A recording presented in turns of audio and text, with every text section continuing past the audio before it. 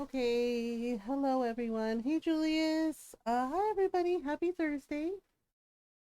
Good time zone, or should I say good time zone? If you're like me, you might be having a rough day today. So, if you're having a rough day, I hope that things get better.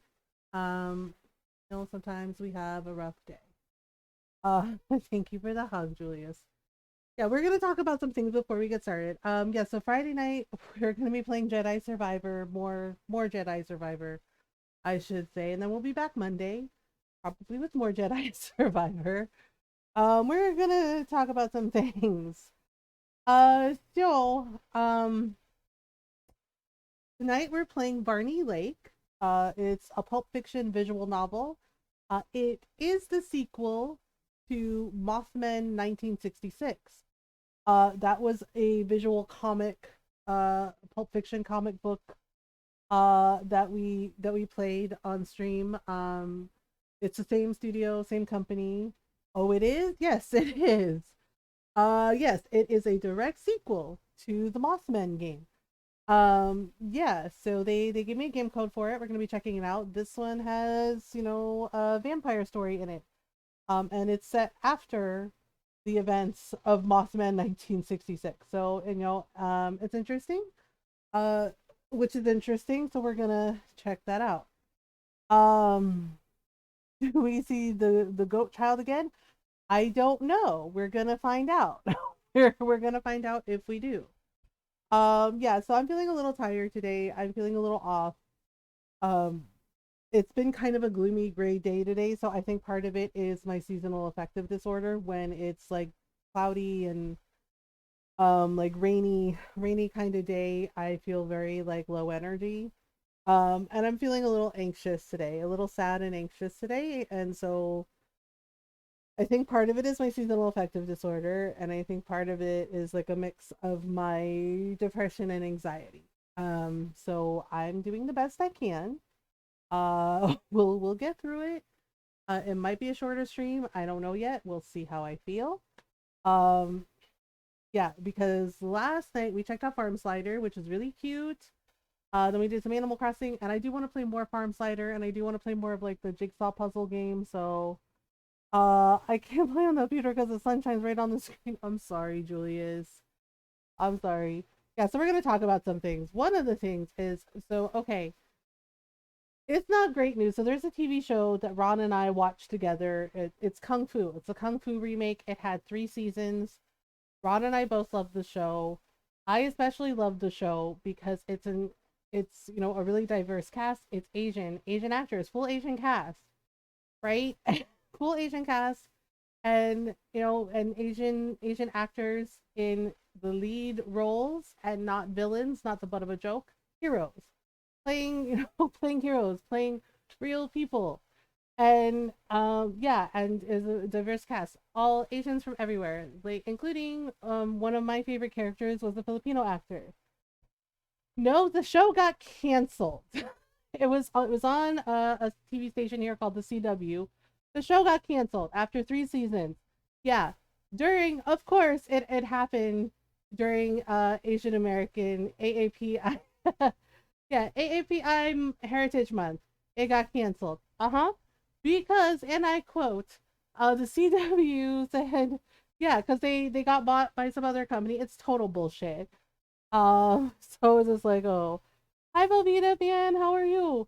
Yeah, it's total bullshit. It got canceled, and it is not lost upon many of us in the Asian community that they happened to make the announcement that they were canceling the show during Asian American, Native Hawaiian, Pacific Islander Heritage Month. The irony is not lost upon us. Yeah, and it is because the CW exec said, and I quote, well, they're going towards a new business model with Canadian and UK based shows. Yeah, and so far, right? And it is also not a lost upon us, right? All of us. New business model, huh? That the only shows they canceled were the shows that were non-white shows. Because Black Lightning had a series finale, but it was because they canceled it. And at least with and Ron and I were like, well, at least with Kung Fu, with season 3, at least it actually got some closure and wrapped up the storyline and had a good ending. So, so there's that that silver lining. But yeah, cancel Kung Fu. um I like the Flash. The Flash I don't mind, but the Flash is ending too. The series finale is at the end is yeah, the series finale is pretty soon. I like that Flash better than Ezra Miller. Like seriously. At least Grant Gustin isn't like problematic. Yeah, like I know that not everybody's happy with the CW Flash, but the thing is like they actually stepped up. They actually did some good storylines, and they defended the actress that plays Iris because she got racist shit. We're gonna talk yeah, so yeah, before we dive in, we're talking about these things. So it's very frustrating to see that shows that celebrated black culture, celebrated Asian culture, black characters, Asian characters gets freaking canceled because they're like quote doing a new business model. I'm like, it's the same thing that happened with Tom Swift. They canceled the show. And the thing is, it's like it got one season and then they're like, sorry, we're canceling it. And it's just like, what the hell? And honestly, that show wasn't bad either. Like the first season, the first couple episodes were a little rough, but it got better. And the thing is like you had a gay black man in a lead role, and he was a scientist. He was a scientist. He was an inventor. He was an entrepreneur. And like one, and I'm just like, seriously, why? Um, so it's just like, oh, okay, it's like that. Uh, Change Red Death, which was originally an evil Batman with Flash's powers. You also have to understand that for TV shows, when they do like comic books and everything, um, that to use the same suit. Okay, yes, yeah, that's not great. But again, you have to understand for TV shows, especially for comic book TV shows, for like superhero TV shows, sometimes they have to address different things and sometimes they have to change things. And yeah, it may not always be canon, but it flowed. Like I knew they changed it. I knew they changed it. I was like, oh, that's different. And it wasn't, so I get it, but at the same time, you also have to understand that sometimes they have to compress things for TV. Um, because there are some storylines in Titans that they changed, right? And I was like, oh, in the comic, that's different. Same thing with Doom Patrol. There are a couple of episodes where it's like, oh, that's not in the comic, right? But I get it. They changed it a little bit for continuity. Um, you know, and and the thing is like fans. I'm saying fans in quotation marks because y'all know who you are. Right? I was reading something today about Sandman because I was checking to see if it got a second season. Don't know yet because I really love the Sandman series. But apparently the actress that played Rose Walker, she was like really happy about getting to be on the show. And apparently the quote fans were fucking racist and said every fucking racist thing imaginable about her being playing Rose. And the thing is, it's like I liked her as Rose. Ron and I really loved the show, and we thought she did a great job playing Rose Walker. But yeah, but apparently, people had a problem with her being Rose and went full racist. And it's just like seriously, if you go full racist, if you go full bigot, like for a show, for comics, for books, like seriously, please stop it. Like please just stop it. Um, yeah, and it was really heartbreaking to me because she was genuinely excited, like, oh, I was on the show. It was so good, like it was an amazing experience for me. And then she sees, yeah, like apparently she shut down all her social media because, and she said, well, maybe she'll come back to it later. Like they ruined it for her with their hatred, with their bigotry. And I'm just like, to people who are racist and bigots, it's like, are y'all really this insecure about non-white people existing, just existing, just being able to be in games, in movies, in TV shows? Like, are you really this insecure? Uh, um, Delirium yet or Death? I'm not gonna spoil it for you. You have to watch the show. But I will say you will meet some interesting characters that are recognizable from the Sandman universe. I don't do spoilers because I don't think it's nice. Uh, I don't think it's nice to spoil things for people. Um, the other thing is Star Wars. The other thing is Star Wars. So we're gonna be playing Star Wars Jedi Survivor tomorrow night. Um, so I saw an article on Twitter this morning and I was like, what is that? And I was horrified. I was horrified and I was disappointed but not surprised to find out that the writers, hi Dukes, the writers and developers for Jedi Fallen Order, they wanted the main character to be black or a black woman. And the studio execs, the higher up studio execs, told them no, like flat out, and did it in every racist way you can imagine. And I am just sitting there like dumbfounded by that. Well, I had to read it twice to make sure I read it correctly. And it's just like, yeah, and it's just like, don't get me wrong, Cameron Monaghan, he's doing a great job as Cal. Like that's not on him. And he apparently did like say something about it, like, yeah, don't be racist. Of fucking course. Yeah. Apparently, writers and developers of the game, this wasn't EA, this was the fucking studio that were like, yeah, we're gonna publish the game, that told them that no, the main character for Fallen for Fallen Order and Survivor could not be black and could not be a black woman because they said we want them to be black or a black woman, right? Like, you know, it's important that diversity. And we're told things like, oh, there's already black characters in the game, Sarah, right? And Asian characters in the game. Like, we already have those in the game. That's what they said. We already have those in the game.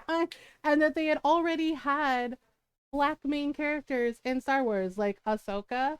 And I'm just like, do you not remember the lessons in Star Wars? Right? Yeah, and then apparently, yeah, and one of the writers, like, she says she does not work for the studio anymore. She's not there. She's at a different area. But she has a whole Twitter thread about it. There's articles about it on Twitter. You can Google it. Where they basically were told in every way possible no, and some of them blatantly fucking racist, because apparently one of the execs made comments about black people's skin, about how they did the skin shading, and and I was horrified because apparently one of the execs, who was like, just, he went full racist, said that, oh, they needed to make the black person, you know, the black people in the game, they said, oh, you need to make their skin shinier because black people have oilier skin than us. And I was just like, yes, it was Respawn. And I was just like, that gave me pause. And I was like, oh, you said that with your whole chest, huh? Really? And it's just like, are you fucking serious? In this day and age, right? Like, it is 20 fucking 23, and you get like people still gonna go full racist, huh? Dalaga, yeah, yeah, and the lady that wrote the thread said she was taken aback by that. Like, excuse me, what? Right? Like just being diminishing of black people, right? And yeah, and he apparently was one of the first people to say, no, we're not doing that. We already have black people in the game. We already have Asian and Mexican people. And I was just like, I was just like, you know what? I was like, that person is an ass. Uh, yeah, right. So now there's this whole thing, right, about Star Wars. And yes, I like Fallen Order and I like Jedi Survivor, but it's just like, there were so many missed opportunities for representation, right? And the original writers and developers, they wanted that, and to have studio execs basically be full racist and tell them no is so disappointing. Um, the out of touch execs are fascist. Yeah, disappointing. Is it surprising? No, because I know the score. Like, growing up, there weren't really a lot of like Filipino people on TV and movies, and yeah, that has changed, right? But now it's just like they're not even hiding their bullshit. They're just saying all of the quiet parts out loud to our faces, and I'm like, you know, and on the one hand, I'm like, good. I want to know who the fuck to avoid when you decide you're gonna be a racist dillhole, And I was like, but the other side of that is it's complete bullshit that we still have to fight and carve out space for a seat at the table, that we have to carve out our own spaces. And even then, we still get told that we're not good enough, that we don't belong. And that's bullshit. It's such bullshit. And it genuinely irritates me and it frustrates me and it's exhausting because I'm just like, I've grown up with this shit my entire life. And it's like, again, we have people telling us that we don't get a seat at the table. They're like, well, make your own space. And then we do that and then they complain. Right? Like, well, why are you doing that? It's like, because you told us we don't get to be there. So we make our own spaces. We carve out our own space. And it's like, yeah, and then yeah, and we exactly, and then we still get told that we can't have shit. And it's just like, really? And I'm just like, seriously. And of course, the usual suspects came out going like, well, gaming won that day. We don't need no diversity. It's like, do you think the world is only white people? Because it's fucking not. Okay? And people going, why can't you just play the game? Who cares that it's a white guy? It's like, white is the default. So it's like, white is the fucking default. It's like, I've grown up playing games with nonstop white main characters, okay? And it's like, and now things have changed and we can actually customize our characters. Like, case in point, Disney Dreamlight Valley, where I got to make a character that looked Filipino like me. Right? Yeah, and it's just like, and it's that attitude that drives me up the wall. It's just like, well, why do we need diversity? It's just like, for fuck's sake, Karen and Chad, it's like the entire world is not just white people. Seriously. And it just, and it's so infuriating. It's so infuriating because I'm just like, oh, we still have to have this fucking conversation. Uh, yeah, and so of course, like Star Wars is like trending right now because people are mad. Yeah, a lot of us are like disappointed and upset and just like, okay, cool, you just keep proving our point. You know, me and the demo, yeah, exactly, and it's the same shit. It's the same shit that happened with the lady that was in the Star Wars movie, and she got so much hate, and it's just like, and for what? For what? Just because she's Asian? Who gives a shit? Like seriously. And it's just like, if you were this pressed about Asian people like myself existing, about Black people existing, Latine people existing, Muslim people existing, it's like, if you were this pressed about us just existing and living our lives and being represented in games and movies and comics, it's just like, that is a fucking you problem. Like seriously, and you need to sort that shit out and stop being a fucking bigot. Period. Like seriously, there are all types of people in the world, right? Out of spite. There are all types of people in the world, different types of people from all walks of life. And it's like, if you're wasting time in your day to hate people just for existing, again, that is a fucking you problem. And you need to sort your shit. Because I sure as hell do not want to be around somebody that goes full bigot, full racist. Just no. Oh, like, no. Like, I deal with it enough in my day to day. So, no, thank you. I got bored by my character of Buffett. But the point still stands. Yeah, it's just like, white. And it's just like, and I know people get upset, and they're just like, and I know people get upset with me because they're just like, oh, why are you saying it like that? Like, because I don't have time to coddle bigots, and I refuse to coddle bigots. Okay? I grew up with this shit my entire life, being told shit, like being called half breed, being called half and half, being told shit like, in your country I could buy you, right? So nah, I don't have to deal with. I do not have to coddle bigots. I will not coddle bigots. Period. Uh, yeah, here's how to coddle bigots. Don't. Yeah, don't. I'm not gonna enable your shit behavior. I'm not gonna be like, oh yeah, we're cool. No. And it is deeply disappointing because Star Wars and Star Trek, those are diverse universes. For fuck's sake, there's like so many different like aliens in both franchises, right? And we still have people being full racist about this shit. And it's just like, please grow the fuck up. Because seriously, it is exhausting having to deal with y'all where you just tell us constantly that we can't have shit because you're racist, because you're a bigot. And it's just like, yeah, and as I said, I like Star Wars, I like Star Trek, I grew up on both. But my God, like, how hard is it to just like not be awful to other human beings? Like, seriously, it takes zero effort to just be a decent human. And it's just like, and just hearing that bullshit about how they basically told the people that wrote that story, worked their asses off on that story for Fallen Order and Survivor, that no, they couldn't have their main character be black. And no, they couldn't have their main character be a black woman because they were like black or a black woman. And they said no.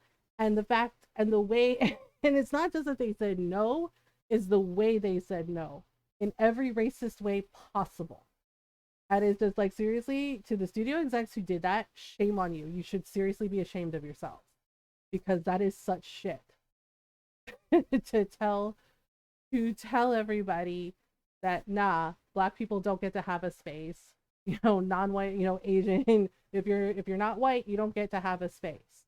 You don't get to be the hero. You don't get to be the main character. That's bullshit.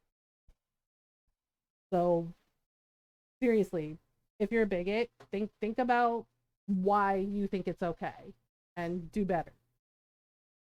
And Ron just got home. Oh my God, that's possible. Yeah, so we're gonna dive into this game. I don't know how long it is. We'll see. Welcome home, Ron. Alien species, and y'all think the color of person's skins fucking matter? Yeah. Yeah, I'm just like, oh, okay.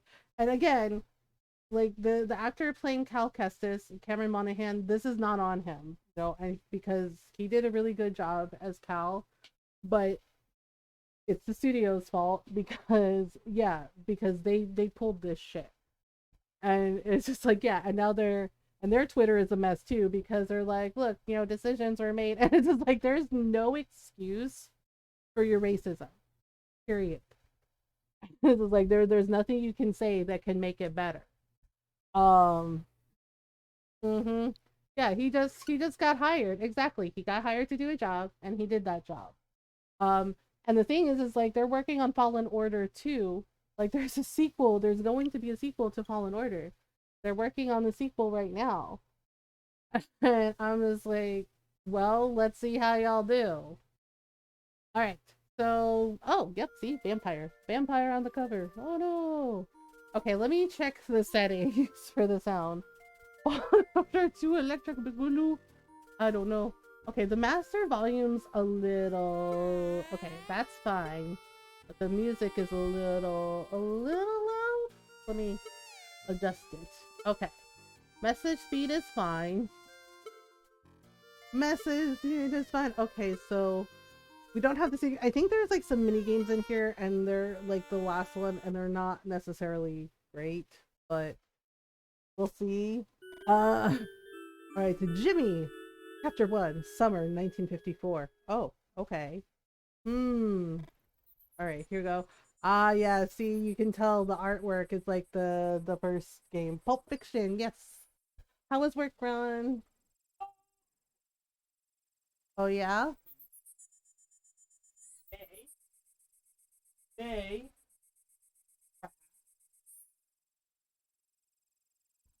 Oh, okay. So we don't know. Okay. But when left tonight, there was almost. Oh boy. So we don't know how much hardship has. So Oh. Oh. Said he was going to see about the fever. Ah. Italy would be absolutely. Yeah. Yeah, that's a good point. No, wait, that's B movie title stuff. Yes, B movies. Well, the artwork's kind of cool. Yeah, the pixel pulps. That's what they're called, pixel pulps. Truth or dare? The question takes you by surprise. I don't know why you ask him. He always makes the same choice. Truth or dare? Let's go with truth. Truth. Ruth, sometimes you can't stand Doug. You know you only chose truth because of the way he provoked you. Oh, okay. Um, you look at Christine and try to smile. Christine bites her lip. Hmm. Last summer, is it true that Maggie wrote you a love letter just before she left? Is that the question? Yes, it's true. Although you're relieved, you don't know what else to add.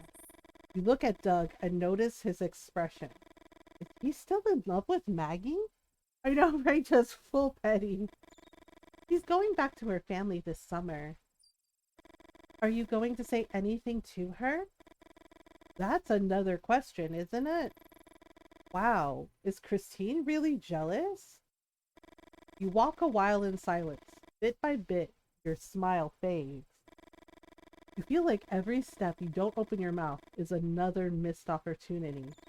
And you know that when you go to sleep and run the conversation in your head, 1,000 things you could have said to her will come to you. You think you hear someone whistling. Are you imagining things now? You're still bothered about yesterday. Why didn't you wait for Doug and Christine to arrive?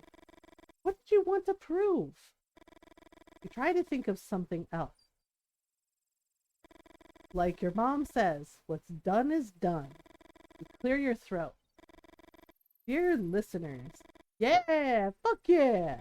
We formally kick off a new summer in Varney Lake. Doug claps his hands and Christine wolf whistles. Christine is a year and 10 months older, but when you do the radio host voice, you don't feel the age gap as much. She's Doug's cousin, and this is the 4th summer you've spent together. She lives with just her mom. Her dad died in the Korean War. Oh, that's sad. Doug is a few months younger than you. He's still 12, but turns 13 in a few weeks. He never knew his father, and his mother is Christine's aunt. Christine, Doug, and you are all only children, and what had started as a joke ended up formalizing into the idea of a club. So make yourselves comfortable. Pause and point to Doug and Christine. The all-new adventures of the Only Child Club are about to begin. The club had been Doug's idea, but it was Christine who suggested trying to raise the money to buy the old Varney Lake Drive-In Theater. They say you can see strange lights at night. Christine makes a noise with her mouth. Who says? Doug doesn't answer. It wouldn't be the headlights of ghost cars, would it? You laugh. Doug takes a deep breath and shakes his head from side to side. People died in that fire. Real people. Can't you see his face, Jimmy? He's fucking with you. Doug laughs and makes some faces at you. You let out a laugh and threaten to punch him in the stomach. Get to the old sycamore tree and try to erase the memory of that time when you chickened out of kissing Christine. Will you let me try it? That's the Jimmy I like. It had all started 2 summers ago. Doug had shown you a book he was obsessed with. He wouldn't tell you where he'd found it. The book provided lots of valuable information on games played with cards, matchsticks, dice. That tin can we keep the money in isn't going to be big enough, right? Doug opens his backpack, takes out a deck of cards, and hands it to you. In the last few years, you 3 had raised enough money to get your hopes up. Remember what we promised? Christine tucks her hair behind her ear. Before the youngest member of the club turns 18, Doug beats his chest. That would be me. We'll buy the drive-in. What are kids gonna do with a drive-in theater? The solitaire game I invented is going to make us so much money. Oh no. Oh no, is it a weird solitaire game? It's called Solitaire 10. Uh-oh. Here we go. Math, isn't it? You'll see why. Okay. Maybe Ron can keep an eye on this because he's good at math. So he says it's called Solitaire 10. The idea is to start from the card you turn over and try to add cards to get 10. What? 10? Oh, yeah. 10, but isn't the jack worth 11? Yes. The jack 11, the queen 12, and the king 13. Like blackjack, but Yeah. So Doug pauses before revealing the key to his creation. Depending on the color of the card you turn over, cards you choose from the board will either add or subtract to the total. Oh boy, this is too complicated. Try as you might, you find it hard to follow Doug's instructions, right? Doug seems to realize this and signals you to wait. If the first card is red, red cards will add to the total, and black cards will subtract. The fuck? And if it's black, black cards will be the ones that add, and red cards the ones that subtract. Oh my god. It's bad, it's evil, right, Norl?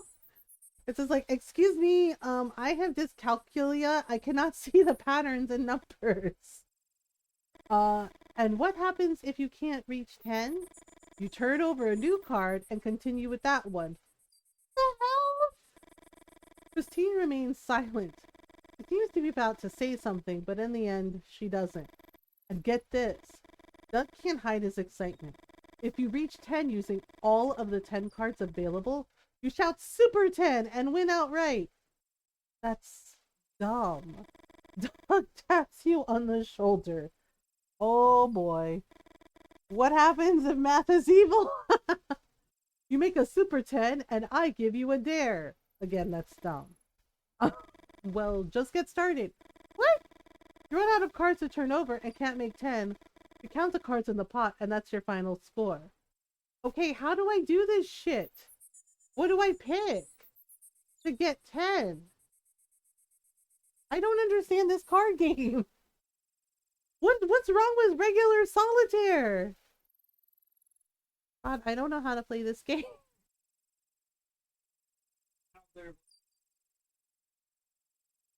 That's not a good good win. A red 9.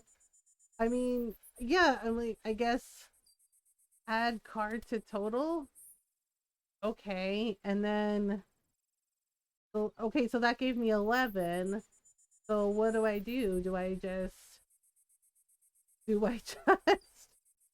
red as black subs? Okay.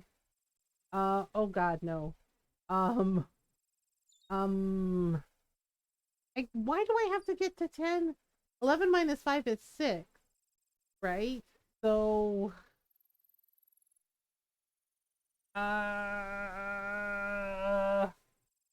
black. Oh god. I'm like, either way I'm screwed.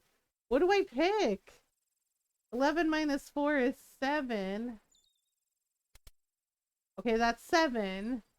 And then plus 2 is 9.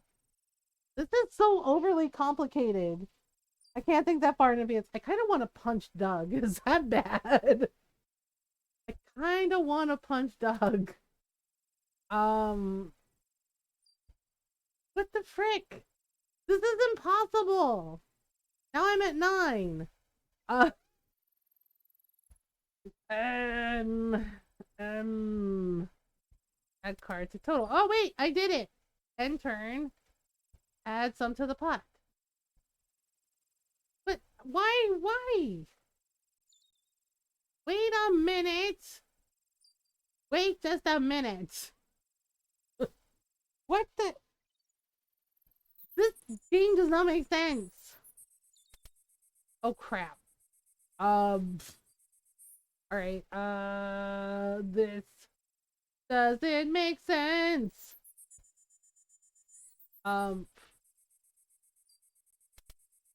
Okay, 15. I had 10. I should have ended my turn.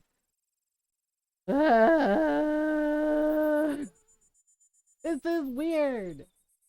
This is a weird game. This is a weird way to do solitaire. Aha! Aha! Add some to the. What the fuck? Okay, that's it. I can't take this. I tried. It's weird. It's weird.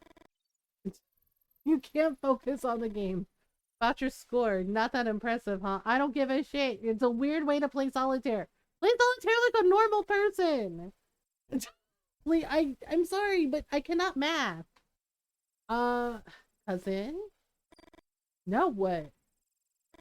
Christine seems to enjoy the situation. There's an easy way to make a Super 10. No, how? Christine starts to explain something, but you stop paying attention. Okay, uh-oh. Jimmy's... You hear a whistling sound that makes your gut clench. Oh no, Jimmy, what did you do? You see Brandon in the distance, and your heart starts to race. Uh-oh. Oh, they're looking for you. What did... That guy's huge. What did he do? Guys, I fucked up. Oh no. Doug and Christine suddenly shut up. What do you mean, you fucked up? Jimmy? You point to a spot on the horizon and your voice cracks. It's just that Brandon. You pause and try to sound more confident. Yesterday, we played dice and I fleeced him. Oh no. Oh no. Christine taps you on the shoulder and Doug throws his head in his hands. Fucking hell. They're going to kill us. Shh, come on. Come over here and get down. Christine is almost 2 years older than you, but there are times when you feel even younger next to her. I know, it's like, you fleeced the bully? Are you out of your mind? You walk nonstop for more than half an hour. If Brandon doesn't kill us, the heat will. You look at Doug. The cream he uses is invisible, but it's got a strong smell. You've gotten used to it, but it still hits your nostrils from time to time. Is it true what his mother says? Doug is the only boy you know who's allergic to the sun. It is a thing. It is a medical condition. I can't believe you didn't wait for us yesterday. Try to explain. Change the subject. Try to explain. Brandon wanted a rematch. I didn't think he'd figure out Doug's trick. You thought? That's your problem. You think too much. Oh boy. You keep quiet and look straight ahead. You can't bring yourself to hold Christine's gaze. Sorry to interrupt you, but we've reached the river. Little River is one of the main tributaries of Barney Lake. Is it safe? Well, I guess let's see. It's... You take a deep breath and cross the old bridge at full speed. The distance makes you feel better, because even though you like her, Christine intimidates you.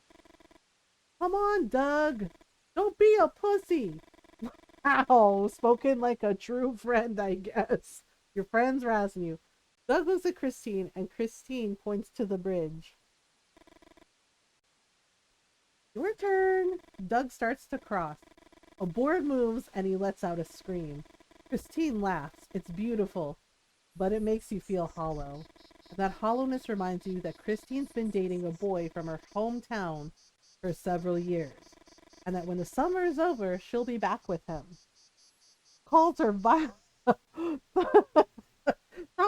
It's called a survival instinct, right? And it's just like, I don't know what you're talking about, dude. It's just like, do you know how strong that area is? And he's just like, no, it is. It's like, yeah.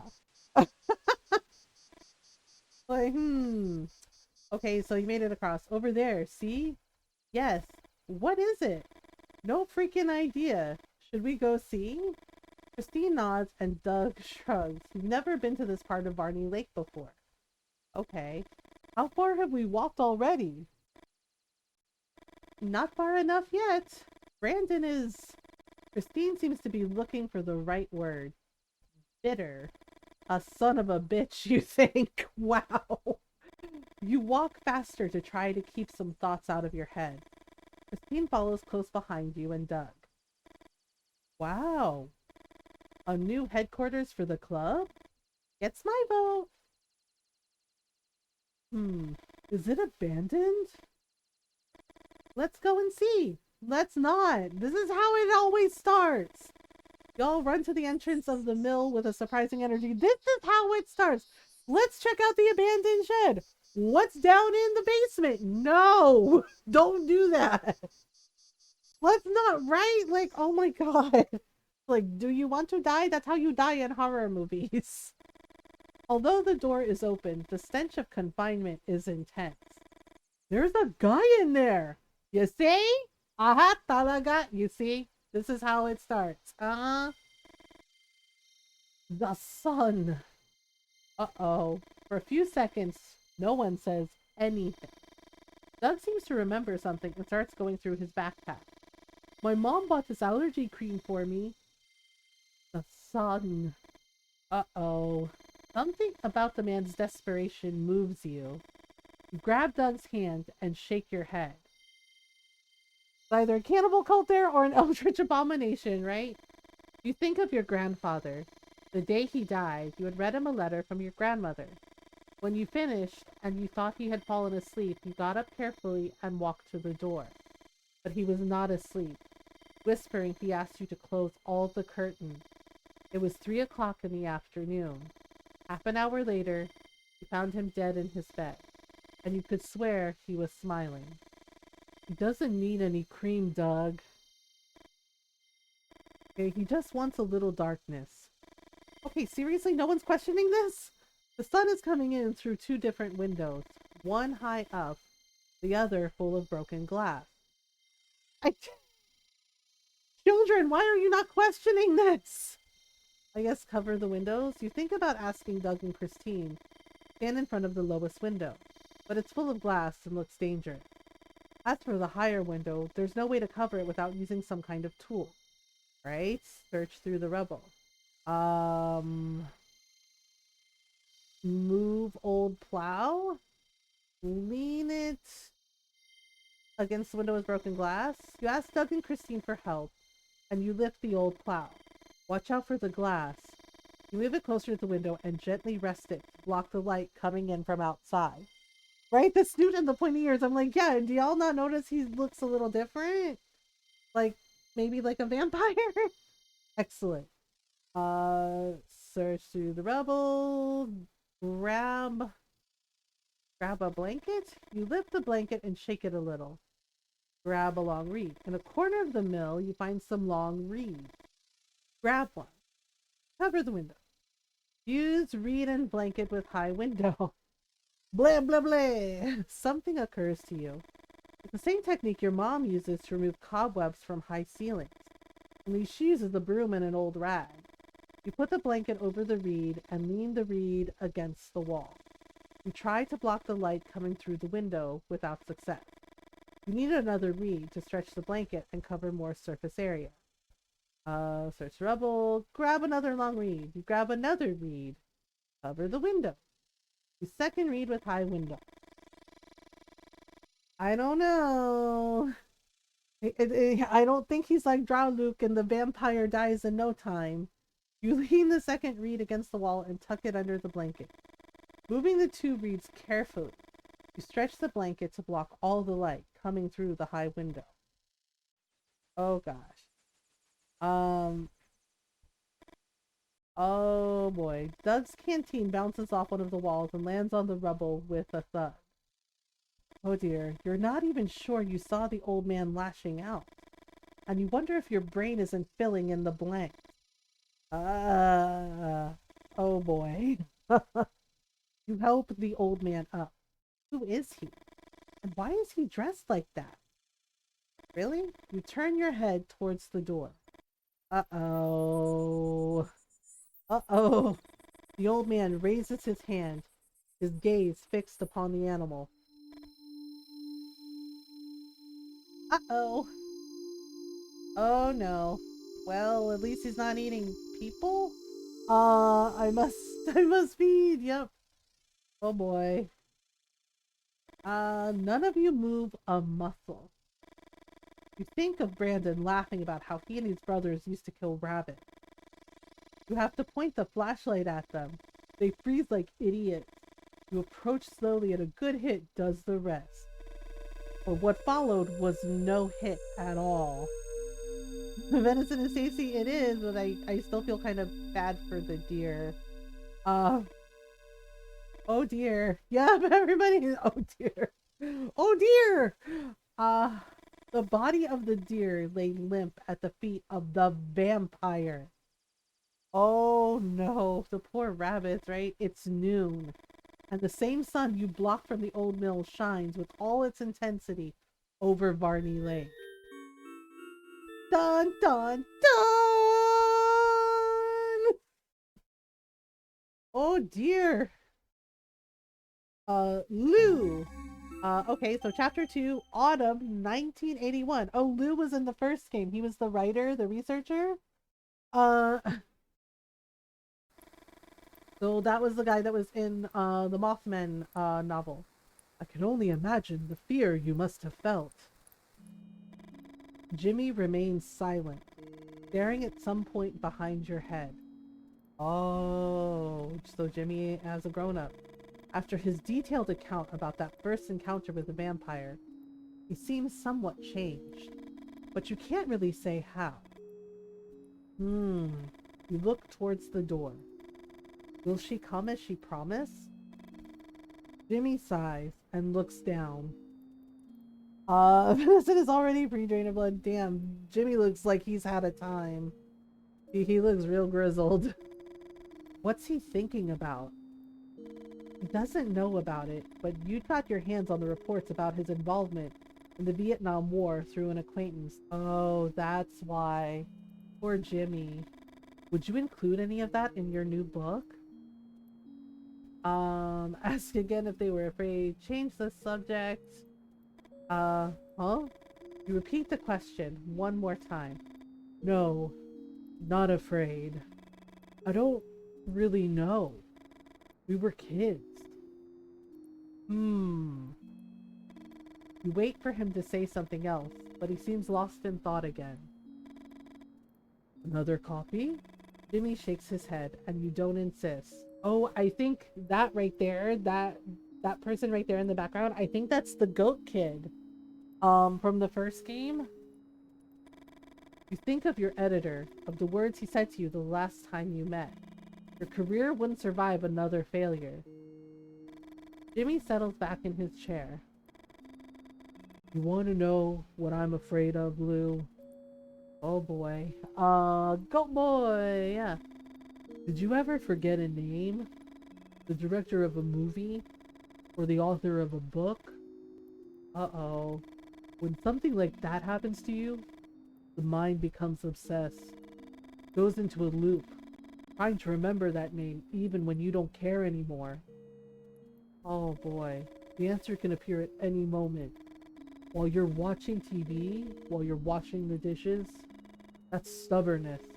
That freedom of your mind to work behind the scenes, as if it were an independent entity. Mood, right? What's the limit, Lou? Does it have an end? You remain silent, feeling how the distance between you and Jimmy grows with each passing second. For you, these questions were never rhetorical, and you know that there are not many people prepared to listen to the answers. There it is. After talking on the phone, you had your doubts, but in the end, he came. You had chosen this table so that Jimmy was sitting with his back to the door. You needed the surprise effect. Jimmy? Oh, Christine. Wow. Christine? Oh my. Time seems to stand still, and neither of them moves. How long has it been? 27 years. Wow.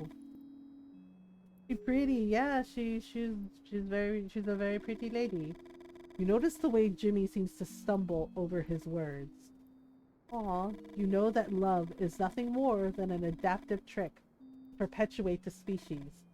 But as with any other magic trick, knowing there's a trick is not enough to escape its effect. Rainbow Waffles. Hello. Thank you for the raid. Jimmy still loves her? Yes, Jimmy still loves her.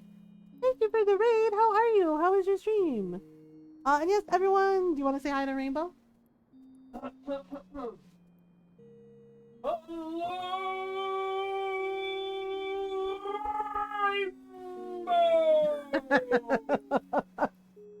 It was good. How's yours going? Pretty good. We already met a vampire. Darkest Dungeon. Yes, go follow Rainbow Waffles. Hi, Ron. Oh. Just go follow Rainbow Waffles. Go check out some Darkest Dungeon, some Warframe, some fun games. Go say hello. Rainbow is wonderful. He's a really good friend. And he's always very kind and welcoming and supportive. And you should totally go follow and hang out and have fun. This community is wonderful too. So go say hello. And welcome on in, everyone.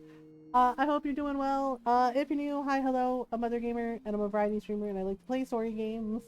Mainly RPGs, JRPGs, also lots of indie games, and tons of Animal Crossing, and cute farm sims. And we do talk about mental health in here as well. I live with depression and anxiety, and I talk about those things openly and honestly to show others it's okay to not be okay. It's okay to talk about it. It's okay to need help. And we do our best to be kind, welcoming, and supportive of everyone. So welcome on in. We're so glad you're here. Is Darkest Dungeon 2 good? I've never played it, but I watch Rainbow play it, and it's interesting. Um, it's interesting. It's fun to watch. I was actually lurking earlier when he was playing it. Different, but it's good. Yay! Yeah. So 27. So the kids in 1954 met a vampire. Except they were like, hey, let's check out the abandoned shed, and we're just like, this is not what you do in horror movies. Let's go check out the abandoned shed. Nothing can possibly go wrong. And then we met Vampire, and now it's 27 years later, and they're adults. Lots and lots of death. Oh no. Okay. Come, let's sit at the table. And yeah, so this is called Varney Lake. It's a pixel pulp. It's a pixel pulp. Graphic novel to like a pulp fiction comic book, and it is a sequel to another pixel pulp game that we played, Mothman 1966. So this is a sequel to that previous comic book. I can't afford it. Oh, well, maybe next time, Julius. Save up your money. Jimmy, I can't believe it. Jimmy smiles and you look away. There's something about the gesture that makes you uncomfortable. As if the muscles in his face have forgotten what a smile looks like. Oh, that bad, huh?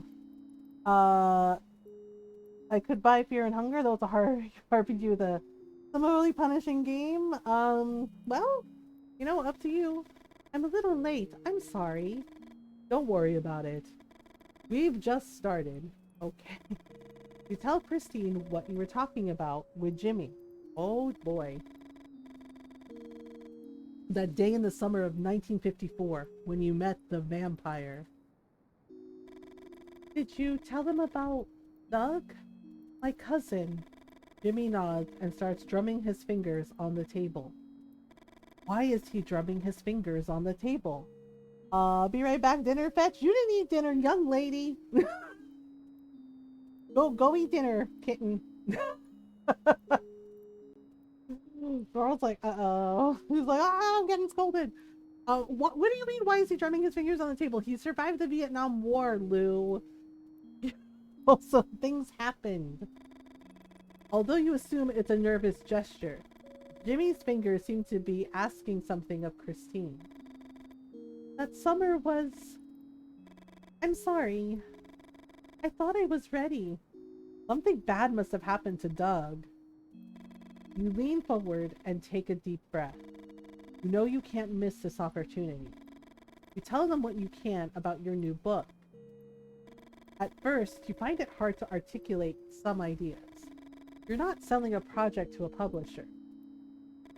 Gradually, you find your tone and you are aware of the effect your words have on both Jimmy and Christine. You even talk about memory as a way of purging the present at a point when you are feeling particularly poetical. But you know that memory can be that and much more. You don't feel comfortable. Why are you doing all this? Is what your editor thinks really so important? Your readers? Anyway, you had managed to spur a change, and Christine seems determined to talk. You have to understand that we were kids. Kids. Find it interesting that Christine uses the same arguments as Jimmy. That the summer was just beginning. Wow, I miss that feeling. The days seemed to go on forever, and we could do anything. So I think that's chapter 2, and I think we're going on to chapter 3. Yeah? Yeah, so it looks like there's times to like back and forth between the past and the present. Yeah, so this is Christine's chapter. Chapter 3, Summer 1954. Alright. What do you think the odds are? You like this feeling, almost as if you were floating, and everything weighed a little less. You needed this, and you know your mom did too. I'd say the same odds as shuffling a deck of cards and getting an order that's already been dealt. In the history of all mankind. Wait a minute. How? I read somewhere that if you shuffle a deck of 52 cards well, if you shuffle it very well, 4 or 5 times, like this, even though you're not looking at him, you can imagine Doug shuffling an invisible deck of cards. The odds of getting a card order someone already got are infinitely small. There's a slight breeze. You try to imagine what could be the possible configuration for you to see it. How small? It was like one in, I don't know, a huge number. I think it had like 67 zeros. 67 zeros? Good lord. Wow. Does a number that big even have a name? Can't help but smile. Jimmy is nothing like your boyfriend. Your boyfriend is taller, bigger, more self-confident. I mean, okay, we get it, Christine. Wow. I think we're going to see it. Neither one of them says anything, but you know they're waiting for you to go on. Doug, your little cousin, who has always idolized and feared you in equal measure. Jimmy, Doug's friend, who is now your friend too, and you always knew he liked you. Mark my words, this summer we're going to see Mount Rushmore in the sky. Wait, really? I don't know, cousin. 67 is a lot of zeros. The math is not important. It's enough that we've added it to the list. Doug pulls your journal out of the backpack and hands it to you. And you all read the summer bucket list with veneration. Let's see. Get 100 US dollars. This was one of the club's oldest goals. Year after year, you aim to raise $100 to someday be able to buy the drive-in theater. Wait, do they think they can buy the abandoned the drive-in theater that's closed down? They think they can buy it for $100? It's probably more than that. Last year you had come close, and Jimmy thought all you needed was just a little more ruthlessness. Catch an albino tarpon. Martin, Felix's father, was the only one who had ever caught one. Such a feat had earned him his picture on the wall of the fisherman's bar. There was a time when everyone wanted to catch another albino tarpon. But time went by, and people started to distrust Martin's story and the very existence of the albino tarpon. See Mount Rushmore in the cloud. Even though you understand the boys' doubt, you know they're looking at the problem in the wrong way. Finding shapes in the cloud speaks more about the people looking for them than the shapes themselves. The problem is to get the three of you to agree on what you're seeing. And when that moment comes, when all three of you agree that you're seeing the same thing, you will have reached the most precious moment of your friendship. Check the Barney Lake map. Hmm. You look at the locations you've marked on the map. Let's see. Up Little River. Felix had told you that before he was born, his parents had had a daughter. A daughter who would now be like you if it weren't for a strange disease that had caused her death at a very young age. Maybe that's why Martin talked to you more than the rest. And maybe that's why he had told you about the place where you should start looking for the albino tarpon. Okay, let's see. Eagle Hill. Eagle Hill is located southwest from the lake. The perfect place to feel close to the sky and find different shapes in the clouds. Eagle Hill was one of the spots that couples, older kids, used to meet up at night. Until the winter, Barbara disappeared. Uh-oh, what happened to Barbara? I returned with noms. Well, hello, kitten. We're on chapter 3, which is Christine's story. Barbara disappeared. Uh-oh. Did she go to the upside down? I mean, nothing. Barbara lived year round at Barney Lake. Eagle Hill was the last place she'd been seen alive. Oh shit. And with Brandon, no less. Uh-oh. Uh-oh. Uh-oh. After ruling out Brandon as a suspect, the police believed that Barbara had run away from Barney Lake. Rumor around town had it that she didn't get along with her parents at all. What happened to Barbara? General Market. The General Market is almost as old as the first settlement in Barney Lake. You can buy almost anything, from bread or butter to batteries or cigarettes. But even more important, the General Market is surrounded by a concrete playground where the kids from Barney Lake hang out a lot. And that playground is the ideal place to play Doug's game. Did we mark the area the vampire told us about? Doug's right. Oh no. They just casually are like, the vampire. Like, oh yeah, I'm going to the store to buy milk. The old cobblestone road stretches for miles. No one knows when it was built, or by whom. The vampire had told you to follow it to the end, and to wait until it was 7 o'clock in the evening. Yeah, that's ominous. Jimmy looks at Doug. I told my mom I'm sleeping at your house tonight. I told mine I'm sleeping at yours. Doug and Jimmy laugh heartily. Their mothers are at each other's throats and not talking. It's the perfect alibi. Oh dear. What about you? Neither of them asks you anything.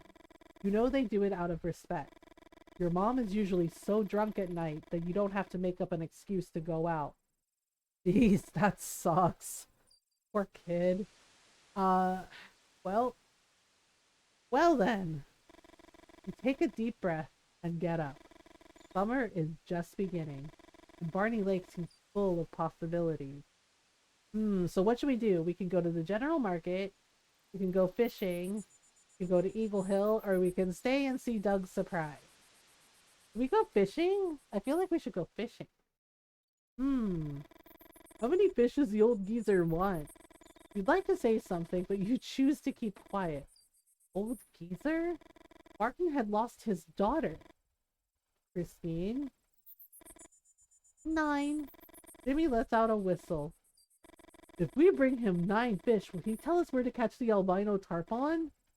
You nod. But how are we going to catch so many fish? Last time it was a disaster.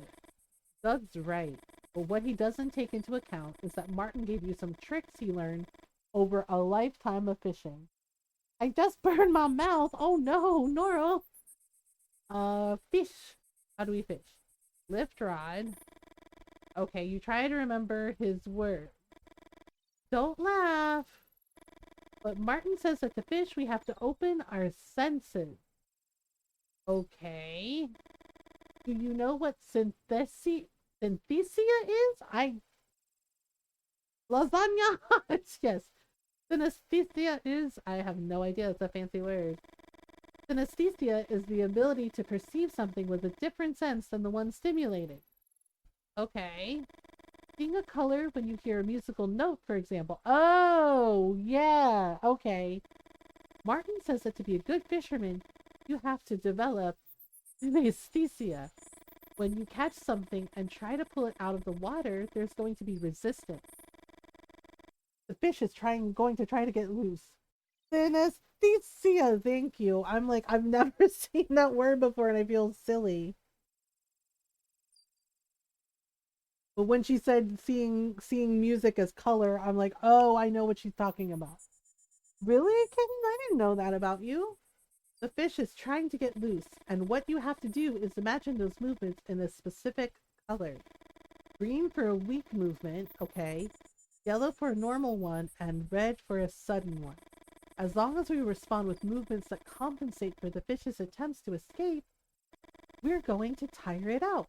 And we're going to be able to get it out of the water. Okay.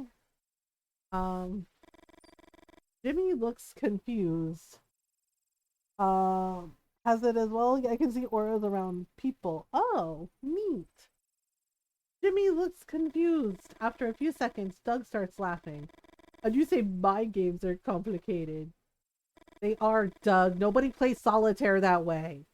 You don't feel like arguing with your cousin. This is not a game. Fishing is an activity. And as with any activity, what really matters is to dedicate the necessary time to learn all its secrets. I don't see auras, anything like that, but I do see music with colors. Ah, I see. Limited have to be in the right mindset. I gotcha. Okay, so let's see if I can do this. Lift rod. Oh, I see. Oh boy. I keep messing up. Whoop. Uh-oh. Ah! I'm messing up. How I mess up? Red is... Okay. Did I get it? You lost it. It's not my fault. You're an ass, Doug. Works best with live music? Ah, that's cool. Okay. Lift rod. So you have to get it in the green, basically, I think. Whoops. I messed up. This is hard. What the heck? It's not my fault. I'm gonna, you know what? I'm gonna freaking shove Doug in the lake. That's what's gonna happen. I'm gonna shove him in the lake. Okay. Yeah, so you have to like kind of get it in between these bars. It's so weird. Oh boy. So green is a go. Okay.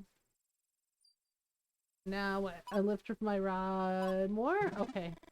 You got something. Yes, I got something. An eel. Oh, are we feeling a little eel? Oh my.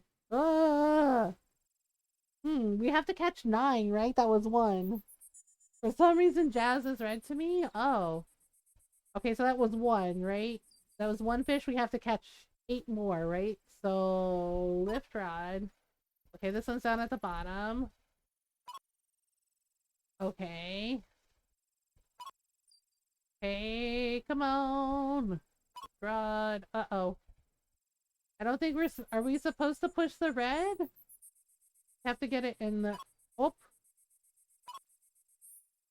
But red means we don't catch it, right? Red is danger. Okay, so I guess I'm not supposed to not supposed to go towards the red. Lift rod. Okay. Lift rod. Okay. Well, yellow means... Okay, so... What am I supposed to do? Red is what? It gets off the hook? Oh, there we go. So avoid the red. I did...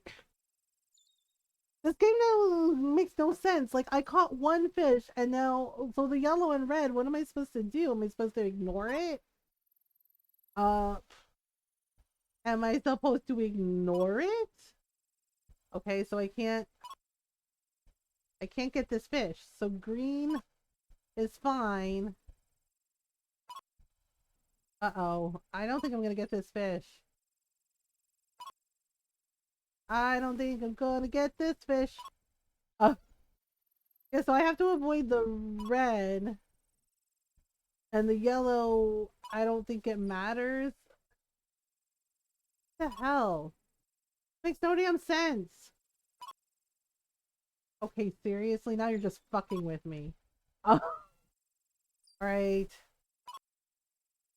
Oh, for crying, what the hell? Ah! This doesn't make any sense. Now it's all red. What do I do? Uh, okay. This makes no fucking sense. This is really hard to do. Oh, I probably lost it again. Now it's filling up to red. Okay, now that's green. Okay. What the heck? Why is this fish giving me a hard time? Catch it already! Freaking hell. Ugh. Okay, I don't understand. Like, it seems easy enough, right? But it's like, oh no. And he's laughing. You have to match it to the sides? I don't know. Shut up, Doug. I don't know. That's what I'm trying to figure out. I know. We're going to throw Doug in the lake. And then he can go fishing. Okay, so see, it's not showing any bars though. I have to lift the rod. Okay. Do I have to match the colors? Is that what it is? Oh, so I have to match. Let's see, when I push green, it says it's fine. Okay. Um, but the bar doesn't appear unless I push lift rod. Uh, okay. See, and now I'm trying to watch oh, the red pushes it back. Okay. That doesn't make any fucking sense. Where is the green? Yeah, so it's like when I push green, it pushes it forward. But the thing is the only time it shows me a bar is when I push lift rod. That doesn't make any fucking sense. Like, I don't know why they designed it that way. That's really hella weird. I didn't! What the hell? This game makes no sense! I caught like one thing and it doesn't make any sense.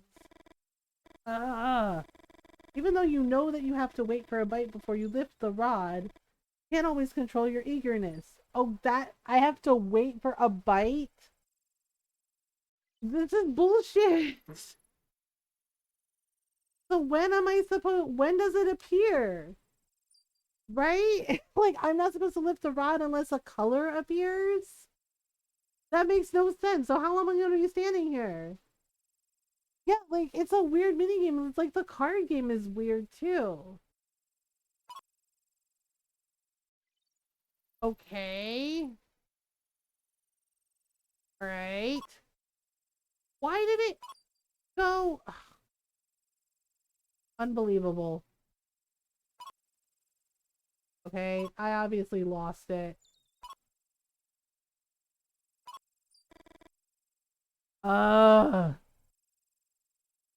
Yeah, I wanted to catch like the 9 fish, but I don't think it's gonna work. You have to wait.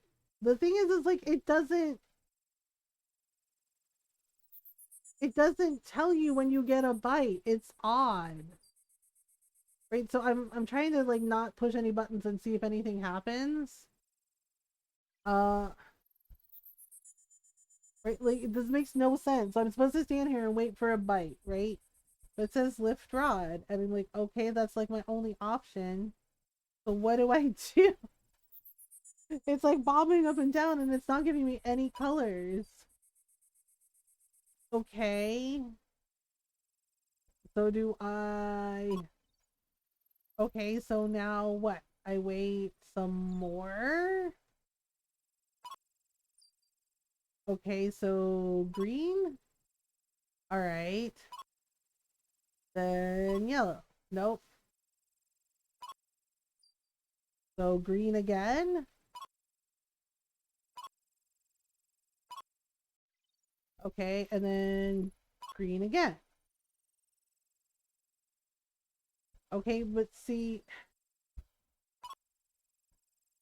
See, so when I push A, this makes no sense. This mini game makes no fucking sense. And it's just like I went from catching it to now I'm screwed. This doesn't make sense at all. Maybe she'll give you kitten cat fishing energy. Uh, yeah, I fucked it up again.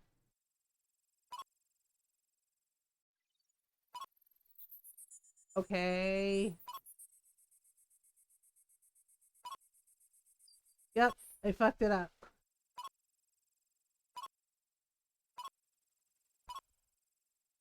Okay. Like, okay, you know what? That's it. We're done with fishing. This makes me mad. One, still not enough for Martin. Well, I tried, damn it. I tried. It does not give you enough. Yeah, like that's not an explanation at all. Like that's bullshit. Well, anyway, now we're going to meet a vampire because apparently the kids are not smart. What do you think he meant? I think it was clear, especially after seeing how you were shaking in the mill. Huh? Yeah, right. Wasn't it you who let out a scream when he bit the deer? Huh? You're a little bored of listening to them fight. It's usually something you enjoy. But there are times when they seem childish. Oh boy. You think about your boyfriend. What's he doing right now? Does he miss you? Do you miss him? It's here. The end of the old road. I sharpened a twig with a razor. It might work as a stake? I brought a silver chain. Oh boy. For a few seconds, no one says anything. What time is it? You look at the clock. It's almost 7. Brandon didn't show up all day, did he? You don't think that... Doug suddenly goes quiet. Do you feel that? Uh-oh. You feel it too. A vibration. Some kind of electricity. And a burning smell. What the hell? The house just appeared out of thin air. What? What the? Wow. Okay, that's not normal. Come here. Come on. What? Why are you going in? Jimmy still surprises you. A few minutes ago, he seemed... What word did you use? Childish. Now you don't quite know what to think. Oh boy. What do you think? Shall we go in? No! Are you out of your mind? Don't go into the creepy vampire's house. Never go into the spooky house, right? Like, excuse you, don't go into the scary house. You don't go into the vampire's house. What is wrong with y'all? Let's wait a bit. You shake your head. Jimmy's about to say something, but suddenly shuts up. Oh boy. Here we go. Well, I've been waiting for you. Come with me. You look at Doug. Doug looks at Jimmy. And Jimmy looks at you. Jimmy strides forward and forces you to take a few quick steps so as not to be left behind. Wow. Yes. Wow. You feel small in there. You've never seen a house with such high ceilings. Blah, blah, blah, right? There was a time when everything was different. You'd have been greeted by my servant. entertained until I decided to join you. Oh boy. It seems. Hello, Mr. Vampire. No, you may not bite me like my. I like my blood inside my body. Okay, thanks, right? What would you like to drink? Um, soda, I guess? I'll have a soda? Doug's eyes widen. Me too. Your cousin can't stay away from sugary drinks.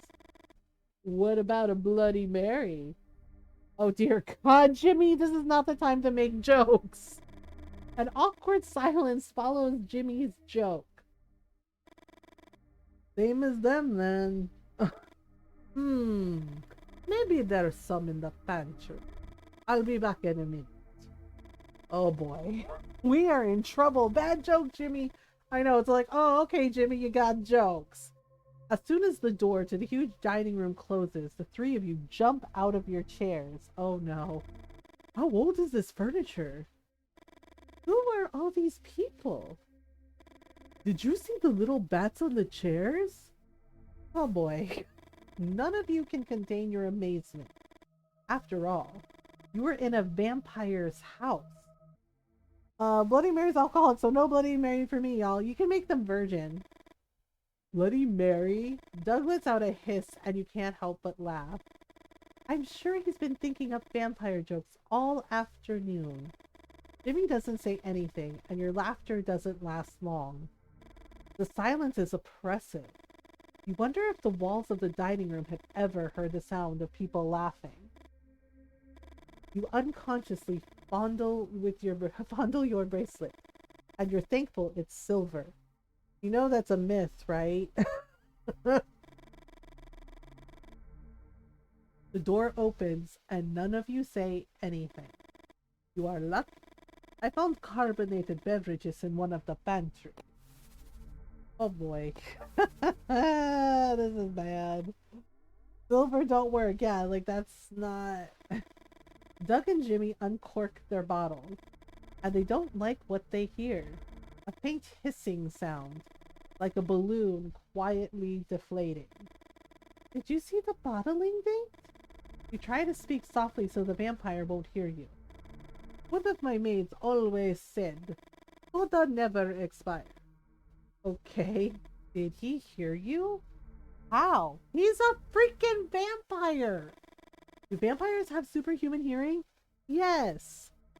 I know you have a lot of questions. Brandon, for example. Uh-oh. Uh-oh. He doesn't. You won't have to worry about him anymore. Oh my god, did he eat Brandon? Oh my god. Did you kill him? Oh god, oh my god. Oh my god. Yep, he totally did. What do you think I am? Uh-oh. Let's just say he's not going to be able to hurt anyone anymore. Oh my god, he ate Brandon. I mean, right? Listen carefully. Uh-oh. Oh boy. You saved me. And now I owe you. Oh boy.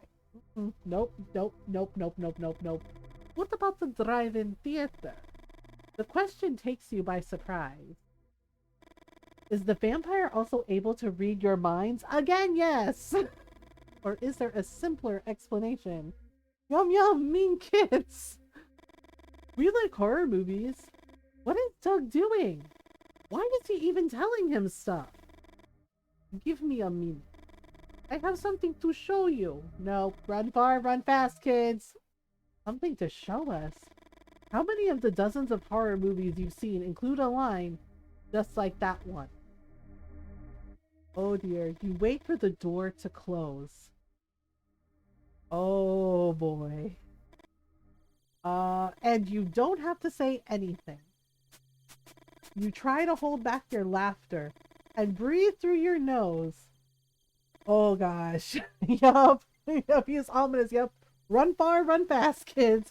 Why did we run? Doug tries to catch his breath.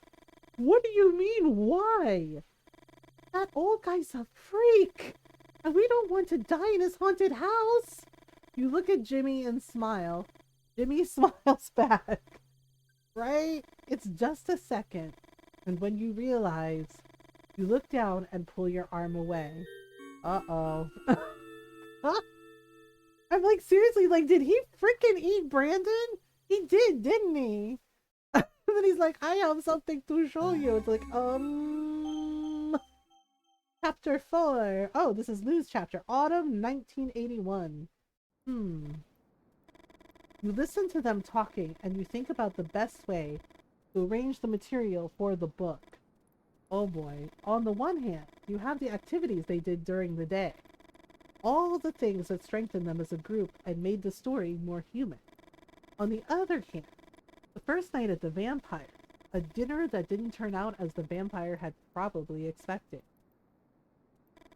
You adjust your glasses, a habit almost as old as you. Why are you asking yourself all these questions? At what point had you lost confidence in your writing process? You'd like to write as you used to, one chapter after the other, without worrying too much about the structure. Books are nothing more than an act of accumulation, you said in one of the prefaces you'd been commissioned to write at some point. Now, nobody commissions anything from you. Oh, damn. You'd had a hard time finding a publisher for the new book. And to think, 10 years ago, any nonfiction publisher in the country would have paid astronomical amounts to have you among their authors. Ugh. Finally, a good sign. The story of these 3 kids had made you lose track of time. Would the same thing happen to your future readers? You'll have to excuse me. I have to make a phone call. I don't think it'll take more than 10 minutes. There is a phone across the street. Jimmy and Christine nod. Before you leave, you reach into your pocket. Oh, shit. Asks Christine for a quarter. Let's see, I always have some spare change.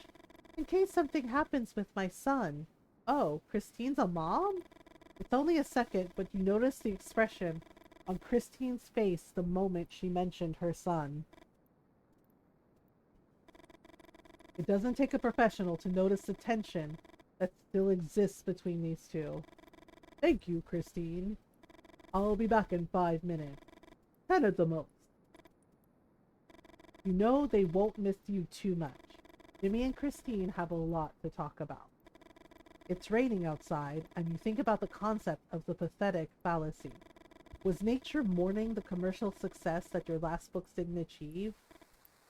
The funny thing is that you don't really care about money. Or rather, you're not interested in it as an end in itself. You just see it as a tool that allows you to continue your research and do damage control. You'd made some decisions in your career that you regretted, but you always tried to make up for it. What the? Oh, hello, your heart almost came out of your mouth. Xantos, you motherfucker! Oh, wow! He was really scared! You hang up the phone and the coin is returned. I'm sorry. Did I scare you? Yeah, it's the goat kid. I guess he's all grown up now. You let the air out of your mouth. Although you've seen many things over the years, terrible things, unimaginable for some, you can't deny that Xantos has indeed frightened you. What happened? Why did you leave the diner? Xantos seems nervous, and he doesn't need to tell you anything for you to know what's wrong with him. No, but 10 minutes tops. You go back to the booth and dial Lee's number. I guess he's hungry? Lee is Xantos' adopted father. Oh, Lee from the first game, yeah. And your friend, you might say. You feel responsible for everything that had happened to him. After all, Lee was one of the main characters in your book about the Mothman and the 1966 meteor shower. World of Horror time! I don't know, mermaids? Oh, it looks like we have an ad break, so... it looks like we have an ad break. So just hang tight. Just hang tight. Yeah, I think ads are running, so just give it a minute. Just give it a minute. Uh, yeah, give it a minute. Yeah, the only time I run ads is when I go on a stretch break. And yep, and that is yeah. So it should be okay in a couple minutes. Yeah. So I know it's not ideal. So we'll just hang out for a minute. We'll hang out for a minute. Do do do do do. Yeah. The good news is it turns the ads off for an hour now, and it does like picture in picture, but you still can't like hear the stream. So I would go mermaids. I like mermaids. Okay, so Lee from the first game is, I guess, making an appearance here. The phone rings. Concentrate on the ring. Think about that night in 1966. Since that fateful night in late November 1966, Lee could feel the effects of every possible present at once. Oh boy, that sounds overwhelming.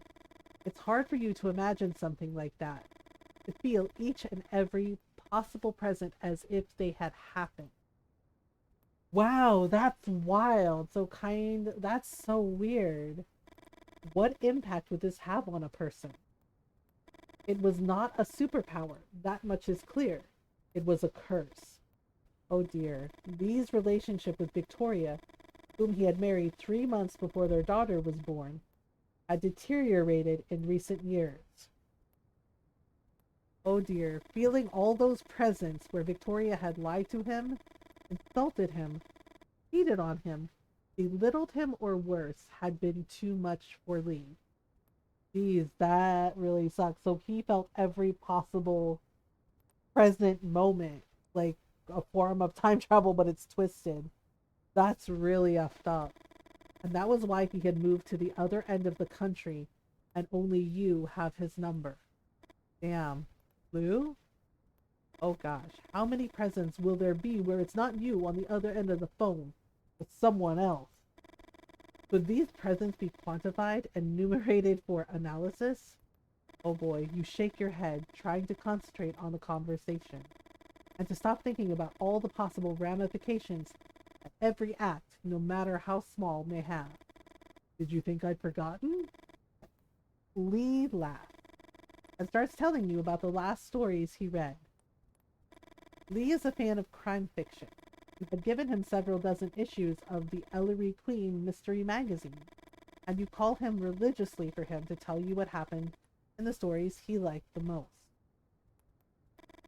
Lee needs to talk. He needs to be in contact with another human being. It was the least you could do after ruining his life. What about my son? Aw, is he learning anything?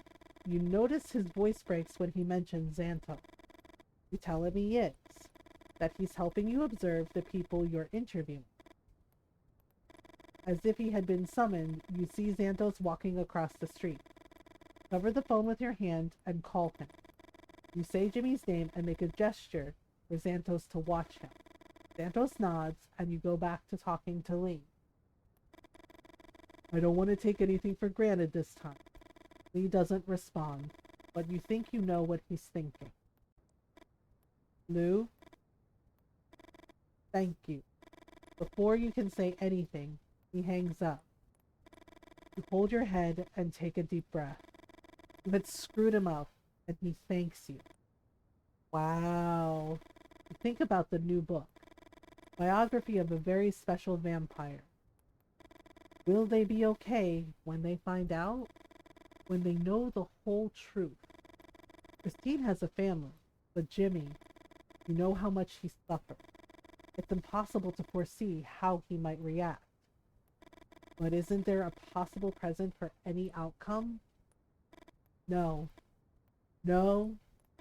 The end is always one and only one, and you have to learn to live with that. Wow. Wow, so he really messed Lee up, I guess, when he wrote that book. Like, messed things up, I guess. Alright, chapter 5. Summer 1954, Jimmy! Okay, now we're on Jimmy. How come there's no chapter with Doug? You think you exist, and therefore you do. This is nice, isn't it? But you'd rather not think, and exist without knowing it. So, what are we doing today? Go to the general market, I guess? Uh, After what had happened with Brandon, Doug proposed a new game to play to raise money. Oh boy. A game he had invented a few days ago. I call this game... Oh no. Hopscotch Dice Race. Why? Why? Why, Doug? Doug points to some painted pebbles that he took out of his backpack along with the boards and dice.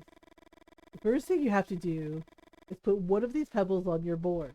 Okay? You can put it on any square apart from the first and last ones on the board. Alright. Put a pebble, I guess there. Move right. Place pebble. Now roll the dice. This feels a lot like gambling. Roll dice. So we start. You got a 4. Remember this number. Oh my god, again with the math. Oh. To win the game, you have to move the die to the other colored cell. Okay, the die moves from one cell to the other, turning in that direction. So each time you move it, the number on the die changes. Okay. To win, you have to come out with the same number you came in with. And I almost forgot. Oh no, there's more. Before you finish, you have to pick up the pebble. And you can pick it up only if you have a 1 on the dice. What? What are these weird rules? Okay. When there are no more pebbles on your board, you can go to the finish square to win the race. Dice race with hopscotch. Get it? Again, it sounds like gambling. I guess. Move right. Move down. Move right. Move right. Move right. End right? Let's pick up all the pebbles before you finish the race. Fine. Move right. Move up. Alright. Move down. What do you mean I have to pick up all the pebbles? There's like 1 pebble. Yes, it's another weird rule mini game. Move up. And I can only pick up the pebble if I... Nah, like, Doug, this is bullshit. Before you finish the... You're not gonna let me... Oh my god. No, Doug, this game is stupid. What happened? Nothing happened. You don't feel like playing anymore. Right, Doug? Just stop. I know. You don't have to give any explanations. That's right. You don't. Like, oh my god, Doug. Creature from the Black Lagoon. You have to see it. Oh yeah, that's a classic. It's hard to compete with Christine. House of Wax, Invaders from Mars, The Thing from Another World. It doesn't matter what horror movie it is. He's watched them all. Hell yeah. That's not fair. Your boyfriend works at the movie theater. There he is again. Christine's boyfriend. Is it really necessary to mention him so much? Oh my goodness. Is ringing in 1954? No. You take a deep breath and look up at the sky. The shape of the truck's hood fits perfectly against your back, and you force yourself to smile. Code season, Doug? Doug raises his eyebrows and starts making noises with his mouth. Just remember what the year was. Yeah. Oh my. You can't contain your laughter. You're disgusting. Doug laughs too, with the hoarse laughter almost as if he were choking. You remember that afternoon of last summer very well. Doug had gotten a vinyl record he was obsessed with. You seldom seen him like that. How he'd insisted that you that you listen to it. The record was part of a collection documenting the sounds of the world. Everything from distant cultures The meteorological phenomena. Doug wasn't particularly interested in the collection, but this record, it was special. Men's taken, yay! It included recordings of toads singing in the middle of mating season. Oh, could you please stop? Christine's anger only makes you laugh harder. Doug finally stops imitating the toads. The laughter gradually fades away and ends up turning into a sustained sigh.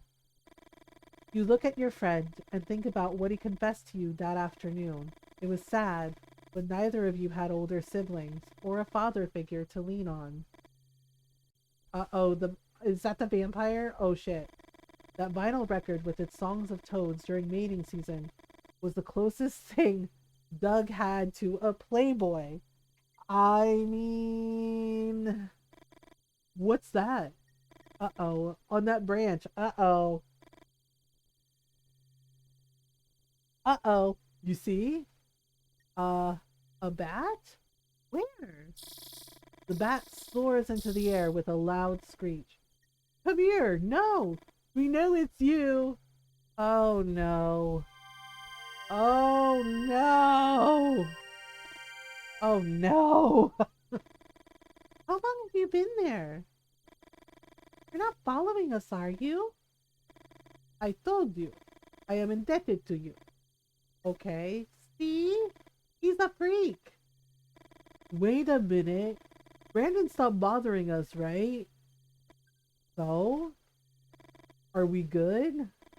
The vampire nods. You can't deny that his presence at the drive-in bothers you a little. The drive-in is something for the three of you. The only child's club. The only child's club? The question takes you by surprise. Wasn't that what Christine had said? That the vampire could read your minds? I'm an only child, too. Or at least that's what I thought. Uh-oh. There's something in his eyes that forces you to pay attention. A sadness that you can relate to. And considering Doug and Christine's silence, you could swear they're feeling something similar. What should we ask him? Is he really an only child? How did he become a vampire? Oh, he's just lonely, I guess? How did he become a vampire? How does someone turn into a vampire? Puts his hand on his jugular and remains silent. Is he really an only child? The vampire tells you that he believes so for most of his life. Raised by a strong mother and an older gentleman. But after the conversion, he discovered that he was born on the other side of the Atlantic and that he had had a twin brother. However, his original family had given him to a couple who couldn't have children and who were about to emigrate to the United States. Isn't that tragic? Two brothers, separated at birth, and turned into two only child. Oh boy. Well, vampires are a lonely existence, yep. What's his real name? The vampire says that his name's not important, but that you can call him Liz. Liz. Okay, the vampire just told you to call him Liz. Oh boy. After listening to him, can't deny he had suffered just as much as the three of you. What will the others say? Will they give Liz a chance to prove himself as a new member of the club? I don't know. Why are we making friends with vampires? Xantos? Xantos gets a chapter?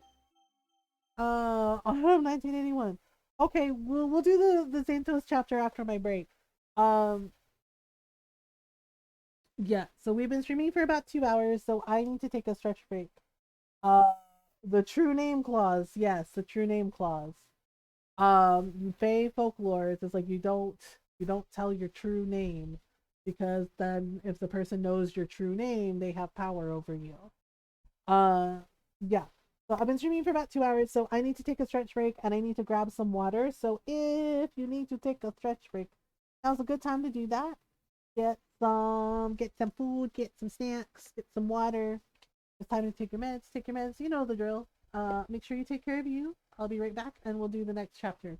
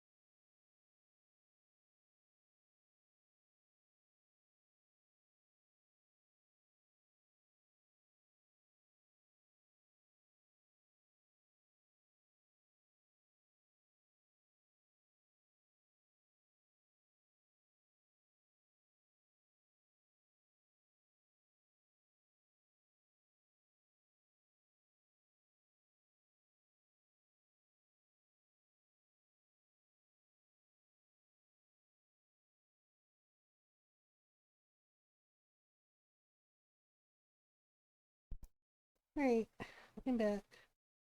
I hope everybody had a good stretch break. Okay, so we get to do a Xanthos chapter uh in the game. So, um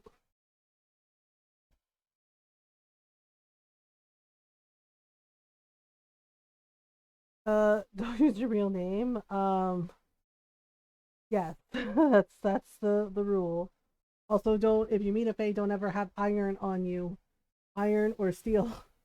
Yeah, iron is an insult to the fae because I like the lore is iron messes with their magic and messes with them. It can hurt them. Oh, iron, big no. Iron is poisonous to fae. Yes. All right. So, welcome back. Thank you. Chapter 6, Autumn 1981. Okay, so we get a Xanthos chapter. Our goat boy is grown up. Who calls it goat Tourette's? Goat Tourette's? Okay. You know he doesn't mean it in a bad way. As well as being your godfather, Lou is a writer. What is goat Tourette's? And sometimes writers use words like shortcut. Okay. Your mom didn't like it when Lou said goat Tourette. You had read about Tourette. Oh, okay. And you understood the comparison. Doctors called attention in a muscle group that the individual with Tourette's relieves with motor tics the premonitory urge. All right. Your case is different. The urgency is not focused on a specific muscle group, but rather in the whole of your being. Okay. With every kick, every jump, and every blow, you feel alive. Oh, because he's a goat. As if all of a sudden the veil were pulled back. Goat Tourette's is what allows you to bear being unable to show yourself to the world as you really are. As you were when your parents and your godfather found you that night in 1966. Goat Tourette's is the way you found to forgive yourself, at least for a little while. So, oh, wait, what am I supposed to do? Oh, not the first time this happens to you. A ruthless deconstruction of one's automated actions. I get it. Yeah, how does one lift a foot? How does jumping work? And crouching? What are the steps to take when crouching? Try again? Alright. Okay. Up. Okay. Oops. It's not the first time. Okay, I'm sorry. I messed up. Alright, jeez. Good grief. Oh, he needs to do goat things. Yeah, like he needs to like headbutt and kick stuff. Alright, we'll try again. Oh, I have to... Wait. No. Oh, for goodness sake. The buttons do it too quickly. Oh, fuck, that timing is tight, right? Like, damn. Come on, I'm trying to... Try again. Okay, alright, yes. What the heck? Alright. No, why is it so fast? Oh my god. Why is the timing so fast? Like, I barely have time to do it. Okay. We'll try one more time. Okay. I did it!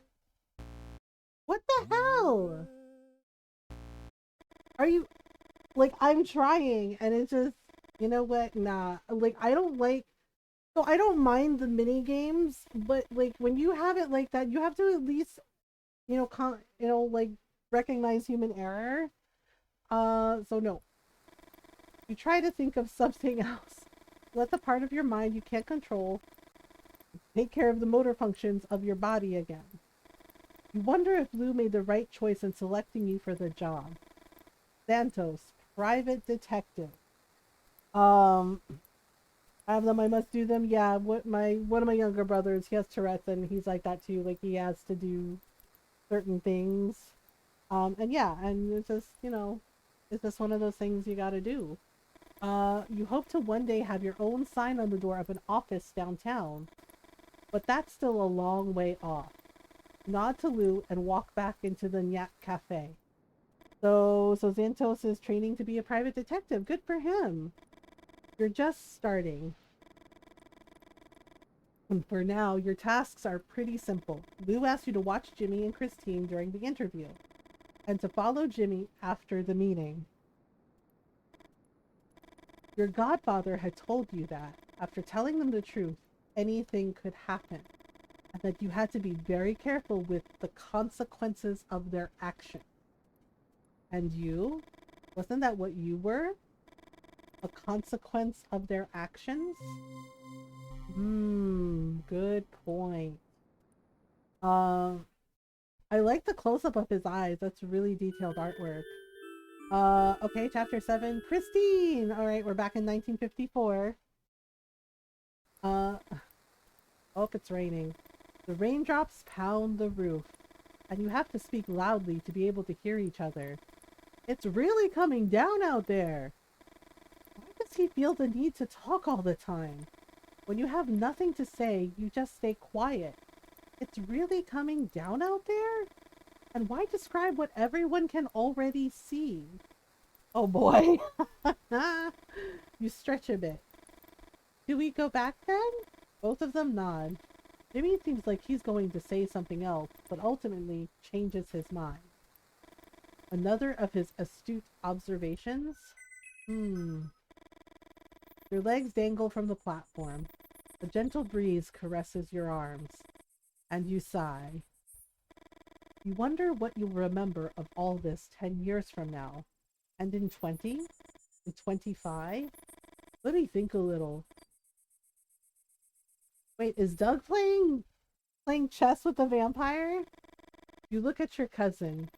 Since the night you started hanging out with the vampire at the drive-in, the dynamics of the Only Child's Club had changed. Oh dear, Doug spends most of his time with Liz. Uh-oh. And now that you have more space for just the two of you, Jimmy seems to have closed in on himself. Well, that's always made me question if my speaker's broken sometimes. Talk about your boyfriend. Yeah, that's something to talk about with the boy who likes you. What should we talk about? Maggie? Liz? Uh, hmm. I'm kind of curious about this Maggie person. Did you talk to Maggie? Uh, okay. Never mind. Jimmy scratches his head. You wonder what he's thinking. Talk about Liz. You think what Liz said about the games is true? I'm sorry, what?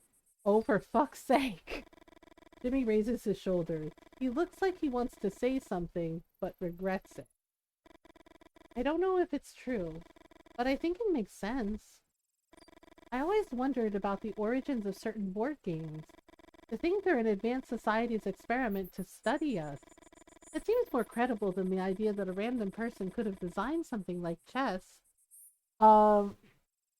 Well, chess was actually the way they resolved disputes without going to war.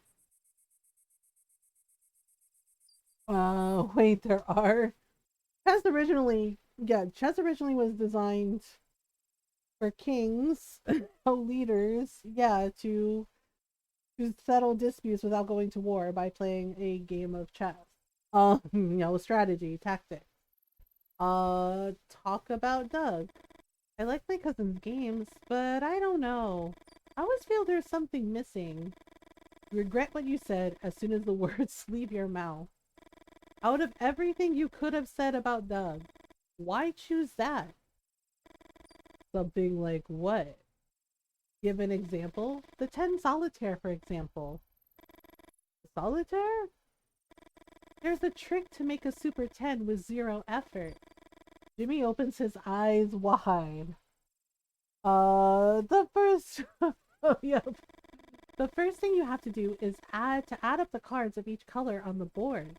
Let's suppose that the black cards add up to 31 and the reds come to 38. Take 31 from 38 and you're left with 7. 7 in favor of red. Once you know that, the only thing left to do is flip the cards from the deck until you get a red 3. And when that happens, you put it all down.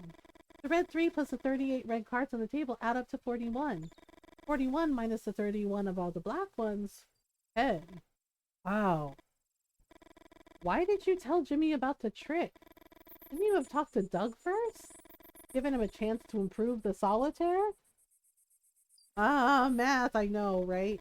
You don't want to admit it, but finding mistakes in your cousin's creations gives you a certain confidence. Oh boy. Oh boy. Like sticking it to the boys, do ya? It's not just a satisfaction of finding someone else's mistakes. Oh dear. It's something else. Something you don't want to think about too much. Well, all that's left. My boyfriend got me Rico Browning's autograph. Repeat what you said. An autograph from the guy who played the creature from the Black Lagoon. He's not gonna say anything? Can't he at least be glad for you? Oh, this is awkward. Fuck. Mate in 4. Oh dear. Forced. They finally finished the game. You didn't know how much more you could take. You stand up and smooth out your pants. Doug starts picking up the pieces. One more? No, that's enough for today. Why don't you tell us one of your stories? Oh dear. Seriously, why are they making friends with a vampire? List nods and you get ready to listen. Oh dear. Oh, here we go. Which story would you like to hear? Godfrey the Glue Maker. Okay, which one do we want to hear? Godfrey the Glue Maker, Gilbert the Lumberjack, or Milo the Thief? Which one should we listen to? Which one should we listen to? Milo the Thief? Okay, Milo the Thief. Milo the Thief. Milo was on the run. He had robbed a shopkeeper and was chased to the entrance of the forest. The chase didn't stop there, and an hour later, when the sun finally set, Milo was sure he wouldn't be caught. Without letting up his pace, and always stretching his arms forward to avoid hitting a tree, Milo continued on into the darkness of the forest. Okay. After walking for a while, the thief ran into a jagged wall, and almost at the same time, he heard a growl closer than he would have liked. Makes it look like the singer of Metalocalypse, right? Surely he couldn't have managed to escape from the soldiers, only to end up being eaten by a bear. With his hands resting on the wall, he looked for a foothold so he could climb up. Shaken, but the effort was worth it. The thief found the entrance to a small cave through which the animal would not fit. Crawled through the darkness, and too exhausted to do anything else, he fell asleep. Milo awoke with the first light of morning. He looked inside and noticed that the cave was deeper than he had thought the night before. He squatted down and moved forward until he reached a gallery where he could finally stretch out. He couldn't believe his luck. It was the perfect hiding place, not just from the bear, but from the town authorities. He looked around and noticed a group of mushrooms that had grown on a kind of mound. Uh-oh. He approached and plucked one. His belly was rumbling. Without thinking too much, he took a bite. He was surprised by his own recklessness, but it tasted so good. He took a second bite and his legs went slack. He fell to the ground, writhing in pain. He tried to crawl to the exit to call for help, but only managed to let out a weak whimper. Oh my god, the vampire Nathan explosion. At first he felt his body burning, but then he lost all sensation. He was completely paralyzed by the toxins. Oh, wow, 8 poison mushrooms, huh? Damn. Unable to even express horror on his face. Milo watched as the mound of earth seemed to move. Oh, it was not dirt, but a strange creature with colorful mushrooms growing on its back. The creature advanced a few feet towards Milo and began to writhe, giving birth to a dozen translucent skin, shapeless offspring that began to crawl. Whoop! Opening and closing their mouths. And Milo, unable to even close his eyes or move his head to the other side, watched the hideous creature slowly swell as they ate him alive. Oh, okay. Well then. Eaten alive by a mushroom monster, eh? You didn't quite know what to think. Or like, and then he died. The end. Was there a teaching to Milo's story? Thou shalt not steal? Curiosity killed the cat? Personally, you like the stories where the line between good and evil is a little bit fuzzier. One more? I guess Godfrey the Glue Maker? This is the story of Godfrey, the glue maker. Godfrey was a glue maker. He made glue from horse bones and hooves. His wasn't the best animal glue in the region, but he'd been very lucky. Oh boy. Like, yep. Mushrooms in Finland, Mega Balls. Yeah, the thing is like some of the berserkers, like the Viking berserkers, they would eat like the poisonous mushrooms, make them hallucinate, and then yeah, give them that rush. Uh, give them that rush and fight like a bear.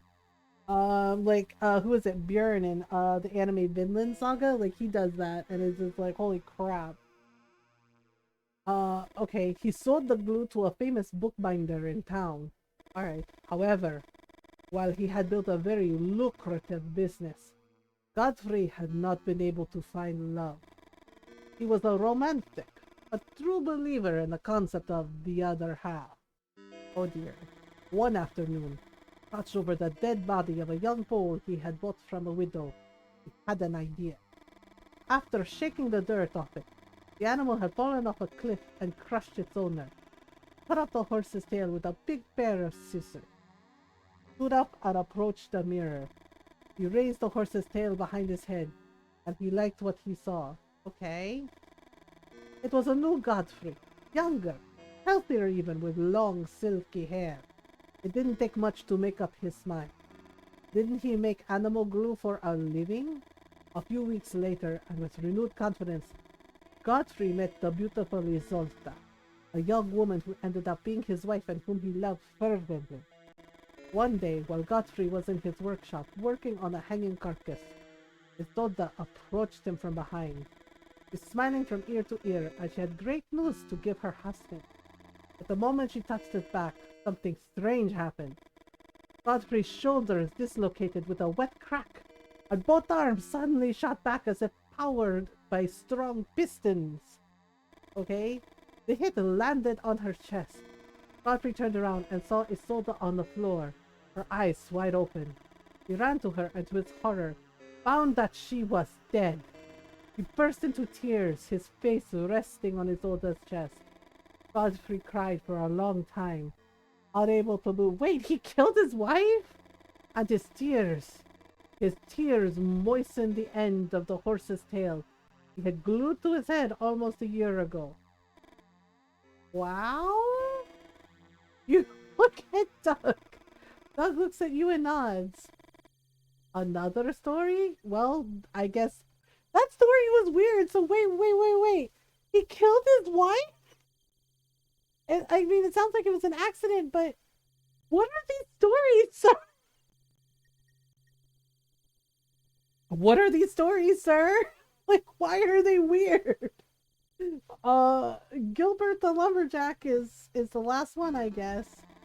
I'll tell you the story of Gilbert the Lumberjack. Oh boy. That's lethal, so wait for the reindeer to ingest some. Yep, exactly. Yeah, Vinland Saga, they kind of like romanticized a little bit, I think. Gilbert wields the axe as few others could. Okay. He lived a nomadic life, dedicated exclusively to work. Carpenters and builders adored him.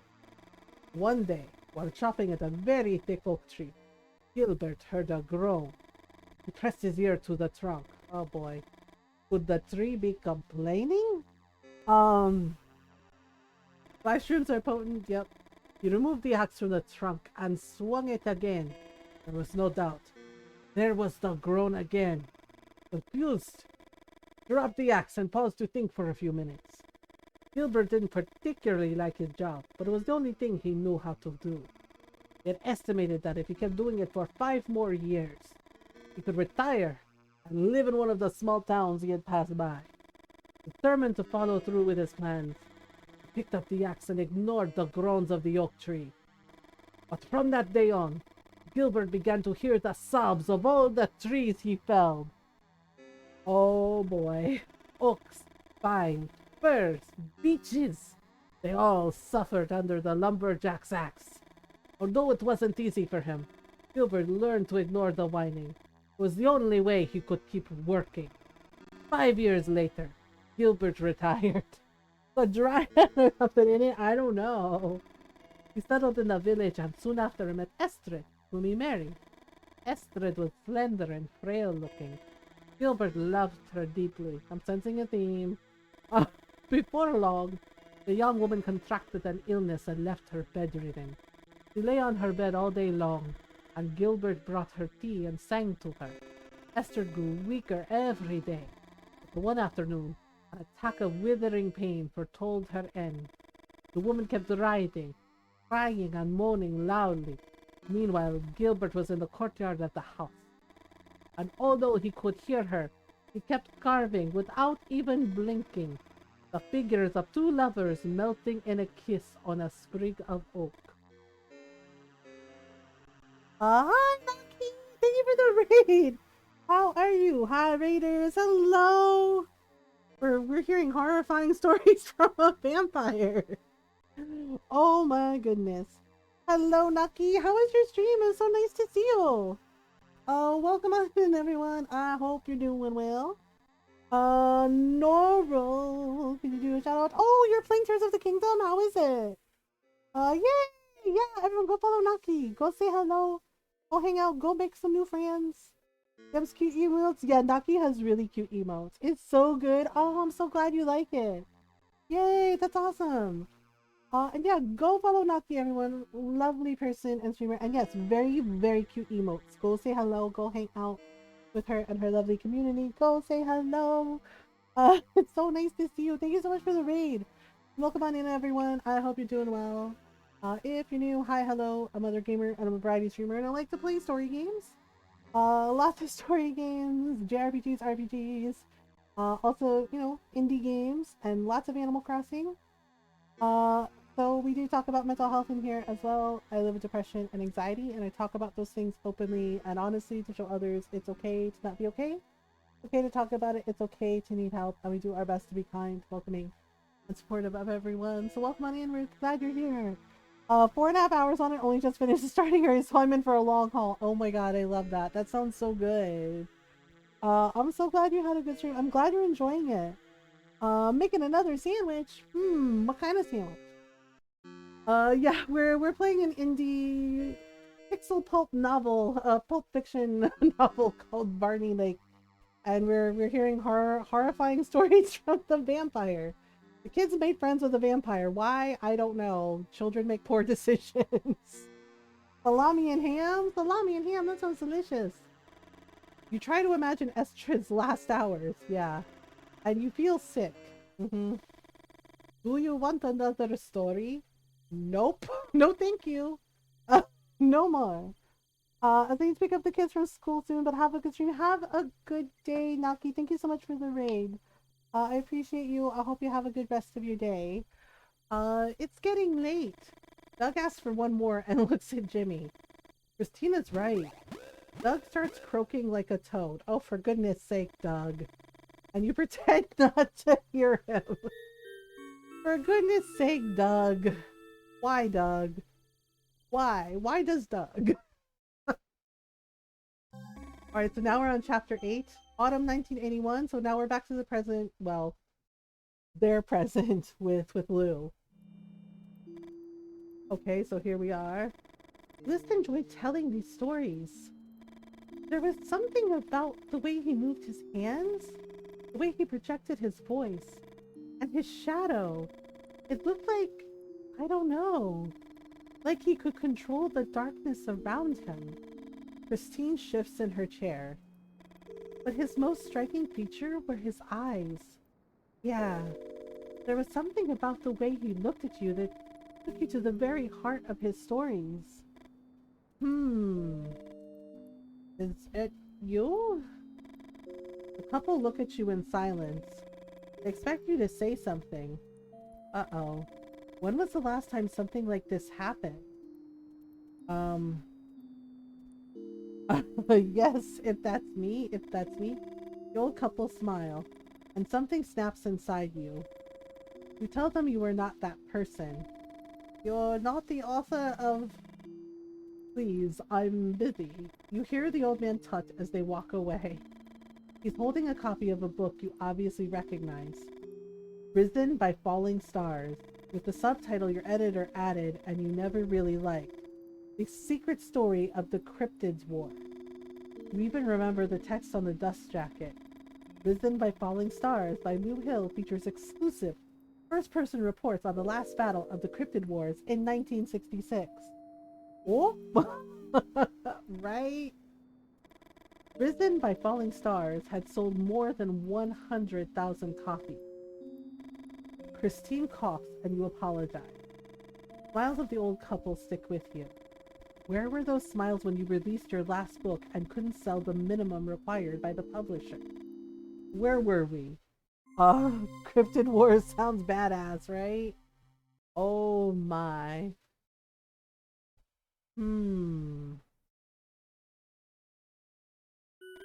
Oh, chapter 9, summer 1954. Now we're back to Jimmy again. Yeah, and that's how, like, I think Xantos, like, the goat people were fighting, like, the Mothmen, and yeah, so you know, when Lee and Victoria adopted Xantos, it was because I think Xantos's parent died. Um, Barney Lake. You know that if you lived here, it wouldn't be the same. But all of this has value because it has an end. Christine takes out her notebook. Although you did lots of things, you couldn't achieve anything on the summer bucket list. It doesn't matter. You see your friends smile, and you can't help but copy them. You'd like to tell them how much you love them. Aw, but you feel embarrassed. Tell your friends you love them. Like, seriously. Sometimes it's nice to know, you know, that you have people that love you. And sure, maybe it's embarrassing, but normalize telling your friends you love them. Will you be brave tonight? I don't know, will you? Good question. Uh-oh. You don't understand. Why is it so hard to talk to her? Oh boy. But maybe it's not your fault. Maybe you never really had the choice. Okay. Like every year, all the kids gather on the beach of the lake to watch the fireworks. Explosions of color in the sky mark the end of summer. Alright, even though you try to smile, you find it hard to hide the pit you've been feeling in your stomach for the last few days. The simple realization that nothing lasts forever. How many more summers like this one will you have? Do you hear that? Neither of you says anything. Neither one of you ever says anything. It's the toads! Oh god, not again, Doug! Christine grimaces and looks at you. Doug taps you on the shoulder. No, you stay silent. Christine shakes her head. But you didn't say anything! Oh gosh, you want to say something, but you see Brandon. Oh, he's not dead! He looks lost. Oh no, what happened? You remember end of summer parties of the past. Most kids avoided the place where Brandon and his gang hung out. But Brandon, everyone was afraid of. What had Liz done to him to leave him like that? He got his brain eaten. Oh, right? I was like, so he's not dead. Look who we have here. Uh-oh. The guys surround Brandon. Oh, no. And Brandon doesn't seem to understand what's about to happen. Bert, who Brandon once pushed out of a moving car. Oh, my God. Tommy, from whom Brandon had stolen a slinky just to wrap it around his leg. Oh boy, so Brandon did a lot of shit. Leaving him with marks that, according to the doctor who treated him, were permanent. Wow, I know, right? Oh dear, it's just like, wow, so Brandon was a hellion. Steve, whom Brandon had lifted by the collar of his shirt with one hand, and his underpants with the other. Oh no. He used him as if he were a battering ram to take down his friends while the rest of the gang exploded with laughter. Oh dear. Brandon was a POS. I'm like, I feel a little less sorry for Brandon now. And your friends? Everyone had been talking about it. Without violent and abusive Brandon, the boys were no longer afraid of them, and none of the other members of the gang would dare to come to the fireworks. Uh-oh, but what about Brandon? Why had he come? Oh geez, everything happens too fast, and the moment he hits the ground, everyone starts kicking him. Oh dear. Stop, please! You'll see, motherfucker! Oh no! Oh dear. Oh dear, oh dear. Do you like that, son of a bitch? Oh, this is escalating quickly. Each explosion illuminates Brandon's terrified face from a different angle. I know he was a jerk, but like, come on. Come on. Oh no. Look at the big baby crying. Oh, come on, boys. This is not the way. This is too far, right? Like, this is way too far. Did we call mommy? Oh, right. She'd rather stick her head in the oven than watch you grow up. What is wrong with you? Oh my God, is that how his mom died? What is wrong? Who says that to someone? Talaga, ay, loco ka. Talaga? Are you serious? I know they're pissed at him. But seriously, what the hell? That is way over the line. Like, come on, man. Not cool. Not cool. That's effed up. Oh boy, when the smoke dissipates, Brandon takes a few steps back. Oh dear. Look! The guys point at him laughing. He pissed his pants! Oh, wow. This is not the way to do it. Yep, not at all. Come on, let's go get closer to the fireworks. He won't bother anyone anymore. Some spit on him before walking away. Seriously, keep your gross germs to yourself. Others kick him. Oh boy, none of you move. Oh boy. Brandon looks at you. And you look down at the ground, not quite knowing what to feel. Oh dear. Fireworks mark the end of the summer, and the beginning of something that haunts you to this day. Yeah, that was real bad. Like, what the shit? And saying that about his mom? Dead moms are off the table, period. Like, what is the matter with you? Right? Like, if the person has a parent that died, you do not use that as a weapon to bully them. Like, what the fuck? Like, that's so not okay. Holy shit.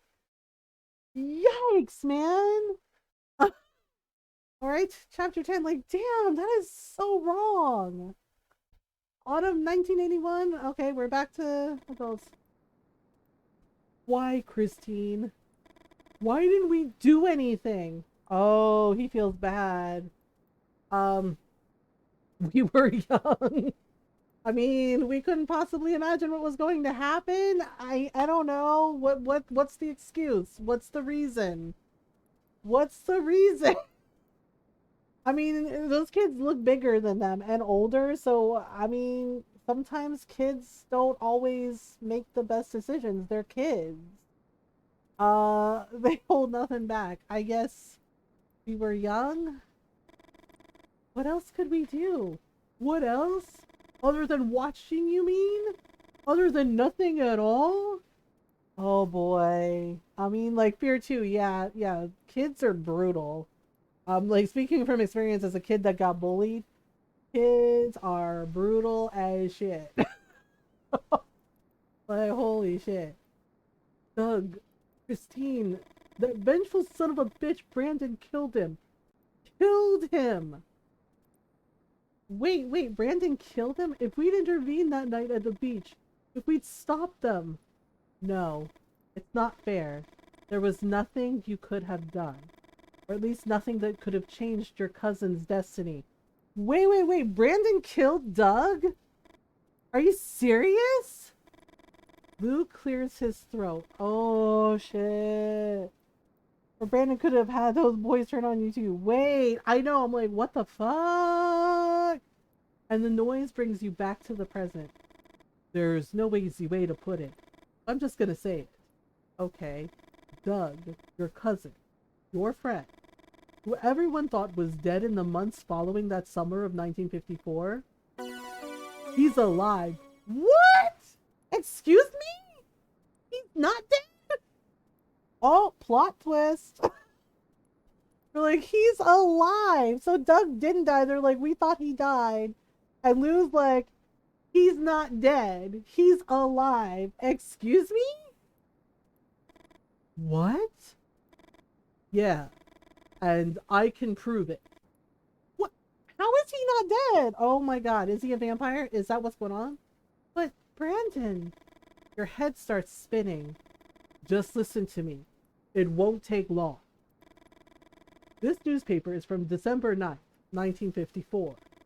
Your cousin had disappeared on December 1st. Every newspaper tells more or less the same story. Watching from a window, an eyewitness saw a big boy savagely beating a smaller one. Maybe he's a vampire. Hi, Alpha, how are you? Wait, so did he get turned into a vampire? So Brandon beat up on Doug? Like, jeez, dude. He went inside to call the police. And when he came back, both boys were gone. A few days later, the witness recognized Doug's face on the missing posters put up by the family. It was the same boy the big guy had beaten ferociously. When the police showed him some pictures, he also recognized Brandon, the prime suspect in the investigation after everything that happened that summer at Barney Lake. I think List saved him. Did he save him though? And whom the police had been unable to question because he was missing. Everyone drew the same obvious conclusion. Brandon was behind Doug's disappearance. Uh-oh. But the newspapers also mentioned a second witness in passing. Benjamin Vanstone, an addict who lived on the streets. The police took his testimony. However, the statements were dismissed on the assumption that it was some kind of hallucination. Come on, man.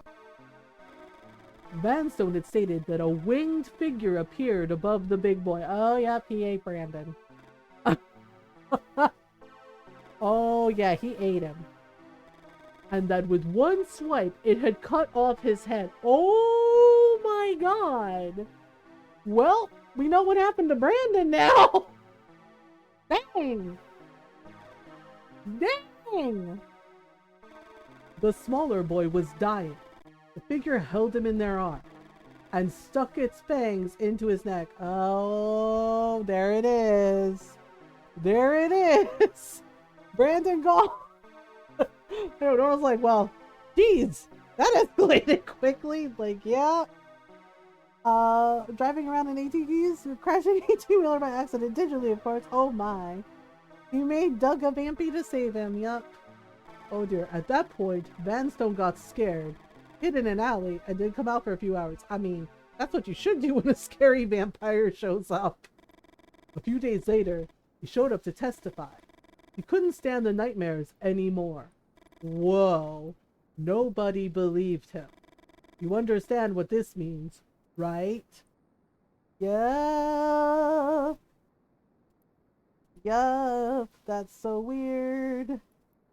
Why is the bot not working? Hello, bot? Bot? What you doing? Liz turned Doug into a vampire. Oh, now it's there. What? So that works. Hello, bot. What you doing? There we go. Oh my god. The bot's like, I'm on a break. Test it with me. I know. Bot's like, I'm on a break. Like, like, it's my break, okay? He's like, well then. And yeah, most of you know Alpha Daddy. And if you don't, you should totally go hang out with them and go follow them because they're cool. They're always very sweet and very kind and supportive, and their community is another lovely queer, very much a queer space and very much a friendly, safe space to hang out. So go hang out, go say hello. I appreciate you, Alpha. Uh, so yes, you is welcome. I'm tempted to do a vampire run of Skyrim. Hey, there you go. Liz turned Doug into a vampire. Lou nods. Oh boy. No, it can't be. Jimmy speaks softly with a broken voice. Uh-oh. You look at him with an overwhelming desire to hug him. And you? What do you feel? Your cousin, Doug. He's alive. I mean, undead, but tomato, tomato, right? And what about Brandon? What had Liz done with Brandon's body? Ate him, I guess? Alive, unalive. Uh, didn't his family deserve to know what happened to him? Oh dear, does it matter? If the story Lou just told you was true, Brandon had tried to kill your cousin. Yup, Brandon. Never mind that he was your first kiss. Ew, you made out with that guy? Brandon was a son of a bitch. Wait. Christine wasted a first kiss on Brandon? Gross. Ooh, girl. Out of all the people you could have made out with. Right? Right? It's like, no. It's like, oh, honey, this ain't it. I'm like, But nope. You turned into a jerkhead? Yeah, maybe. You take a deep breath. How many years has it been? No. Doug would have told us. Technically, when, somebody becomes a vampire in the story, they're not really allowed to tell you that they became a vampire. Like, there are rules. There's a hierarchy. It was very Doughboy stole her kiss. Yep. Oh my goodness. Look. I took this picture a few weeks ago. Oh, shit. It's for the book I'm writing. A biography about Doug. He's still a kid. Oh, there's also rules about that. It's called The Masquerade. There's also rules about that, about you don't make vampire kids. Because children are, considered to be weaker, can't really defend themselves. Uh, Yeesh. I know he was friends with Doug, but oh, buddy. Uh-oh. The Vampire Kid. Oh, there's your title right there. Uh, oh boy. Doug's an Eddie Munster. Like, it's the attack of Eddie Munster. Get him! Alright. Chapter 11. Oh, 1981. Jimmy. Okay. Well, I can't believe it. Yeah, the seconds pass. Raindrops clatter relentlessly on the sidewalk, with the perseverance of a ruminative thought. Why didn't Doug ever contact you in all these years? Where is he now, right? Lou had told you he didn't know the current whereabouts of your friend, the Vampire Kid, and that he'd let you know as soon as he had more information. Now we have to wait. Listen, are you okay? Can I give you a ride somewhere? What? Christine repeats the question. Um, hey! Christine tries to smile. Come here. I'll take you home. No, thanks. I need to walk. You mean? You make an effort to look her in the eyes. Christine doesn't say anything else. You give her a kiss on the cheek, and you walk away in the rain. Doug is alive. Why didn't he ever call his mother? Does he know how his family suffered? How you suffered? Oh boy, you still remember the day Christine called you to tell you about it. Christine was sure that they were going to find him, that Doug was fine, but you suspected the worst. And guess Doug feels either shame or jealousy that his two best friends got to grow up when he got left behind, right? Oh my goodness, senior year of high school was one of the hardest. All you could think about were Doug's plans. It seemed so unfair that someone had taken away his future. Far from diminishing, the pain grew as the years went by. Oh dear, alcohol helped you sometimes. No! Oh, Jimmy. Alcohol's a depressant, buddy. It made you forget. Oh boy. You never stopped visiting your friend's mother, even though she didn't lose hope. She suddenly flew into fits of hysteria that tore you apart. Oh my god, that poor kid's mom. You think about what Lou told you, about the witness who had seen the posters papering the whole town. As soon as you heard about his disappearance, you traveled to join the search. Doug lived in the same town as Brandon. How could you not see that something like this would happen? That Brandon would seek revenge? Except why did he seek revenge on them? They didn't do it. So much pain. The alcohol, the street fights, the army street fights. Good lord, Jimmy. Vietnam, the shootings, oh boy. The smell of the jungle. The return to the country. The desire to leave everything. The nights sleeping on the streets. The fights in the shelter. Oh dear. And now a guy like Lou comes along and tells you that Doug is alive? Who the fuck does he think he is? I mean, yeah, I get it, but like, he murdered that kid. Jeez, dude. You try to calm down. You know someone is following you. Oh, yep. It's the same person who was watching you in the bar, hiding behind a newspaper. It's not the first time you've been followed since you came back from Vietnam. And you know exactly what you have to do to lose them. Oh dear. After a while, you get out of the van and wander aimlessly. Or at least that's what you think you're doing. The rain follows your every move. Is Vanthos? Yep. You hurry your pace, driven by a force you can't define. A certain attraction. The deer, you suddenly think. Uh-oh. What the fuck? This was something you and Doug used to talk about. In one of his magazines, Doug had read about a doctor who claimed there were people who had a hard time seeing what they were thinking. People who were thinking about an apple and who couldn't see it in their head. You didn't see the apple, but you could swear that for a second you could see the deer exactly as it had been back in '54. What the fuck? The drive-in theater? Like the deer in the mill, something or someone brought you here. Whoa. You're soaking wet and your legs hurt. How far have you walked already? Across the grounds, facing a huge screen, among the poles of the drive-in audio system. Some are crooked, some broken in two, but others still have their speakers plugged in, and you even think you can hear static. There he is. Doug.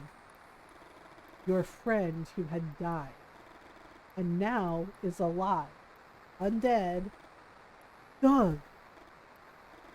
Doug takes a few seconds to answer. Who the fuck are you? You croak at the top of your lungs. Jimmy? Oh boy, Jimmy! All these years. Why, Doug? Why the fuck didn't you tell us anything? Uh-oh. Your heartbeat quickens with every step he takes. He doesn't look like the same Doug. Jimmy, why? You really think I didn't try? Oh? Uh-oh, your mom, your friends, me! Have you an idea how much we suffered because of you? Uh-oh. You'd like to tell him about that first year of desperate search, about the false hope whenever the phone rang, of the grades at school, of the jobs you got kicked out of Vietnam, of the alcohol, the streets, the hunger. But you don't even know where to start. A shriek freezes your blood. Uh-oh, and you stop feeling the ground beneath your feet. Let go of me. No! Oh no, one of the broken speaker poles pierces your stomach. Oh no! Jimmy! It's my fault. They won't let me. They won't let you. Ooh! Doug! I wouldn't forgive myself for being late again. Oh my goodness. Oh no. Come here. Let me help you. The reflection of the drive-in screen makes Doug's fangs glow. Oh no! Oh, it'll just take a second, but you'll feel better. No! With the last of your strength, you grab Doug by the arm and you shake your head. Jimmy, please. Oh, no, no, no, no, no, no, no. Yeah, it says like, make him promise you. But listen to me. No, I'm tired. Doug looks away, but he doesn't retract his fang. You try to smile and try to imitate a toad. Little by little, you feel yourself disappearing. Damn, poor Jimmy. You close your eyes, and you wait for everything else to fade away. Damn, poor Jimmy. That sucks. Shit. Uh-oh. Yep. No, no, no, no, no. Like, uh-oh. That was it? That was the ending? What the? What? What? Excuse me? That's the end? Like, Jimmy just like, bleh, dead? Just dead. Total dead. Alright, that was something? What the frick? So he dies. He finds out his friend's alive. There's no freaking what the hell? What the hell? What the actual?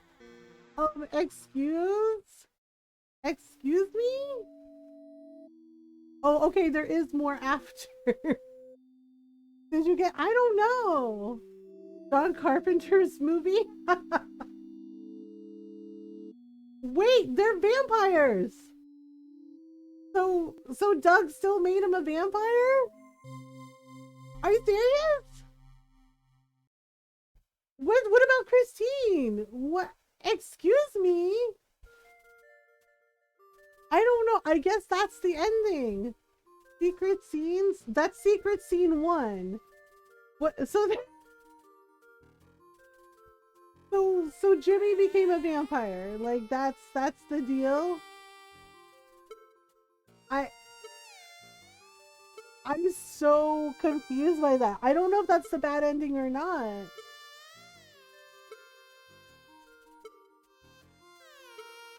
Well, let me get this straight. Doug gets turned into a vampire, right? Doug gets turned into a vampire. His friend is like pissed at him, like, what the hell, dude? You didn't tell us. And then Liz freaks out and like basically kills Jimmy. And Doug makes Jimmy a vampire. You guys just vamped it up, right? I'm like, that's the ending? Like, what the fuck? And apparently, like, that's one secret scene. So what happens if we choose something different? Like, do we get a different ending? Just 2 guys being dudes. I was like, that's so wild to me. Like, what the hell? So the game isn't very long at all. Yeah. I'm like, I mean, it's not bad. It's definitely interesting, but I'm like, that's kind of abrupt. That's kind of abrupt. So I'm like, huh, that's different. I don't know. So we still have time left in stream. I'm wondering what we should switch over to. What should we play? Last night we did Animal Crossing. Um, so we can, I don't know. Uh, we can either do some Farm Slider puzzles, or we can do some more Animal Crossing, or some Dreamlight Valley. Or I don't know, maybe something chill after that. Um, I don't know. We could do some more Farm Slider puzzles, or we could do some Animal Crossing or some Dreamlight Valley. I don't know. What do y'all think? Hmm. Oh, we could, yeah. So, oh, do y'all want to see? The design. I think Nora went to bed before we finished. The design that we did for Dobie. Yeah. So that was the outside. That was his author's retreat. So this is what we did with downstairs. Um, so this is what we did with downstairs, and then upstairs, this was his apartment. We gave him a kotatsu for the kitchen. Uh, we gave him a kotatsu for the kitchen. Yeah, this was fun. Yeah, so the things I bookmarked, I forgot about this. The things I bookmarked was ice cream parlor, and then a proper English garden for Beardo to have tea. I like it. Yeah, so we can either do some, maybe we can do farm slider, couple farm slider pretzels, and then Animal Crossing, or we can just do Animal Crossing and Dreamlight Valley. Um, I don't know. Should we do? Yeah, I'm kind of floored by that ending. Like it felt so abrupt, and then it shows them like going to see John Carpenter's vampires together at the movie theater while they're vampires, and I'm just like, that's that's the end. Like, excuse me, what? Uh, like that's kind of wild to me. Uh, all right, Norl, you wanna flip a coin? Should we do some? I'm trying to decide if we do Animal Crossing or puzzles. Um, hmm, hmm. Or we could chill out and dream like that. I don't know. I don't know. I was like, I have no idea. Uh, do you? Maybe we should flip a coin. Or we could do like puzzles and then Animal Crossing. Actually, you know what? I'm kind of excited about the idea of making either an English garden or my brain finally broke because I'm a little drugged up right now. I'll probably go to bed early. Okay. Well, that's okay, kitten. What do you think, Ron? Animal Crossing or puzzles? Hmm. English garden? You want to do English garden? That does sound like a nice time, doesn't it? All right. Let's do some Animal Crossing. Oh, Norl, can you please change it to Animal Crossing for the game category, please, and thank you. Yeah, Friday night we're gonna be playing more Jedi Survivor. So yes, thank you, kitten. Do do do do do. I'm just kind of, I don't know. It's just like the I swear I'm kind of floored by that ending. I don't think it was a bad ending. I think it was like one possible ending. But the thing is like it doesn't tell you like what happens to his cousin. Like, does she find out that they're vampires? Does like what happens to her? Like, Oh, Chevra's doing Chevra things. Ta-da! Alright, so let's see what we can do. I am telling you. Alright. So we can do remodeling. Yes, we can also give them roommates. There's also that possibility. Da da da. Yeah, I couldn't remember what villager Beardo was because he is the only one that kind of looks like a proper English gentleman. Uh, so I have to figure that out. Oh, right, my summer outfit. My summer outfit. Hello. Oh, what's Buck doing? He's usually out and about on days like today. Let's go see him. Ta-da! Ta-da! Alright. Hello, Buck. Welcome. I guess you're here for a tour of the soon-to-be world-famous Buck's Gym. I guess let's chat. I'm trying to build better workout routines for everyone. Let's do that. I need to get to know them better. Alright, what can we talk about? Oh, I know. Hey, you like music, right? What's your favorite kind? Rock. Rock? Very cool. Nothing beats a sunrise jog to a squealing guitar solo. I mean, sure. Looked like a bear, yes, like a bear with the handlebar mustache and beard, and he has, you know, the proper gentlemanly, he has like a tweed jacket. And I'm like, oh, okay. Yeah, we're gonna make an English garden. A proper English garden. Off we go. Yeah, and then I bookmarked the ice cream shop too. Yeah, I had to look up because I'm like, it's been a while since I lived in England, and I was like, what's the proper English garden? So it looks like a lot of like roses and trees. Alright, the kindness airport. We are going to work. You're going to work. Yep. But are you ready? All packed and stuff? Time for takeoff. Let's get you airborne. Alright, off I go. Off I go. And a gnome. Oh yes, and a gnome. And a gnome.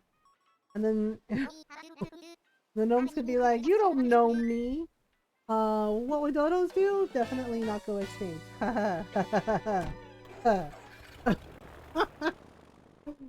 Every proper English garden needs at least one gnome and a bird bath, right? And a bird bath. Ron is going to bed.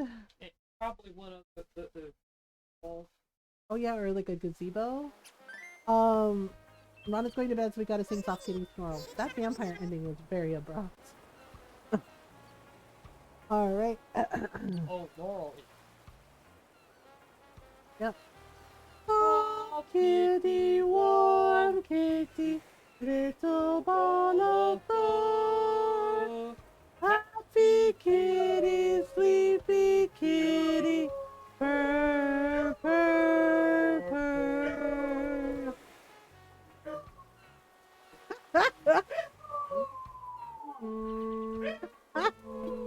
Oh dear.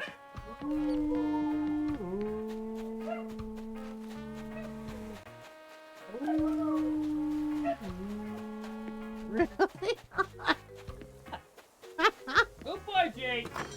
I gotta expand his repertoire. You gotta expand his repertoire? Yeah. I see. Well, good night, Ron. Yep. Good night, everybody. I love you all. Have fun with Mama and her goose. Mwah! I love you most of all, Mama. I love you too. Have a Thank you. very much. Good night, everybody. Wait, I think I have this bed. A ranch bed. Wait, do I have it in green? I don't remember. You know what? I'll buy it. Oh, really? A great gasp, everyone! Alright, we go. What's up? Are you looking for some work, Mother G? I'm ready to work. Okay, let's get you working. Ba-bam! Alright, off we go. Good luck out there! Good luck out there! Do-do-do-do-do-do. Okay, so what do we say? Proper English guardian. Do-do-do, do-do-do. Let's see what our options are. I need a place to train if I ever want to be a hotshot chef. Ooh. Eco-friendly factory. That sounds kind of cool. Nice, nice.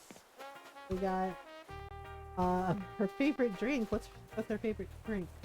A place to practice with the choir group I'm forming. Dishes made with tomatoes would be so amazing. Yep. I want to relax on a farm that's designed for real farmers. So basically a ranch. Oh, is that Julian? Hello, Julian. Are you in the middle of something right now? Is it an audition? Am I on camera? Haha. Just in case I wanted to get that out there. Now, did you need something, Mother G? Just here to chat. Oh, I'm always up for a chat. Except now I'm on the spot and I don't know what to say. Try again later, Glitter. Give me a second take. Okay, bye. He's just like, oh, and it's our cake boy. Hello, Alfonso. Hey, remember that vacation home you helped make for me? You know that one, right? The one for me. I just wanted to tell you it's amazing, and also that I got you this because you're amazing too. It's a me. Oh, thank you. I bet you'd expect some cloud flooring. I did not. But thank you. That's very nice. Alright. Let's see here. Okay, so what did we say? Proper English garden? Was that the one we were picking? Yeah, because we have ice cream parlor, seaside photo shoot, and Ed. And dinner party central. We are gonna have to make the fancy dinner party for Ed sometime. I feel bad. Ed's been waiting. He's been waiting. He's like, where's my fancy dinner party, yo? But we said proper English garden, so off we go. I think I'm gonna have to set the season to spring because I think I want to add some cherry blossom trees. Hello. Yeah, I kinda half-assed it. Here we are at Beardo's vacation home. Yeah, see what I mean? He looks like a proper English gentleman bear. What's up? How are things? Says, no, I'd rather spend my days off than here. But I have very many days on, but you know what I mean.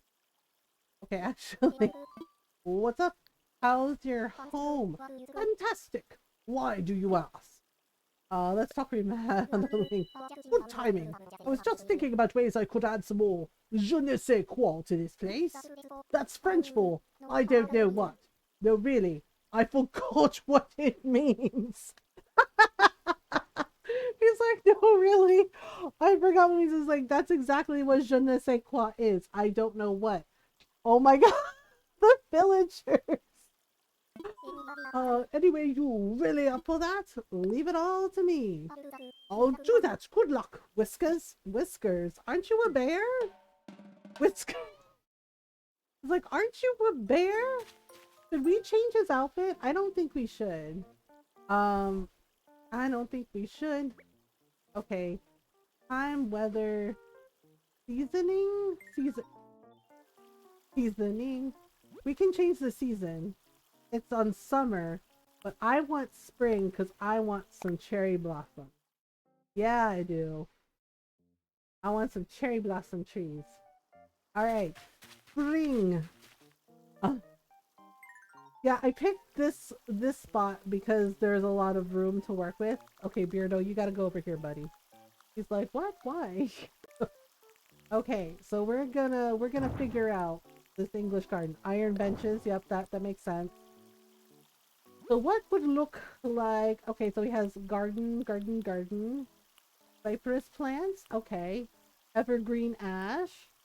Topiaries, yeah, that tracks. Oh, I guess we do need fancy statues. Capricorn ornaments.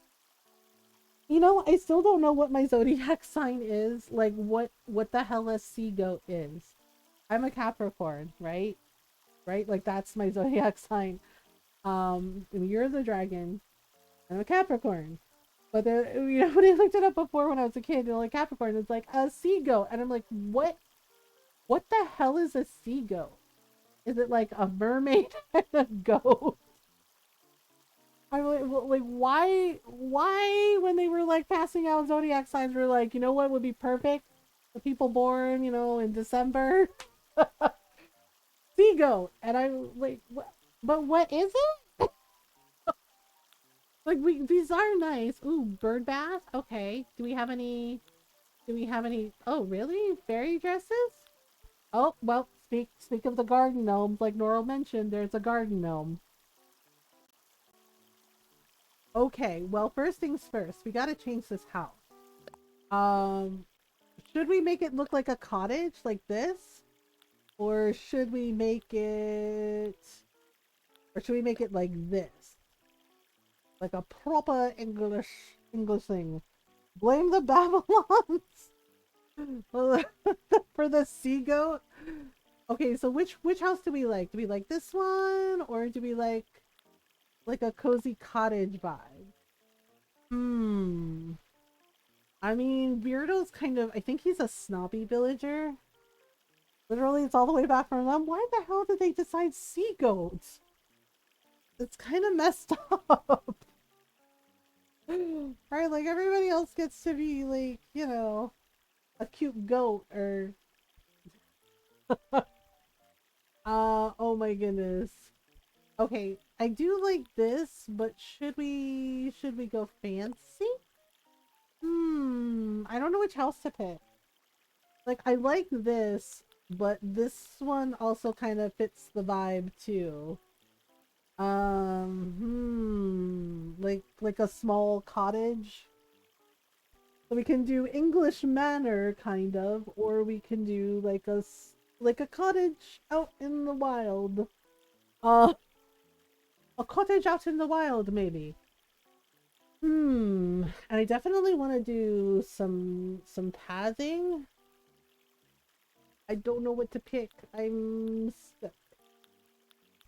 Well, if I pick this one, what are my roof options? Oh, okay. I can do like the cute little fish scale roof. Um, or I don't know, should we make him a big fancy house? I mean, he does want a proper English garden. So I could do red, or I could do yellow to make it look like a flower. Um, yeah, I think we're gonna pick this house, but I need to pick, I don't know, let me see what the siding looks like. Oh, brick, pale green brick exterior. We could do wooden siding like that. Natural panel siding. Actually, he knowing him, he probably like brick. Like the pale green is actually not bad. Um, I kind of like the yellow. Uh, so does this door come in yellow? Maple iron. Iron grill. I like the iron door because that is actually really cute. Maybe, oh, maybe white. Maybe white or a blue. Or maybe even a green. Ooh, could do a green door. Hmm. Or a gray door. Oh, I kind of like the gray, but I like pops of color. But can I either do green or like a blue? Only there was a yellow door. Oh, yellow imperial door. That's not quite it. So I could do like a white door, or we could do purple. Could do blue, red. Maybe a red door? Maybe a red door. A blue door, purple door, pink door. Pink door? I'm kind of leaning towards either the blue or the red. I think the blue might be a little better because it's a little more subtle. And then we can give him a nice cute wreath for his house. Oh,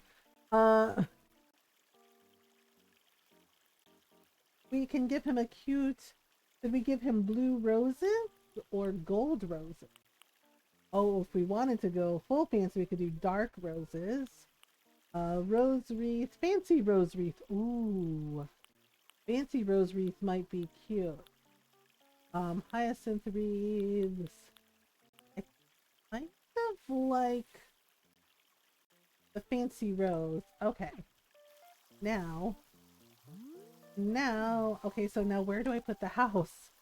Put it closer to here. Actually, we probably should put it more in the middle, like so. Oh my god, Beardo, can you move? Nico, you too. Nico, seriously, you two really? Like, why do they always stand in your way? Okay. Okay, maybe like this. Alright, and then I think for... I think I either want to do brick or terracotta. Um, let's try terracotta. Yeah, that looks nice. Uh, let's see here. Hmm. Okay. Can I move it this way, like this? I don't know what I'm doing, so please don't judge. All right. This, like this, like this. Okay, let me erase that. I definitely need something that goes out. Um, hmm. All right, let me see. I do like the flower beds, but I don't know if I want them for the thing. Like for the pathway. I might use them for something else. Okay, trees, trees, trees, trees. Okay, so if I want to do some trees, can I do why aren't they doing cherry blossom? No cherry blossoms? No cherry blossoms. That's just rude. That's rude. I have it in spring and it's not giving me cherry blossom. Rude. Alright. Let's see. We could do a cedar tree. That might be cute. Okay, what were the trees that he liked? Let me see. Evergreen ash, triangular topaz. He does have a pergola and a gazebo. Hmm. Hmm. I'm thinking, do we want the pergola or do we want the gazebo? If I do the gazebo, I'd probably do white, just plain white. If I do the pergola, um, but yeah, and then there's like this. If I do the pergola, I want some trees, but the trees I picked, usually when you pick spring, it does the cherry blossoms. And it's not okay. Interesting. So I can make the trees bigger or smaller. That's interesting. Um, I could do decorated cedar trees. I'm trying to figure out English garden situation, but let me see. What evergreen ash? What does that look like? Red, white, yellow, brown, blue, green, gray, and black. I want pops of color.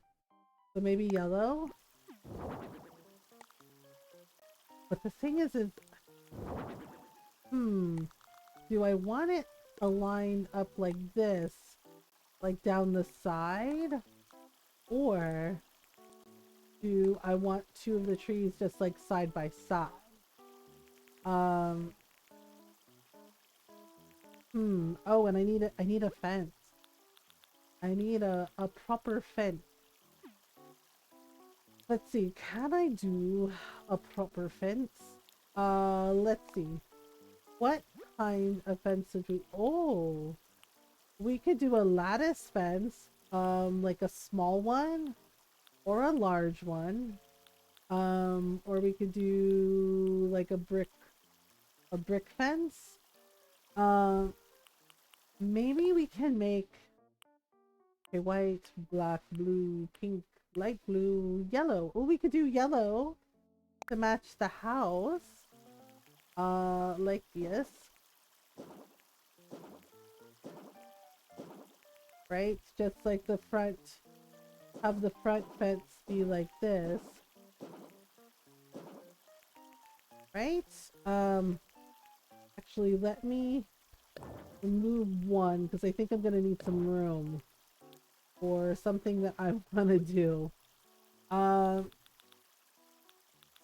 should we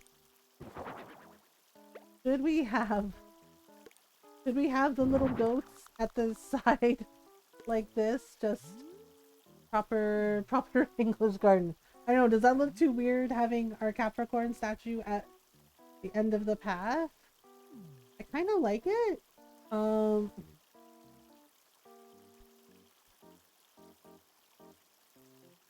I kind of like it. Uh, hmm. Okay, but now see, I don't know how I feel about these trees. You know what's weird? I kind of like the cedar trees better. Is that odd? Um, I kind of like these better, right? For like proper things. Um, but I feel like, I don't know, should we put in more than one tree? Oop. We put like a couple of trees together like that? Or should we have a tree here and a tree here? Oops.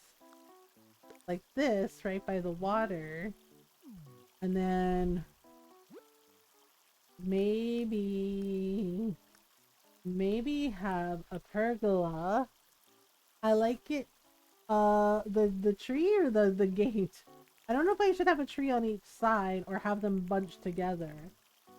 But if I do a pergola, we can do, oh, English ivy. There you go. Blue flowers, purple flowers. Oh, those are pretty. Pink flowers, also pretty. Ooh, white flowers. Oh, yellow flowers.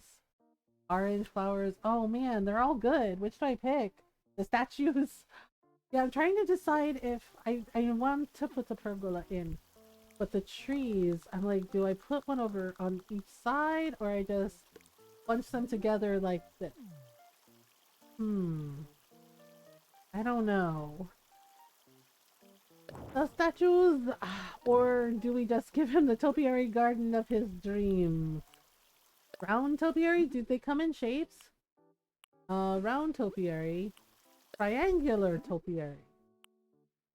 Interesting, interesting. Trying to figure out what I want to do with the trees. Like, do I want, and there's also these, like the evergreen ash. I don't think, I'm trying to keep this relatively great. And then I have like the flower back. Right, see if I do that, it goes like this. Right, like two of the trees there. And I need a spot for him to have tea. Okay, so let me see. If I do that, let's just put a tree in that corner for right now. Right? And then here, see, it's by the water. Pergola. And then the pergola, I kind of like the yellow flowers. I'm kind of like trying to tie the yellow color together. The yellow flowers are really cute. But I also like the blue flowers. Kind of leaning towards the yellow. Kind of leaning towards the yellow. Okay, so if we put that close to the house like this, or kind of like this, right? Like kind of by the water. Over like this, and then maybe the bird bath can go here. Can do natural, red, white, or black. Maybe white, right? And then put it like this. Okay, so the white blends in, so maybe more natural. Okay, so I can't put it under the pergola, but I can put it close to the pergola. Right, like that. Okay.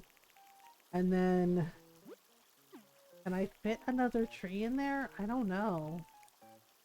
Can I fit another tree in there? I totally can. So should we have like a tree there next to the pergola, or is that too much? That might be too much, right? Cat face in my chest. Cat face in my chest. Quick, ask her if she likes a tree in each corner. Right, okay, so I like the pergola and the bird bath. Like that's cute. But I don't know. Should I have a tree there? Or maybe I should put a topiary.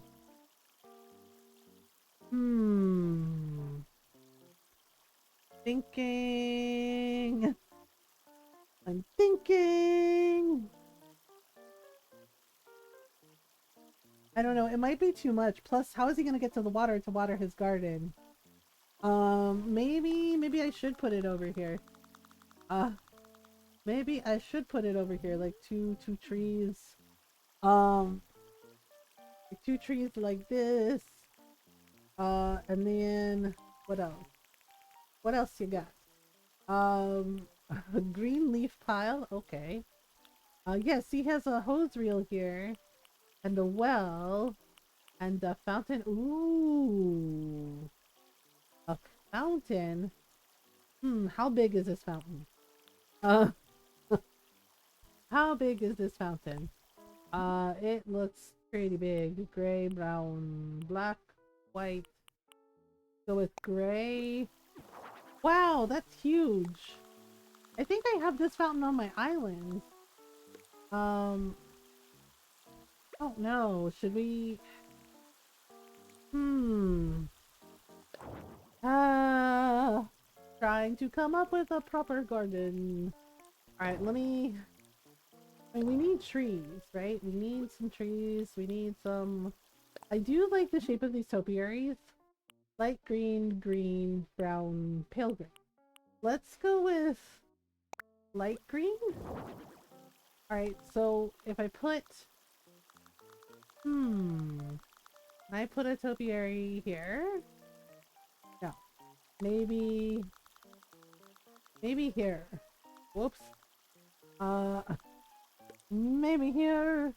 Okay, I still like that cedar tree, so I'm gonna put it. Oh wow, that's like smack dab against. So maybe if we put it next to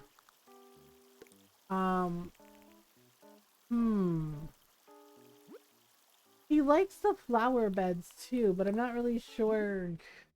Brown, pink, beige, white. I do like the brown. Should we put... Wait, oh! I can fit a flower bed in between the tree and the topiary. Would that work? Would that work or no? Or should we do another topiary? Triangular topiary. Maybe in a dark green. Like that.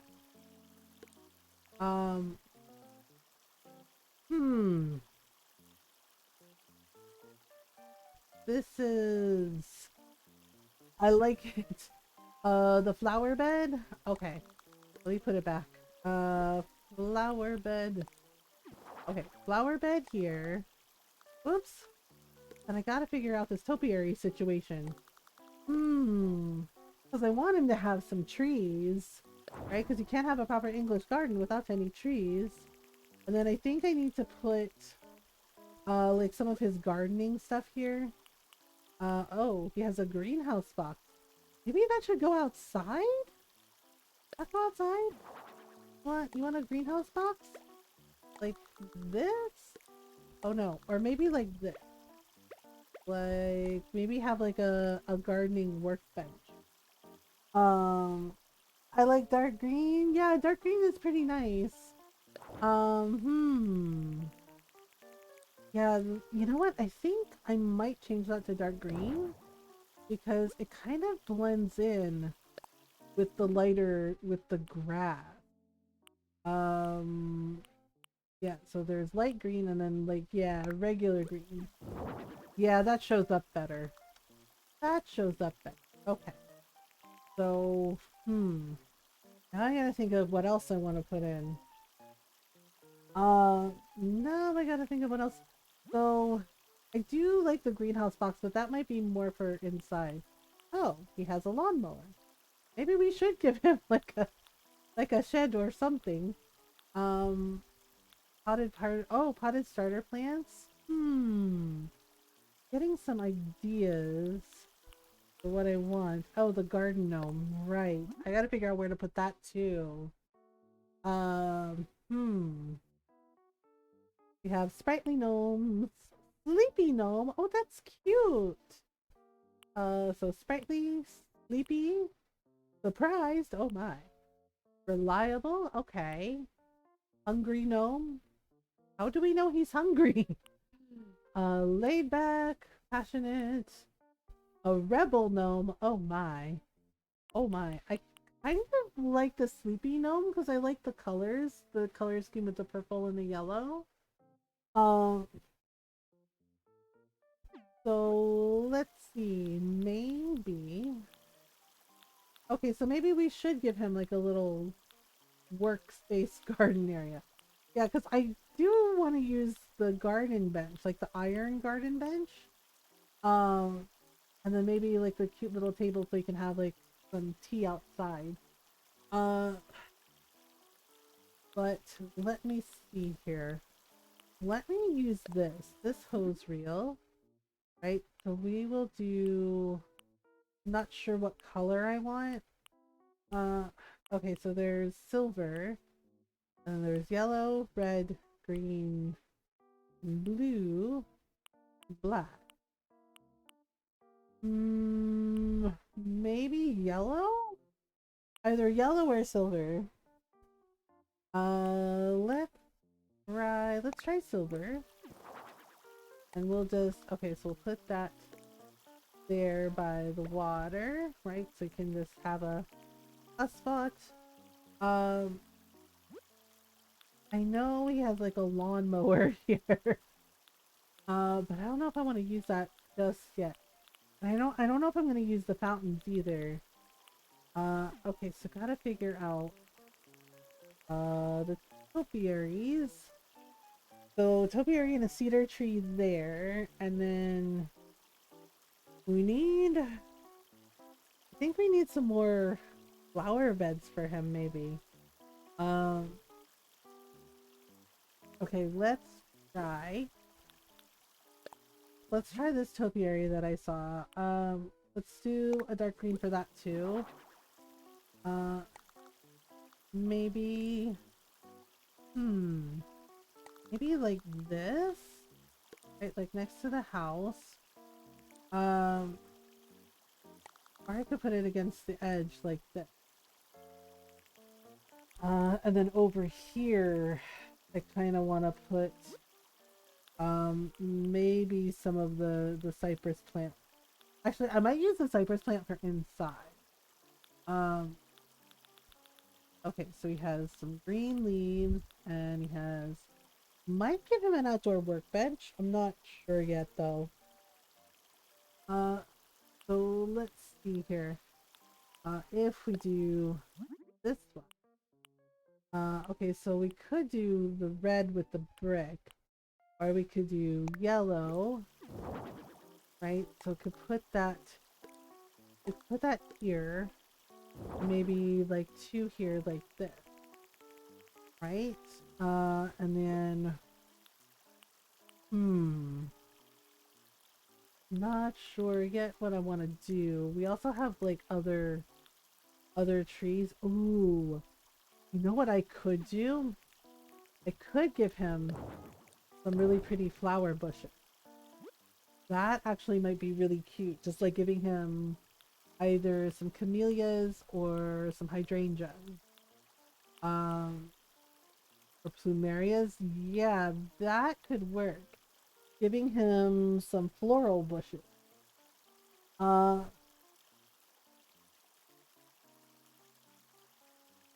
so, alright. So maybe, I think, okay, I think I know what I'm gonna do. So I'm gonna put topiary over here, like this. Right, and then I'm gonna give him, gotta decide which ones I want. Could give him some yellow hibiscus or some, so I can either do hibiscus or plumeria. Camellias are really nice too though.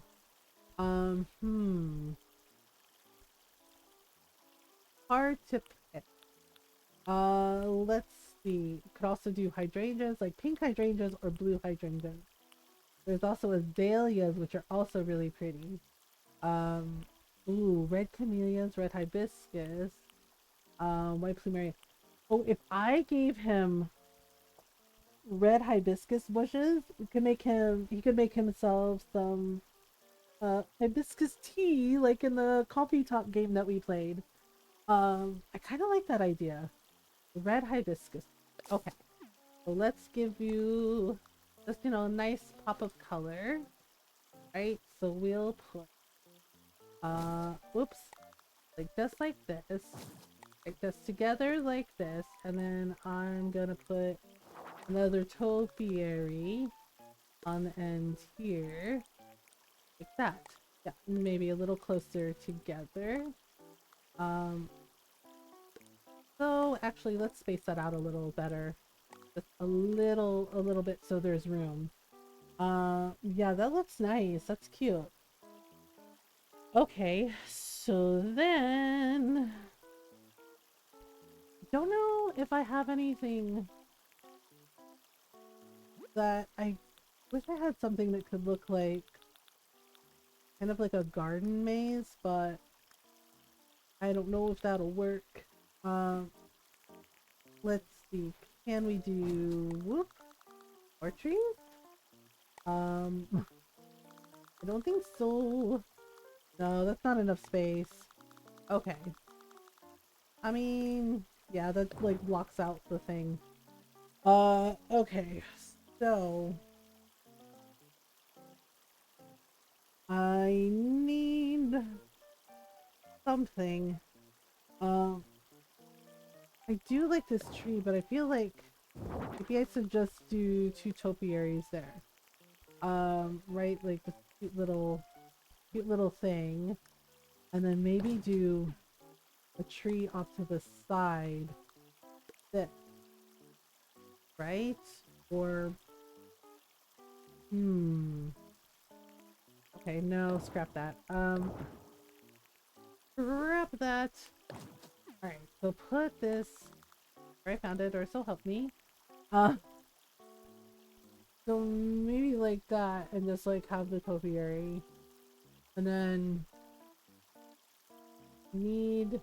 I wanted to give him another tree so I could have like some shade for him. Um, Hi Nox, thank you for the raid. How are you? How was your stream? Welcome on in everyone. Hope you're doing well. We're making an English garden, or a variation of an English garden. Oh, you know what I could do? I could put a tree here by the fence. And then oh.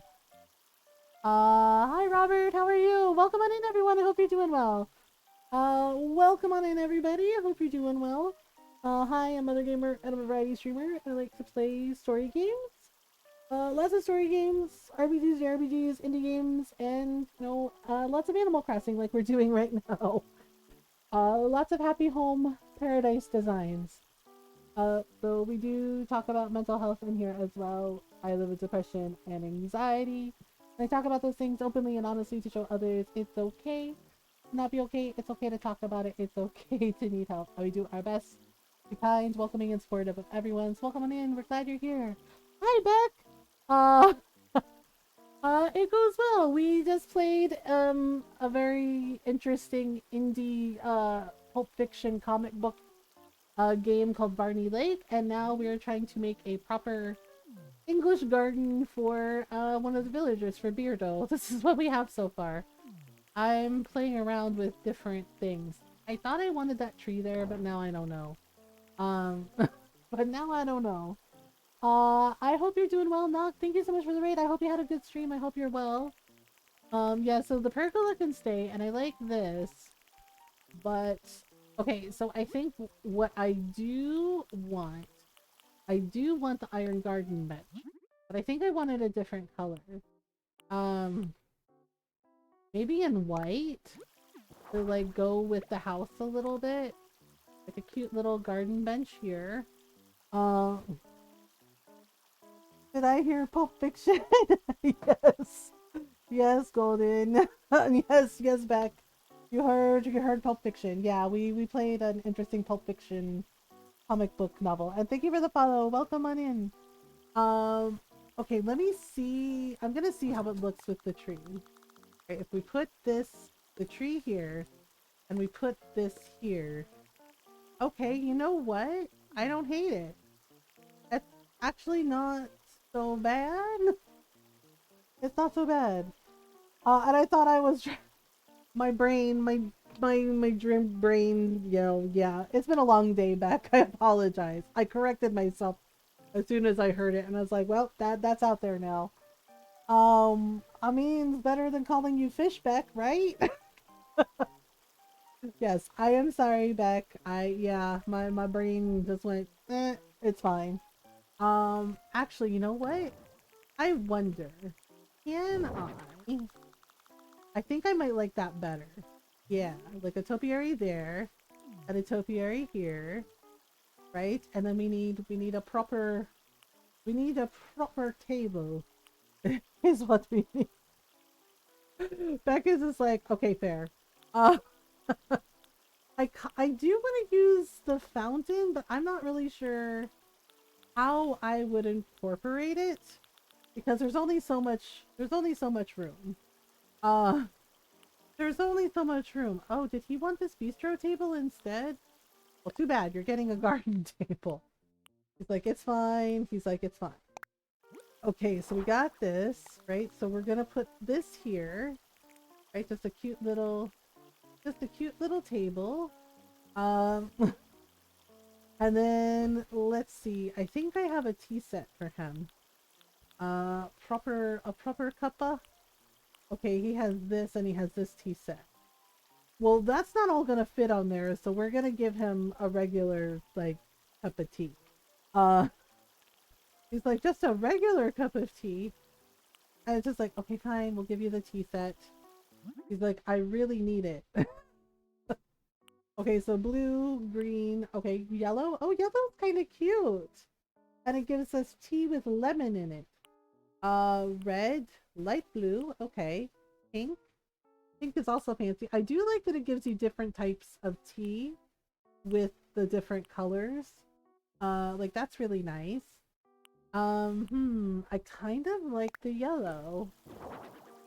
All right, so actually, let me turn it like this. There you go. One cup of tea. He's like, okay. So we'll do like an outdoor tea set. Um,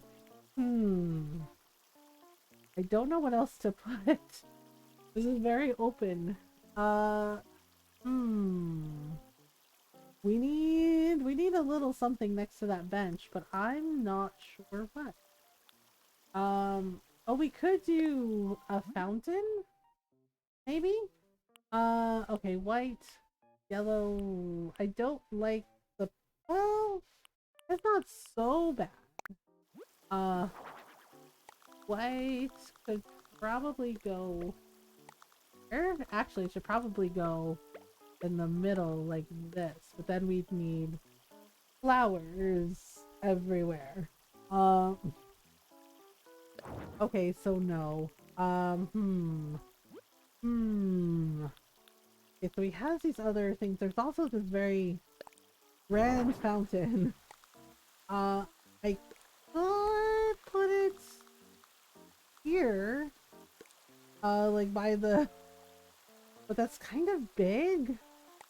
That's kind of big. It's like, I feel like we need more shrubberies. I feel like we need more shrubberies. Okay, what if I put the fountain here, right near the things? Okay, and then we put. Okay, so that's as far as the bird bath goes. Put this in the middle here, like that. But then we need more, like, topiaries or trees or something. Because I'm wondering, can I make like a maze with the garden with the shrubberies? Like kind of, sorta. Um, like that, right? And then kind of like this. Whoops. This, and then like this, and like so. This is one of my weirder builds, but sure. Uh, like so, right? So kind of looks like a maze, right? That you can go in, I guess. Okay, and then maybe move that there, right? I think I am gonna have to move. Actually, if I move, well, that's not right. If I move this over, right, and I move this over a little more, like this, and then maybe. Okay, I'm gonna have to test it. I have to test my theory. Okay, yeah, it'll be a tight squeeze, but he could totally fit. Uh, I don't know. Maybe I should do it. Maybe I should make the maze with the topiaries instead. With like a mix of things. Okay, and then move this over, right? Um, and then kind of whoops, move that like this. That goes like there. It looks weird. Sometimes you think of an idea and sometimes it works and sometimes it doesn't. Uh, sometimes it works and sometimes it doesn't. I mean, it could work, but I'd have to get creative with some of the spacing. Um, so maybe if I did it with the topiaries, like so, I like that, right? And then okay, and then move this along the fence like so. Right? And then like it's up against the fence. Um okay, and then let's see. Can we do it this? Oops, except maybe remove that one. And move this over just a tiny bit. That. Um and maybe move this one over a little bit. Okay, and then maybe have the hibiscus bushes right over there, like this, or like have them in between, like before, but then have it like kind of do like a hook turn. Um, maybe have it kind of do a hook turn like that, right? And then, yep, it's not gonna work. Okay, I tried it. It was worth a shot. Um, it was worth a shot.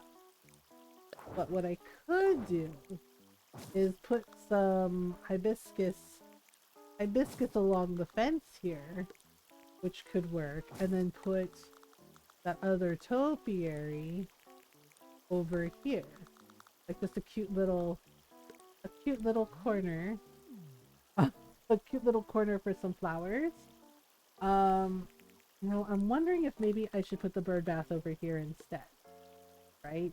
Like put the bird bath over here, and then maybe put the fountain like this. Yeah, kind of in the middle. Eight. Yeah, kind of in the middle like that. Let me see how that looks. Yeah, that looks nice.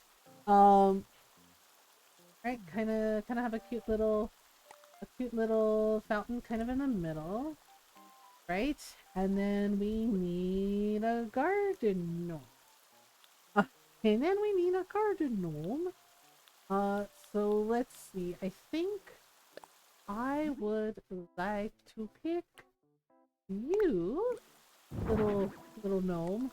Maybe okay, this has to be a little closer to the bushes.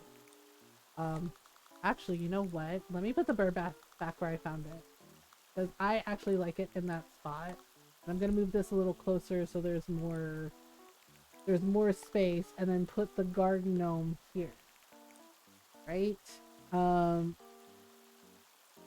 put the garden gnome here, and then do flowers like this. He's gonna need space to move. That's my thing. I like the fountain, but it's so big. I got it. The shell fountain. The shell fountain is smaller, and it can work. So let's do the shell fountain in the middle with, let's see, we can either do, I don't like any of these colors. The white is the only one that seems to look like it belongs there. Like, because it matches the statues. So let's do that. Whoops. Kind of like this. Back a little more. Do a little more forward. Yeah, that's actually better. Okay, so we have little fountain, little gnome. I feel like we need more flowers for him. Like I have the topiaries and the little flower bushes. You know what? Maybe one side we have red flower bushes. Okay, so I'm gonna move the bench over and then the table. Okay, that's not permanent. So don't judge that. Right over here, have an idea for the topiaries.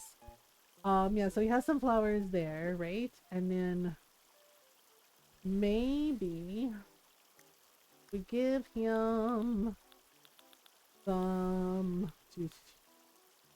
Okay, so topiaries for that spot, and then maybe we do. Okay, so we did hibiscus over there, right? So maybe what we can do is either some plumerias, white plumerias, or we could do yellow hibiscus. Like he could have red hibiscus flowers.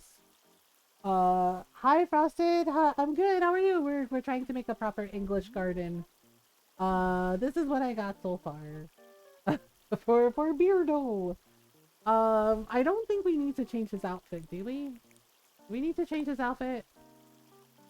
Let me check. Oh, look at him. Yeah, no. Nope, you can't mess with perfection. Tweed jacket.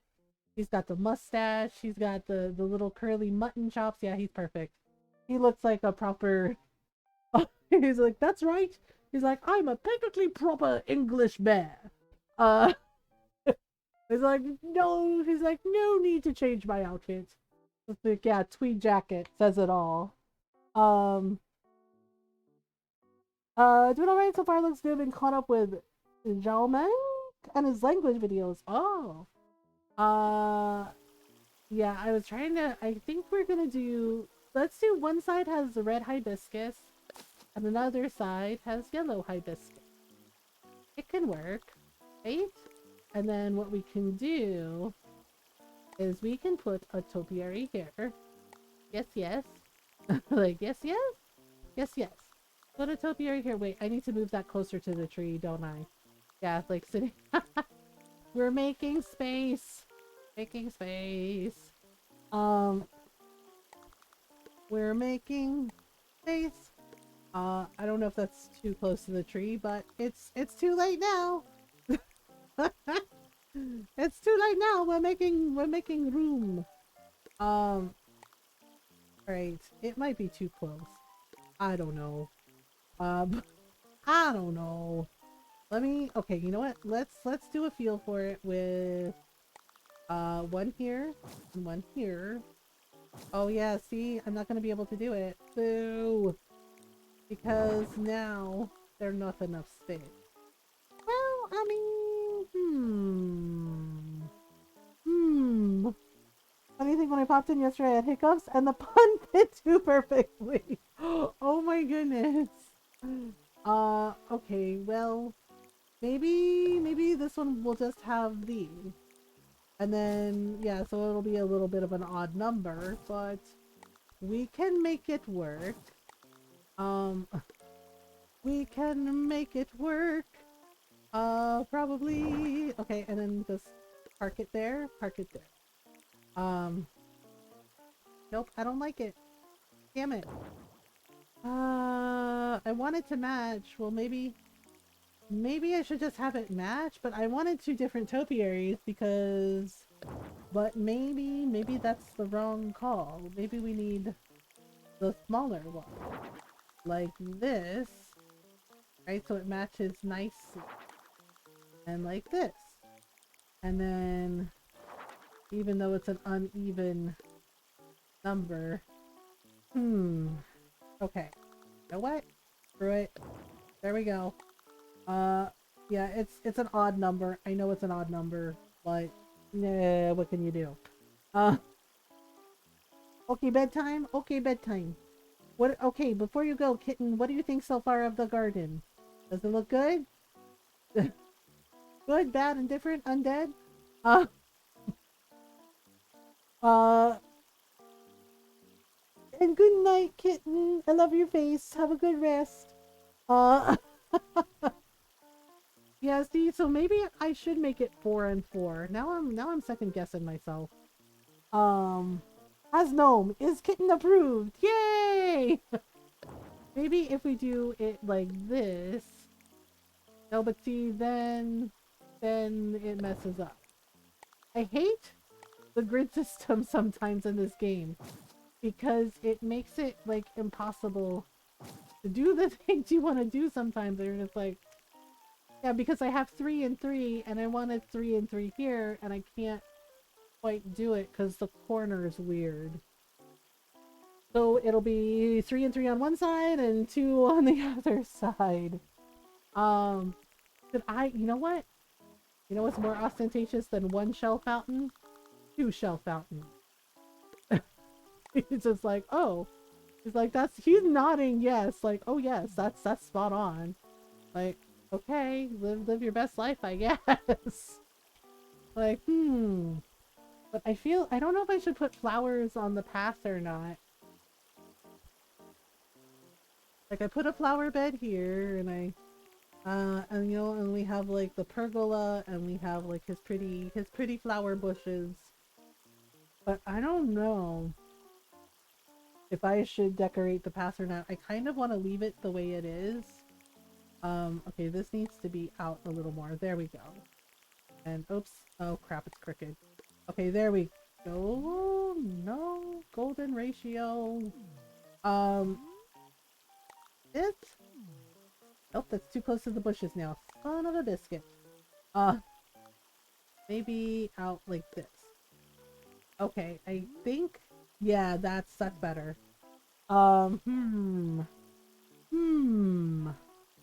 We haven't even gone outside. Alright, I don't know if I need to put anything else. I mean, I could probably give him another topiary over here. Like that. But nope. I think maybe we'll just do the one. Actually, what we could do, I think I have it. I think I have it, maybe. If I put another flower bed over here, like this, right? And then I put topiary, this. Nope, it doesn't work. I thought I could handle the tree. I can't handle the tree.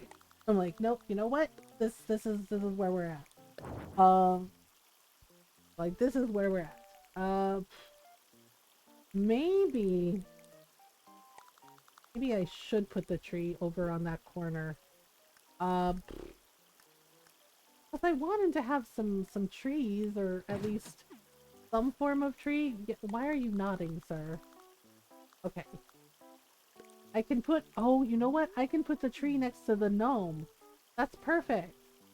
Yeah, why not? And then the little garden hose can go here. Oh, there we go. Yeah. We're making it work. We're making a cute garden for Beardo over here. honestly, I would love to sit in this place and just drink tea. It looks really nice. I'm like, can I sit here and drink tea? Just, you know, have a and enjoy enjoy the nice weather and have a cuppa? I was like asking for a friend. Like seriously, I honestly I know it seems like simple, but I think it's done.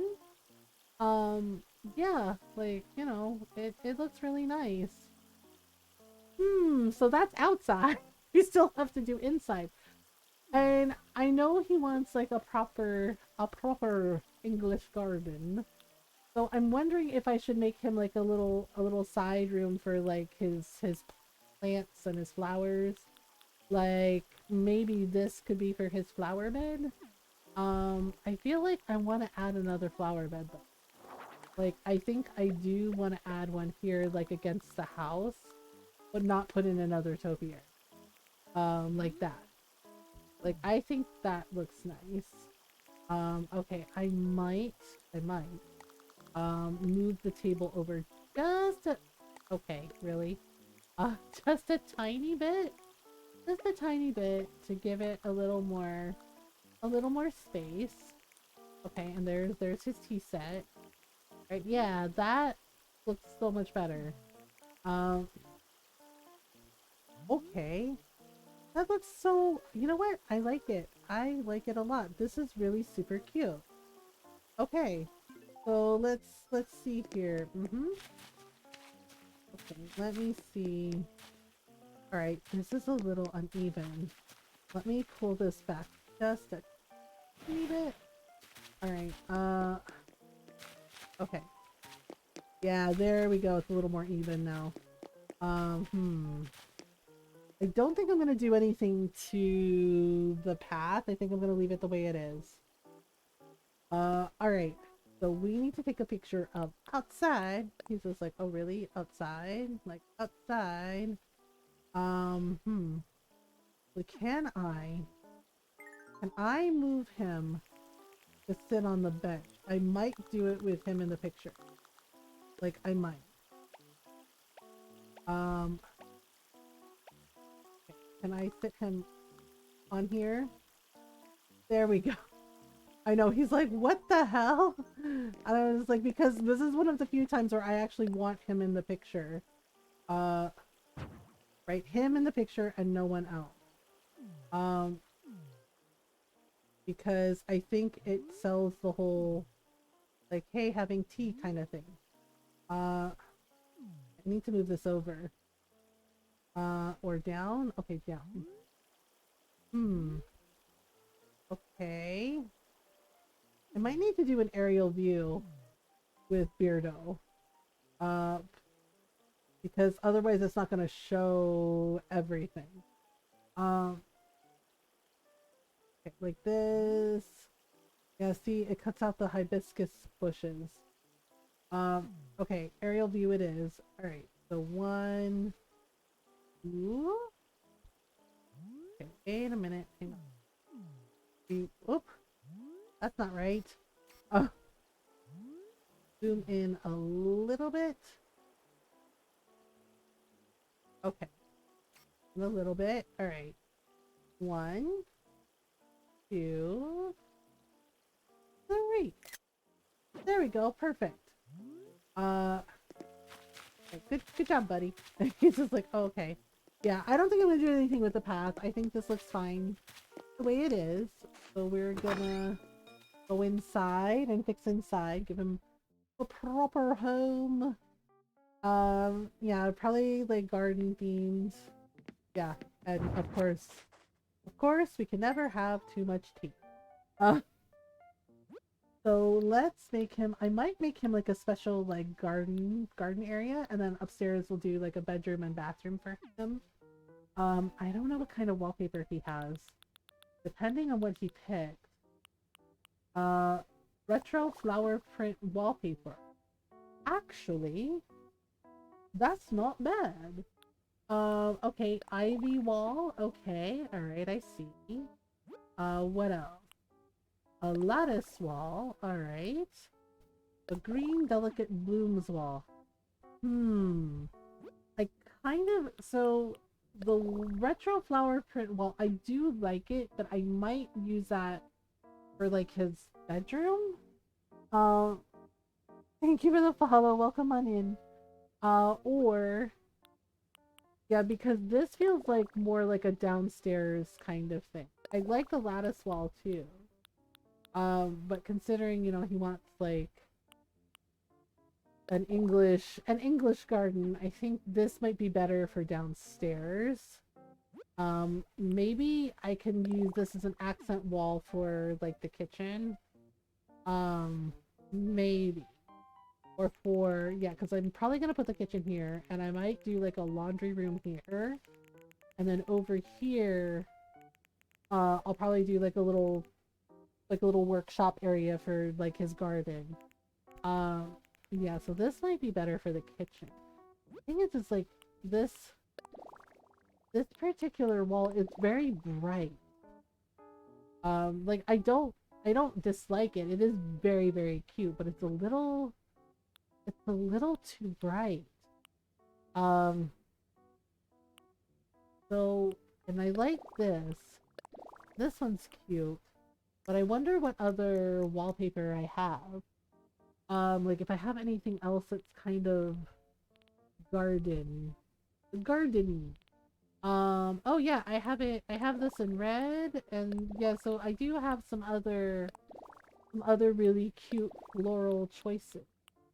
Um, oh, I forgot I had this wall. Yeah, this wallpaper is really cute. It's like cute little hand-drawn flowers, and I have it in blue and green, and I think also yellow. Yeah.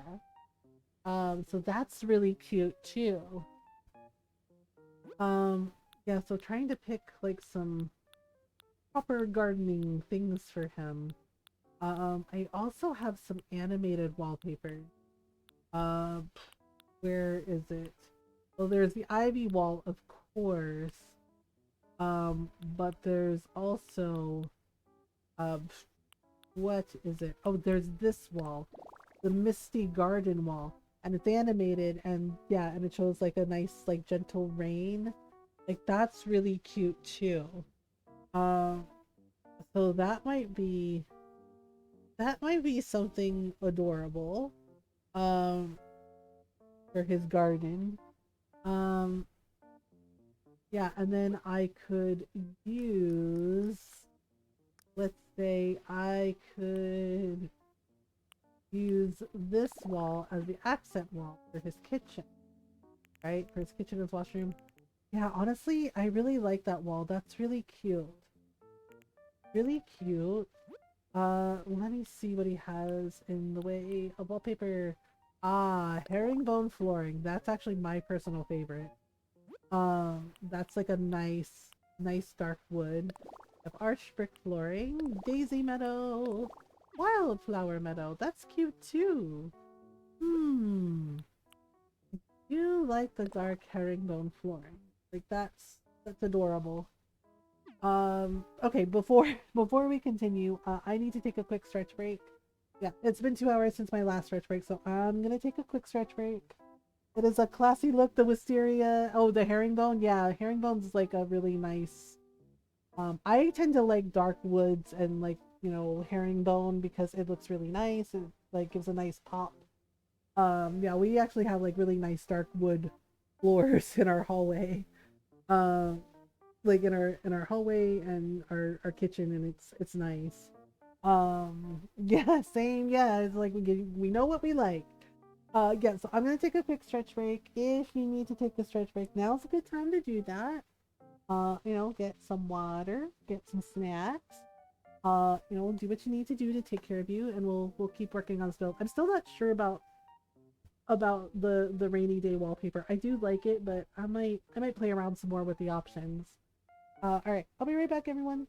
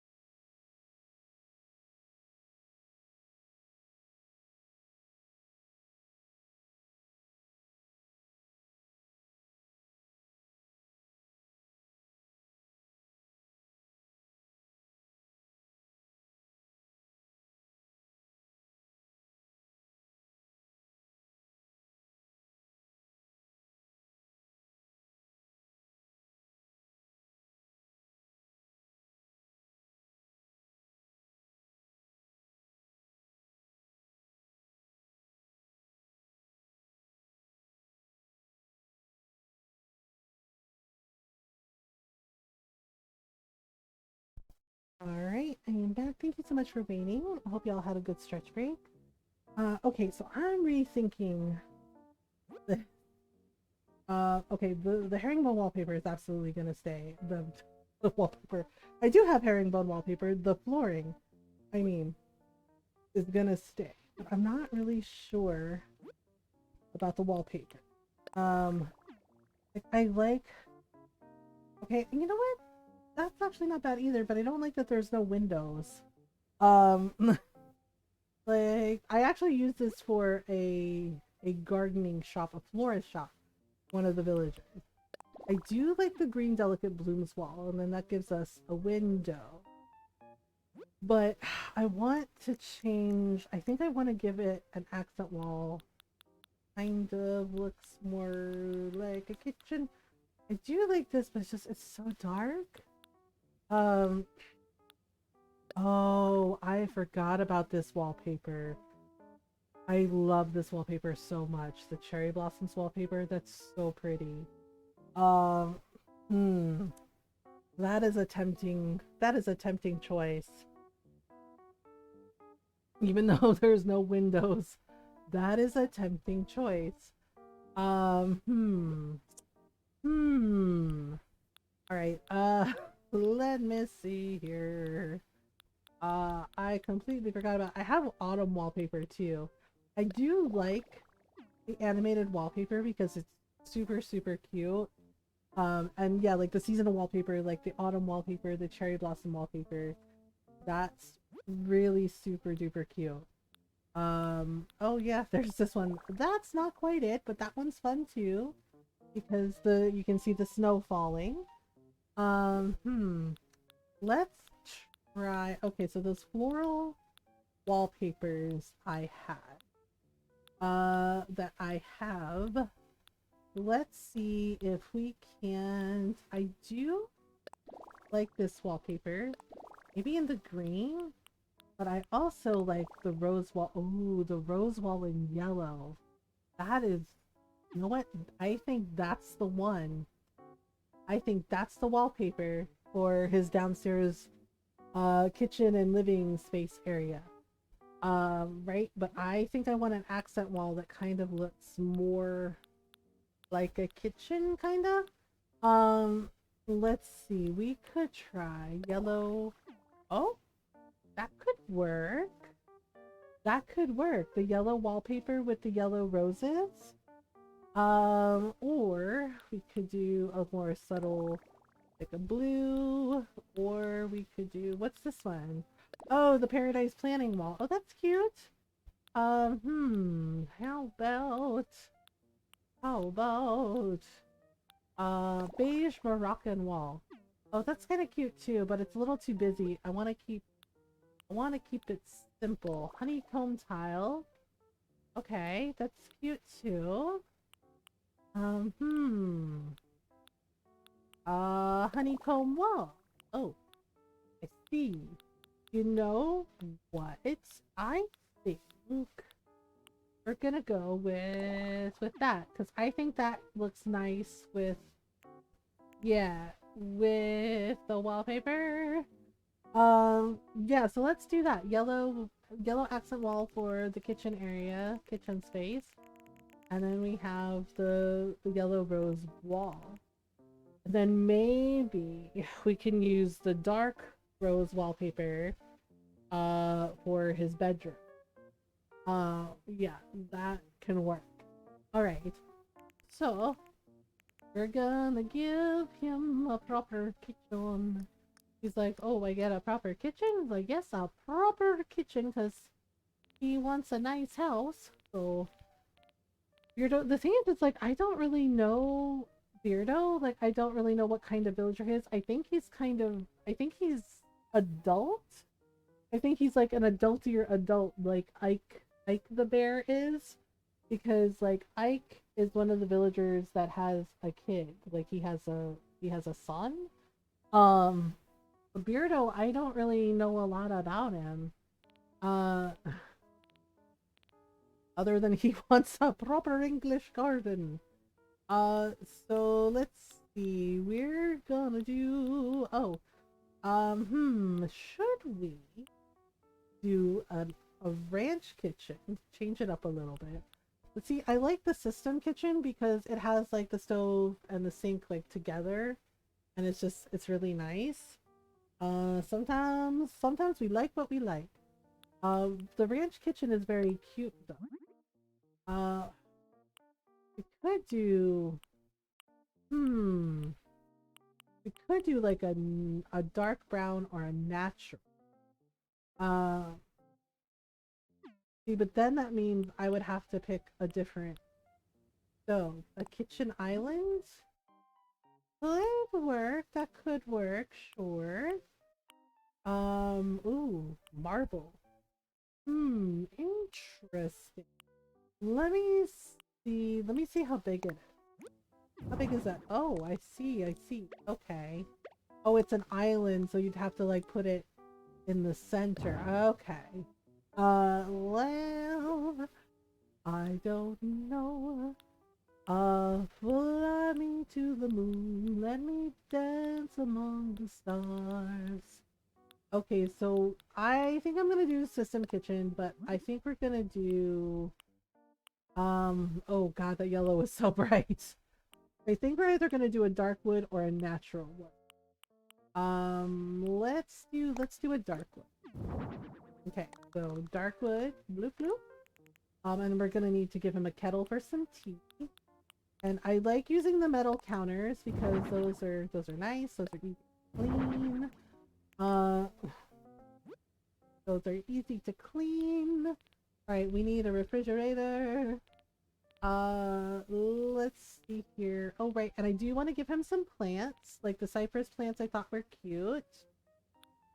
Let's see, where is the refrigerator? Oh dear. Oh dear, I have too many things. When you unlock everything in Animal Crossing, this is a problem.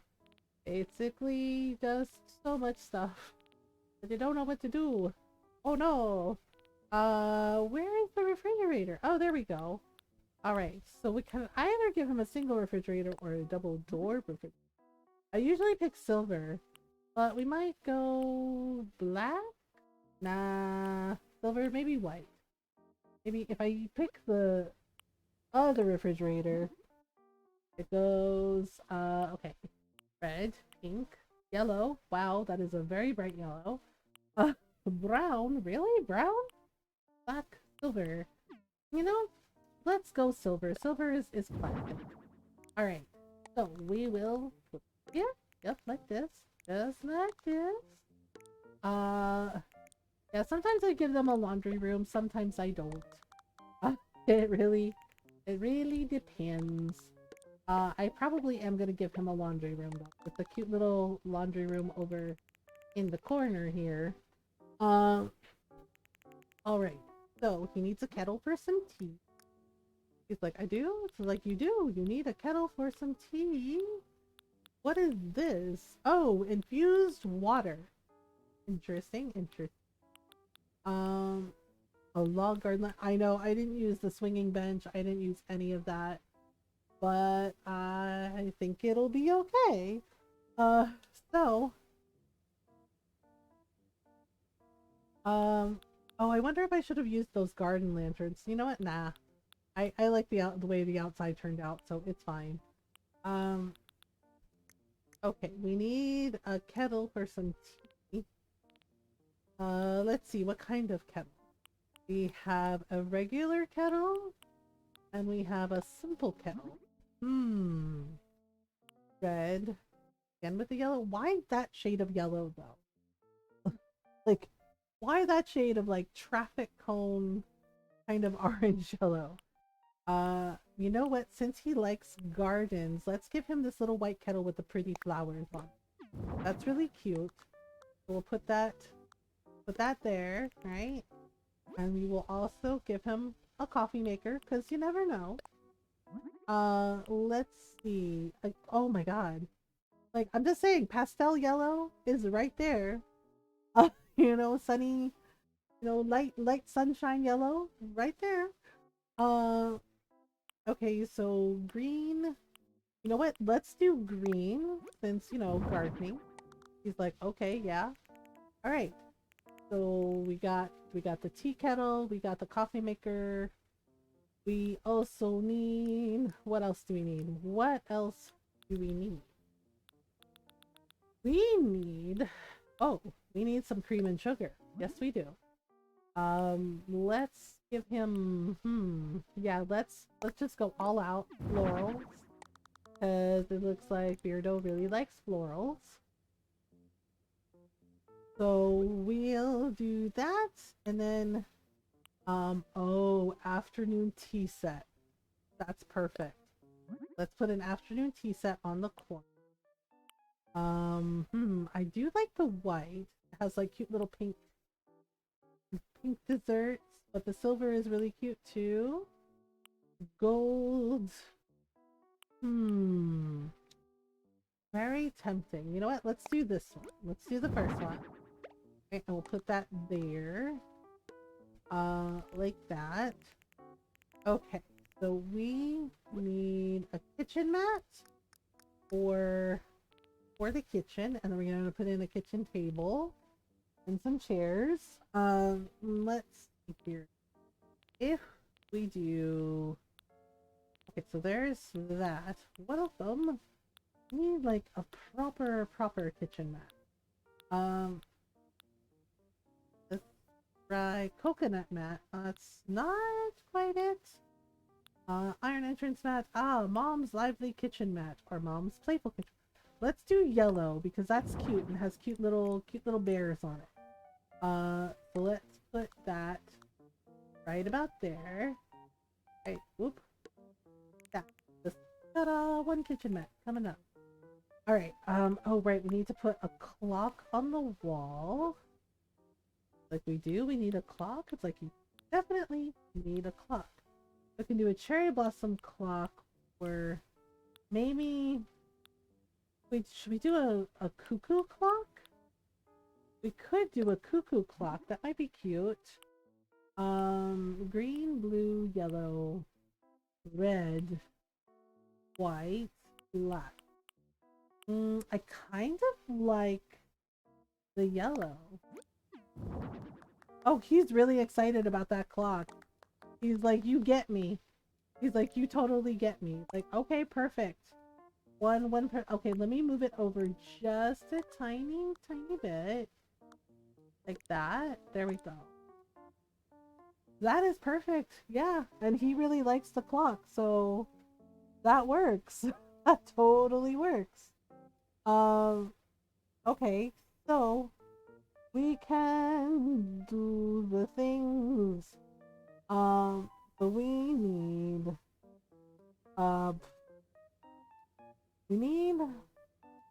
some things.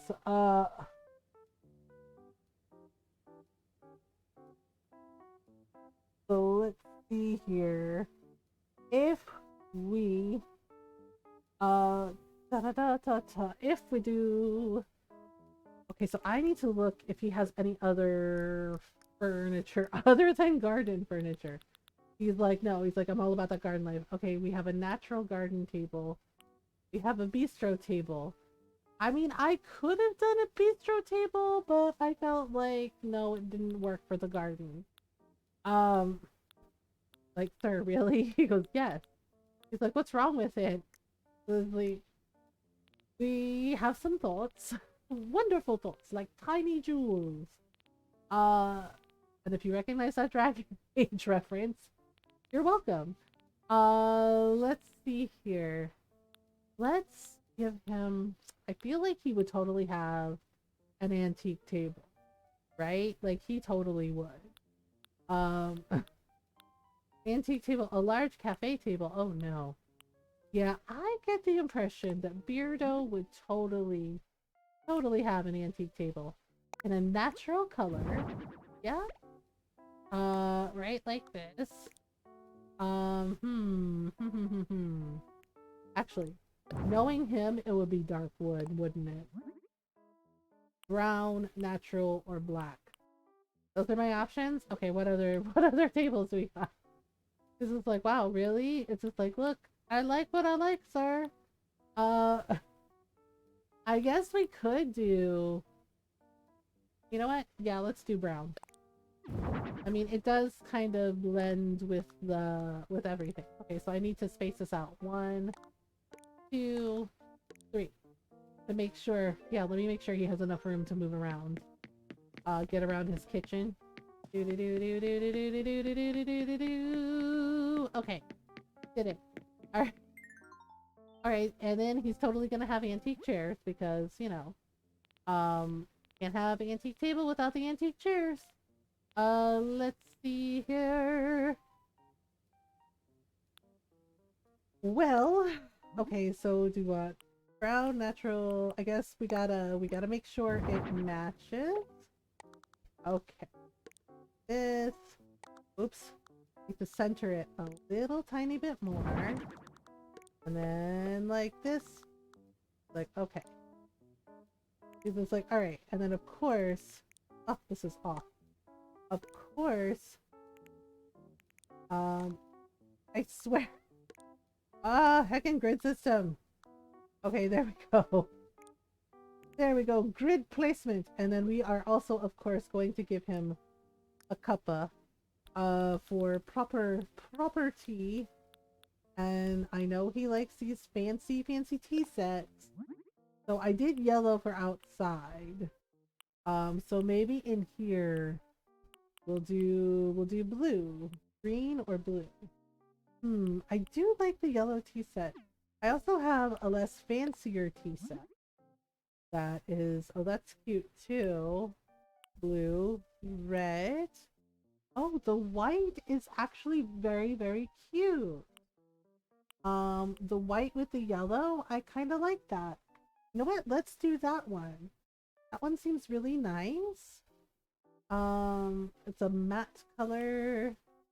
I really like that one. Okay, let me see with the fancy tea set. With the fancy tea set, we have blue, we have, okay.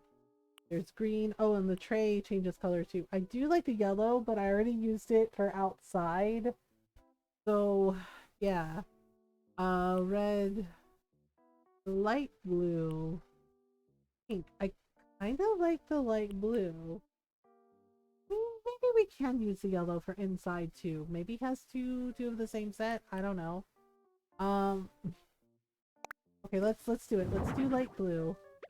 Right, and we'll just have a nice cuppa right there. Okay, so I am gonna give him a laundry room in this corner. I'm just gonna have to figure out how I'm gonna have to use some partition walls, I think, in order to make it work. So yeah, because our laundry room is actually next to our kitchen.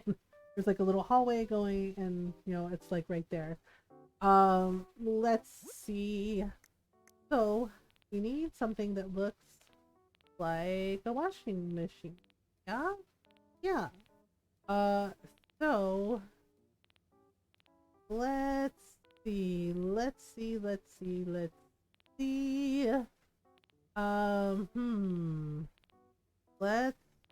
here we go. Yeah, these to me look like, I know that they say they're both washing machines, but like they look to me like our washer and dryer. So that works. So that works, and we can figure it out from here. Alright, so we are gonna use this. Oh, they come in different colors. Okay. Well, let's see. What color do you come in? Pink? Oh, really? Pink? Blue? Green? Yellow? Okay, see, that yellow I don't mind. That's actually a nice shade of yellow. What about you? What do you come in? Black? Oh, interesting.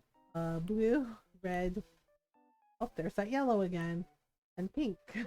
Maybe we're better off with regular colors. We could do... I do like the blue. That's actually kind of cute. Green is alright. Maybe blue?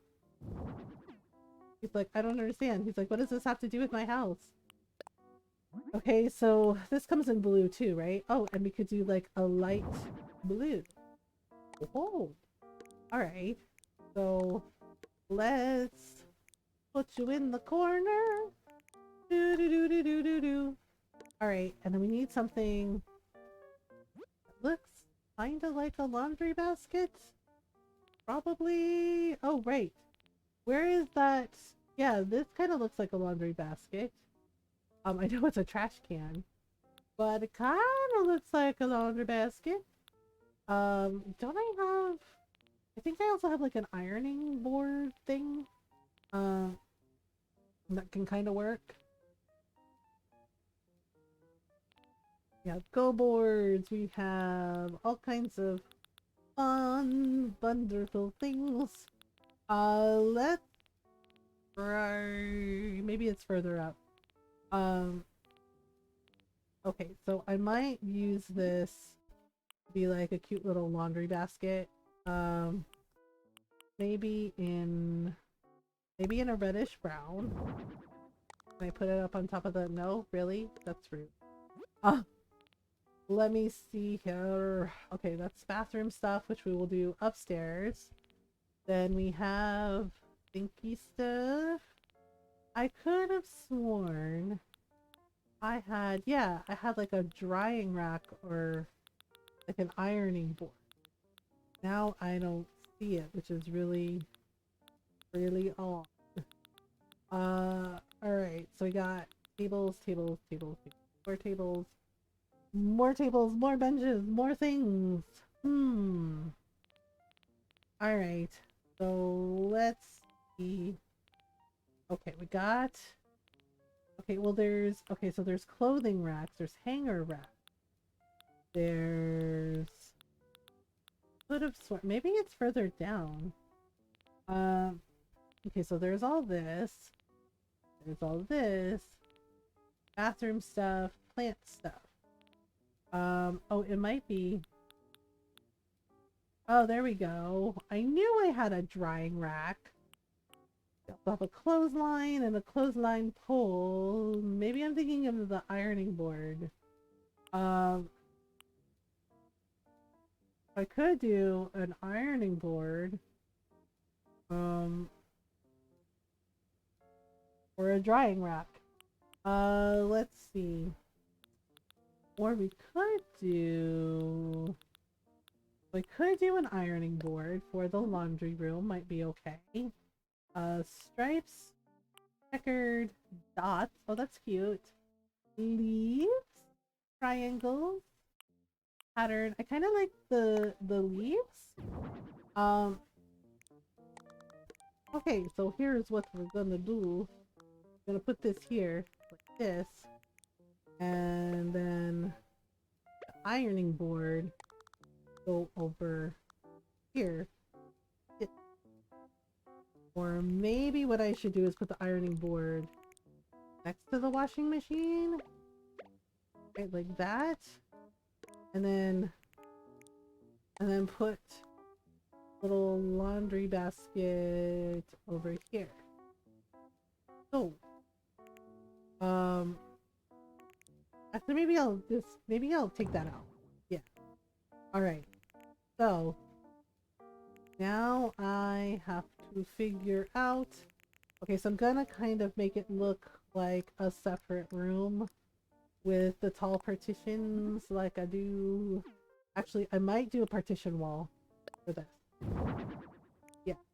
Kinda like this. Right? To make it look like another room. Yeah, kinda like that. Hey Coffee Sean, how are you? I feel like I forgot something outside. Hang on. Let me check something. Uh let's see. I just kind of want to do like one more look at this place. I don't know. I feel like I don't know, maybe I should add more flowers, but maybe not. Maybe it's okay. How are you, Coffee Sean? Okay. I don't know. I don't know how I feel about the goat statues either. I'm like, oh look, it's me, Capricorn, the sea goat. Whatever that means. Yeah, because I'm kind of second guessing myself about the flower beds, but you know what? I think it'll be okay. Oh, Beardo, I'm leaving! I know, we're making him a proper English garden. Yeah, I know. I don't really know a lot about him. Don't leave him flowers! Don't leave him flowers.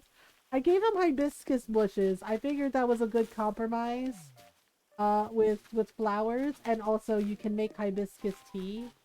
So he destroys them. He destroys flowers, sir. You asked for a proper. He's like, what? He's like, what?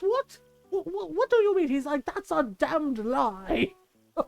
Like, sir, excuse me. You asked for a proper English garden, and Coffee Chan says you destroy flowers. Is that true, sir? Are you a flower killer?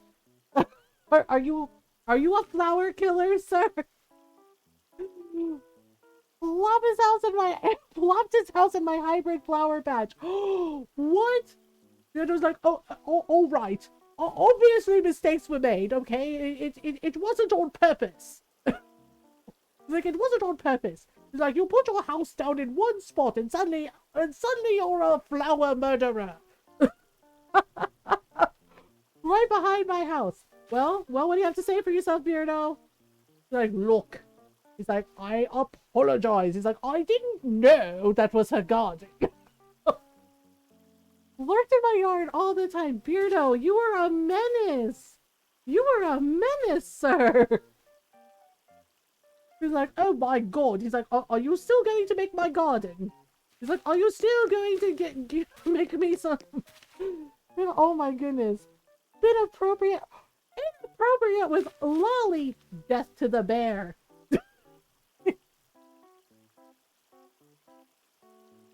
I talked to the dolphins. They said it wasn't on purpose. Inappropriate with Lolly. He's like, you're still going to make my garden, right? And my house. He's like, I really would love a spot of tea. It was like, sir, you are lucky that I happen to like English gardens. I happen to like gardens. And it was like, but. And I was like, you are going to tell everybody how amazing this house is. He's like, quite right. Of course. He's like, so, he's like, oh, are we getting back inside? And it was like, yep. He's like, will I come back out alive? Like, that's up for you to decide, sir. I cannot believe, I am so shocked. He is a flower murderer? It was like, and Lolly's on my island too, and I love Lolly. It's just like, dude, you did that? What's wrong with you? He's like, well, what do you mean? He's like, absolutely nothing. Like, absolutely nothing, huh? I know. Oh my goodness. Cheerio. I am stunned that he's a flower murderer. Like, that is wild. You know. I had a perfect layout, island layout when I started, but I was ready to reset the whole switch if you were to be my first camper. Oh no. Oh no. Beardo. Yeah, I don't really know a lot about him, so I was like, he's fine, right? Except, nope. Apparently he's a menace. He's a menace. He's just like, look, it wasn't on purpose. He's like, I promise. I was just like, uh-huh. We believe you.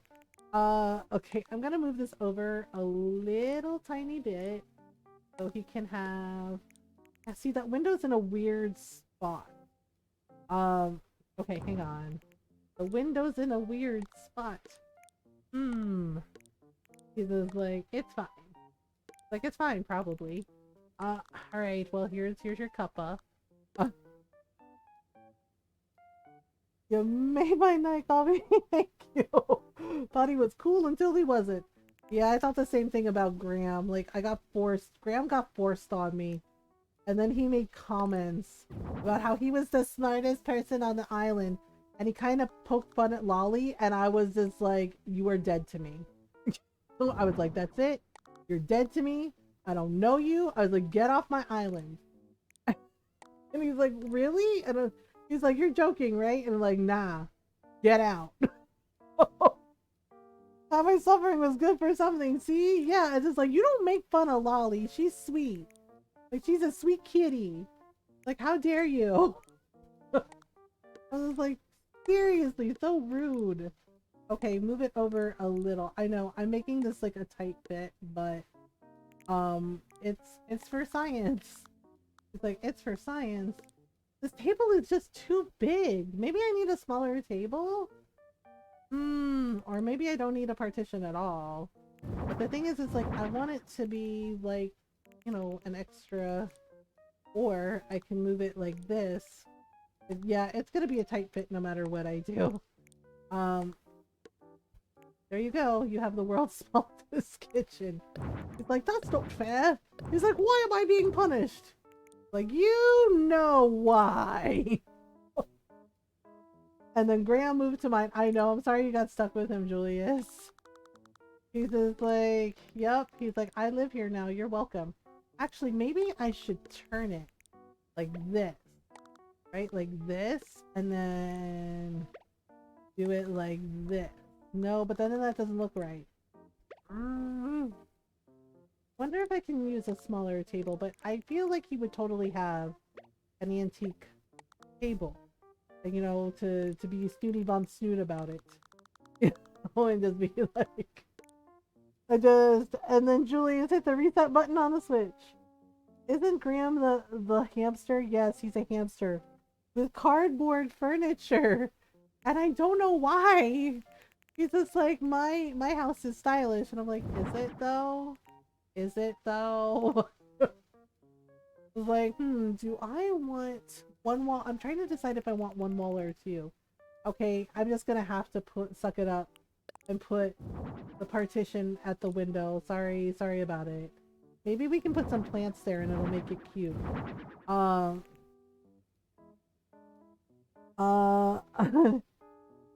Gosh, wait, there are more cardboard fans out there. Yeah, when Graham lived on my island and I went into his house, he had nothing but cardboard furniture. He had a cardboard couch, he had a cardboard bed, and I was just like, what is happening here? Right? And then he went on about how nobody has style like him, like he was the smartest and most stylish villager. And I was just like, sure, Jan. Yeah, I was just like, sure, Jan. And I was just like, I don't understand this design. Like, why does he? I tried to get rid of him first, the bullying, ignoring way, but gave up and reset the island. Sometimes you just do what you have to do. Oh my god, is Bruce a cardboard fan too? It's like cardboard's gonna be all the rage.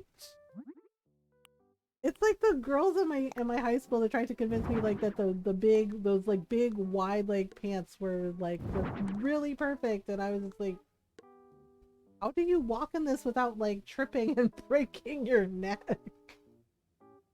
Whoever arrives last on the line can leave first. Just like, yep. Okay, so I don't know if I want two walls or if I want one partition wall.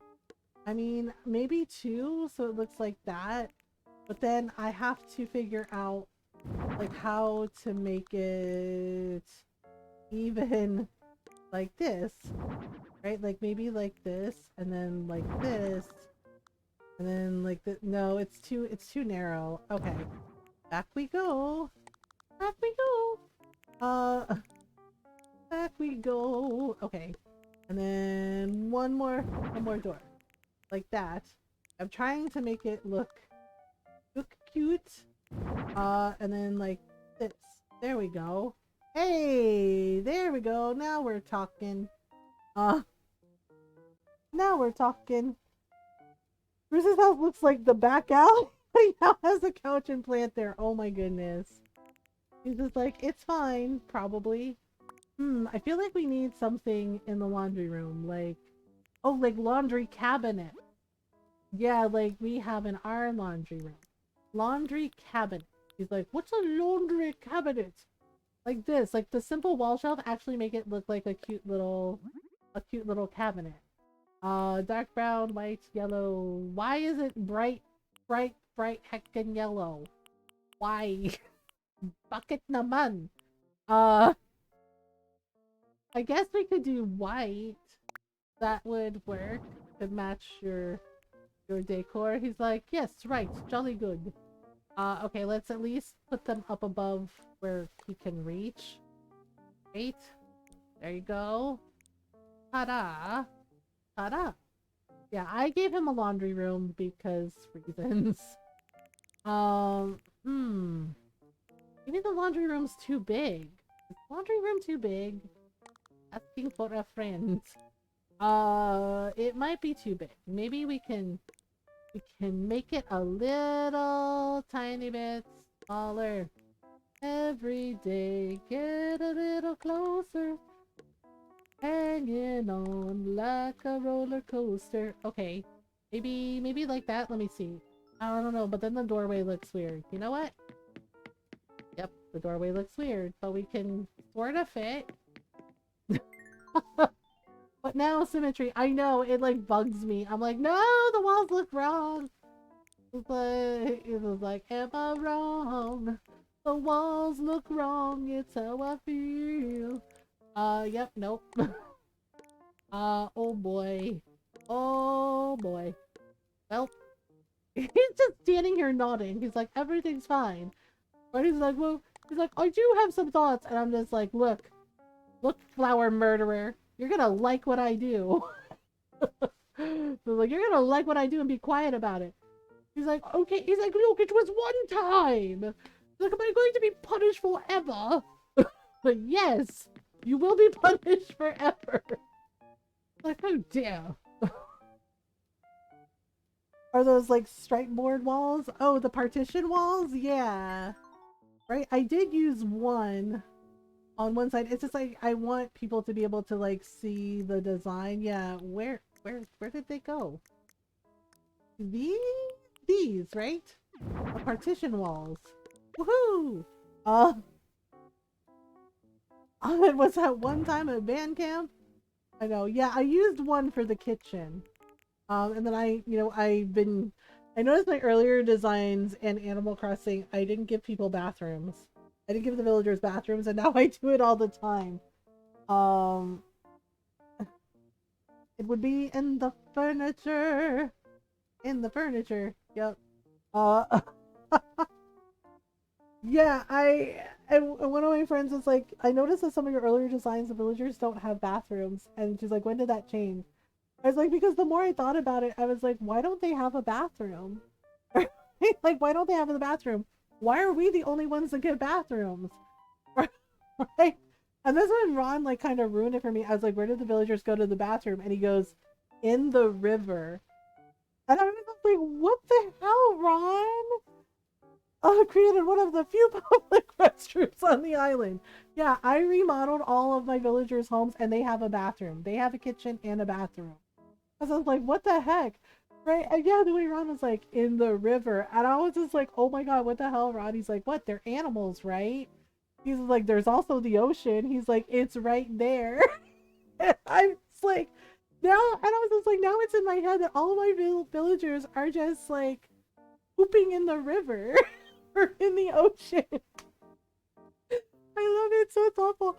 Yeah, and Rod's cracking up. He's like, you're welcome. And I was like, no, not you're welcome. I was like, what's the matter with you? But their water supply, right?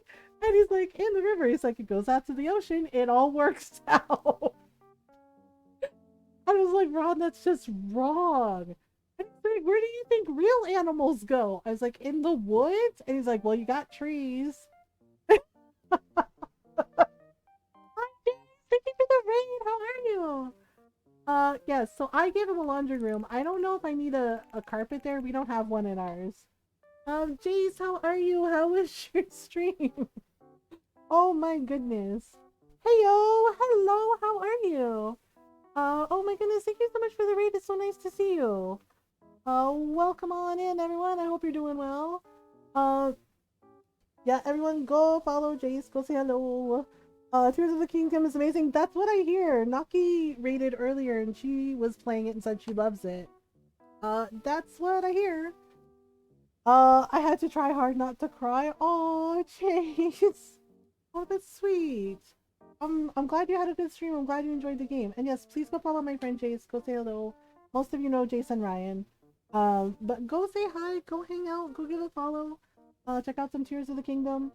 And yeah, I'm sure most of you from Jace's community know me. But if you don't, people have been playing since yesterday. Mine is not arriving till Monday. Yeah, I feel bad for people who are waiting for it. But most of you know me. If you don't, hi, I'm Mothergamer, and I'm a variety streamer. I like to play story games, RPGs, JRPGs, indie games. We played a really odd, interesting indie game earlier, and now we're putting around in Animal Crossing. And we do talk about mental health and social issues in here as well. I live with depression and anxiety. I'm Filipino and queer. Talk about all of those things openly and honestly. To show others it's okay to not be okay. It's okay to need help. It's okay to talk about it. We do our best to be kind, welcoming, and supportive of everyone. So welcome on in. We're glad you're here. And no, that's okay. But I adore you and hope the evening's treating well. I love you so much, Jace. Thank you for the raid. Have a good rest. Oh my goodness. Wide leg jeans and chunky chunkless. Yeah. Yep, wide leg, and it looked like Alpha redeemed the Tagalog word. Oh, I missed that. A Tagalog word. What should we learn? Should we learn? Since we're doing a garden with the flower killer Beardo, that's gonna be in my head now forever. That he basically murdered Coffee Sean's flowers. He's like, it was an accident, all right. He's like, you never messed up before in your life. Like, oh my goodness. Good. Yeah, so let's say, I'm thinking. Since we're doing a garden, an English garden, we can learn garden in Tagalog. So garden in Tagalog is jardín. And I know that sounds like Spanish. And again, for anyone who's like, oh my god, that sounds like Spanish. Yeah, 300 years of colonization from Spain. Uh, so yeah, it's in there. Yeah, the whole island to pick a spot, the jerk. Yeah, and it doesn't look like how it's spelled. Yeah, so garden in Tagalog looks like this, right? And it's pronounced jardín. Yeah, so jardín means garden in Tagalog. Yeah, not Hardin, Hardin. Hardin, right? So, uh, I know. Yeah, so this is what we have so far, and I'm making him a little kitchen and a little laundry room. So Hardin is garden in Tagalog. Uh, oh my goodness. I'm trying to decide if I want to give him, you know what? I think I might put a drying rack in, or actually, I'm gonna move the ironing board forward like this, kind of more in the middle since there's more space, and then I am gonna use that this thing because it does look like a laundry basket. So I'm gonna put it there. Yeah, there we go. That's perfect. Ta-da! Uh, ta-da! Uh, hmm. Oh my goodness. Thank you for sharing garden with us. Yeah, of course. Of course. Thank you. Thank you for pointing out that I missed it, Frosted. Yeah, Nora went to bed early and Golden's been having issues with logging in to Twitch, so you know, I do usually have other mods. Yeah, Cat lives in Australia and she got a new job. So she got a new job and she got a dating life picked up, so she's been a little busy. Um, yeah, she has a full-time job, and my friend Hugs and Roses, he streams and he also has a full-time job. So they are here when they can be, but the rest of the time it's just me, myself, and I. And it was like that when I first started. Uh, so okay, I don't know. I think I'm gonna put some plants along here. What I'm gonna do here is I'm gonna give him like a little workspace for his garden. Like I liked the fact that he has a cute little greenhouse box. I think that's perfect. And I'm gonna put like a little workbench here for like gardening, or like a little table that kind of looks like a workbench. Uh, that did a little workbench thing. Yeah, Norl and I had a discussion about whether or not I was too mean, and she was like, "No." I know maybe it's weird. Um, I've had people be like, "Oh, I need to see it eventually," and if not, no biggie. Well, thank you for being patient, Alpha. Uh, Narito ako upang tangalong. Hope that came out right. That totally came out right. Um, well, so okay, so I'll be celebrating 5 years. Yeah, 5 years. Like of the first time I streamed, and then certainly my affiliate anniversary is in October. I was like, which one do I celebrate? And everyone was like, both. Celebrate both. And I was like, can I do that? And they're like, yeah. Uh, I've had it said before. It's not like I never get mad. Like that's that's not the issue. Why not both? Yeah. It's not like I never get mad. I do get mad. Like today earlier at stream I said I was like frustrated and disappointed about learning the crap about Star Wars, about Fallen Survivor, right? And Survivor, and they're working on Fallen Order too. Like I'm still kind of heated about that because it's just like again we get told we can't have shit. Right? Like and Ron was kind of stunned when I told him. He's like, wait. He's like, you mean to tell me? He's like, the writers for the game, he's like, and the developers, he's like, they wanted the main character to be black. Yes, they wanted the main character to be black. They said they wanted the main character to be black or a black woman. And we're told in no uncertain terms and very racist terms by the studio, not EA, by the studio, that they couldn't do that. And I'm just like, oh, okay then. Talaga? I know, right? That was exactly my reaction. Talaga? Are you like talaga? Serious ko? Yeah. And yeah, and Ron was shocked too. He's just like, what the hell? Right? And they had excuses. They had excuses that we already had a black. Well, I'm shook. Yeah, I am too. I'm like, Star Wars and Star Trek are diverse. And it's just like, and you're really sitting there like saying they can't have that. Like for fuck's, there's aliens in both. Like there's aliens in both. So why not have another? Exactly. But they came up with excuses like we already had a black character. We already had a character of color bringing up Ahsoka. And then the whole idea about the character being a woman, they're like, we already had Rey. And I'm just like, so okay. Right? Like that was some of their excuses. And I'm just like, so you can't have more women in Star Wars? You can't have more main characters that are women in like really? And I was just like, oh okay then that's I'm like cool. I'm like that's fine. And on top of that, right? And it was like on top of that, after 3 seasons, right, the Kung Fu TV show that Ron and I were enjoying, that many of us were enjoying, right? And I was so happy to see Filipino actors in lead roles and supporting roles for Kung Fu. They canceled it. They canceled it after 3 seasons because they were like, we're doing a new business model. And everybody started calling out CW, the CW TV station, are like, like a lot of people in the Asian community were like, it's not lost upon us that you made this announcement during Asian American, Native Hawaiian, Pacific Islander Heritage Month. Like, you're like, we're canceling the show. What? Yeah. Yeah. How do we put someone in Asian Pacific Islander? Yeah, they canceled the show after 3 seasons. And I was just like, this makes me really, really sad. Because the show, the reboot that they did, it was really good.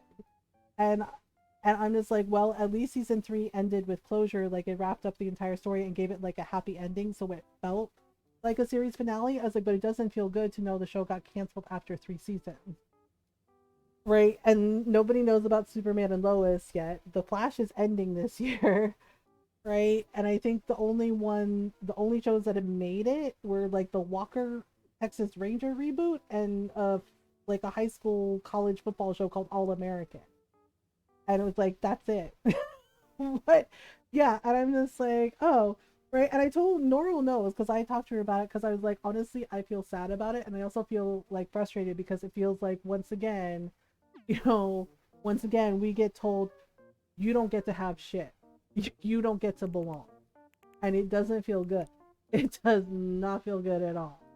Um, yeah, and I was just like, oh, okay, then it's fine, right? And yeah, and people were like, does that make me mad? I was like, sure, it does make me mad, and it makes me frustrated, and it makes me disappointed because one of the big reasons I was excited about the Kung Fu TV show was because it was all kinds of Asian actors in leading roles and supportive roles, and the thing is many of the characters on the show are kind and good. Like the main character herself, Nikki, she's a hero, right? Like she's a hero. And one of the characters that I really liked, Filipino, and he was a love interest for her brother, and he's a chef. Hi, Yak! Thank you for the raid. Yeah, and he was good, and it was like we had all, and the Filipino kid in me was so happy to see like all these different characters and seeing Filipino people in lead and supporting roles, and they took that away. How are you? Thank you for the raid. How was your stream? Let me do a shout out for you. Um, Dirk Uprising. Oh my. Well, hello. Welcome on in. Um, welcome on in. Did I do a shout out for myself like a silly? Oh no, I don't think I did. Did I? I'm like second guessing my brain right now. Um, okay, there we go. Um, the shoutouts are broken. Go follow Yak though. Oh my goodness. Playing through Hi-Fi Rush. Oh, I've seen that game. That's fun. I mean, I had to. The bot is just like doing weird shit tonight, and I don't know why. I'm glad you had fun. Thank you so much for the raid. Well, hello. Yeah, we're making. I think we're making a proper English garden. I did that outside, and then we're doing some stuff inside. I'm gonna make him a garden corner. I gotta run and very tired. No worries. Yeah, please have a good night. Have a good rest. I appreciate you, Yak. Have a good rest. Alright. So yeah, we're playing some Animal Crossing. We're just doing a little design. Um, yeah. So we're so yeah. So all that going on, and then people like ask me, "Do you get mad?" And I was just like, I get frustrated. I get disappointed. So 5 years of streaming, I've had people tell me no one is that nice. And I'm like, you're right. No one is nice all the time. And I was just like, and sometimes I have like a really kind of grumpy day. And I was like, but I do my best not to take that out on anyone because it's no one's fault if I'm having like a tough day, or if I'm like, well, I need to process some stuff. And sometimes I'm just like, I don't really feel like being social or talking today. I just, just kind of want to rest and vibe. Um, but it always throws me like people act suspicious if you're kind, and I don't know why. I mean, I do know why, because sometimes we get hurt. Sometimes someone hurts us, and then we're like, oh my god, everybody's out to get me. Like, I understand that feeling all too well. Been there, done that. Bought the t-shirt. Uh, but but other side of that is just because you get hurt, just because a person hurts you, does not mean that everybody is out to hurt you. Uh, right? It is like, speaking of being an exception, I got an update on my convention situation. Oh, you did? We're looking into getting more male dorm rooms. Looks at chest and fountain. More? Excuse me? I might get to be with three guys who are less than understanding. Are you serious? Good times. Oh no, Frosted. I still help and respond and step a toe past the line, and you're getting it, right? Um, you're not a guy. Why? Yeah, this is when I get mad, right? I get mad more for other people, like people I care about, people in our community. And like if someone's mean to Norl, I'm just like, oh really? You know, and like I'm ready to use the chancla, right? Yeah, and I'm like, you're not a guy. Like what I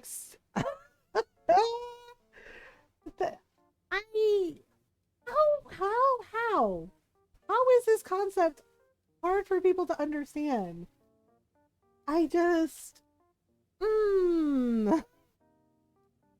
It's like I had this argument with one of my titas this afternoon, right? Like, cause my mom called because she wanted my chocolate chip banana bread recipe. She's like, I misplaced it somewhere. She's like, can you give me recipe again? And I was like, sure, right? And my cousin, the one who is trans, my cousin who is trans, she was there helping my mom, and one of my titas was dropping stuff off. Yeah, and she said something rude to my cousin in Tagalog, and I clapped back at her hard in Tagalog and told her that she was rude, right? And my mom is protective of my cousin too, and she turned around and she's like, "What the fuck did you say to her?"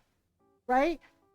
Right? And so, and yeah, it's just like you ever seen two angry Filipino women? Ooh, it's not cute, uh, right? Because my mom heard me like say to my tita in Tagalog, "You're rude." Right? And my mom turned around and was like, "What the fuck did you say to her, huh?" Right? And my tita like deliberately misgendered my cousin, and I was just like, to be a fly on the wall. Yeah, right. And my mom and I both at the same time go talaga, right? How about your mom always goes, oh, she does not play. It's like, if you are a bigot, if you are like racist, transphobic, homophobic in any way, my mom will come for your ass. Like, she does not care. Um, yeah, just like, what the fuck did you say to her? And then my tita fucking misgendered my cousin, right? We love your mom. I know, I love her too. She's a trip, right? But both of us, my cousin laughed about it. She's like, the fact that you and your mom said talaga at the same time, and my mom goes, first of all, it's her, okay? She's a woman.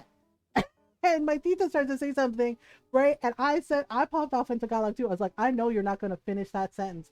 I was like, I know you are not going to say anything, right? And my mom goes, right? She's like, what the fuck are you doing? Your mom is also just like you. And my cousin is giggling, right? Yeah, because we just did it. And I was just like, I'm sorry, did we overstep? And my cousin goes, no, no, no. She's like, I think it's hysterical. She's like, that you both said talaga at the same time. She's like, and then you just went off. And she's like, and honestly, she's like, thank you. She's like, I love you both so much for that.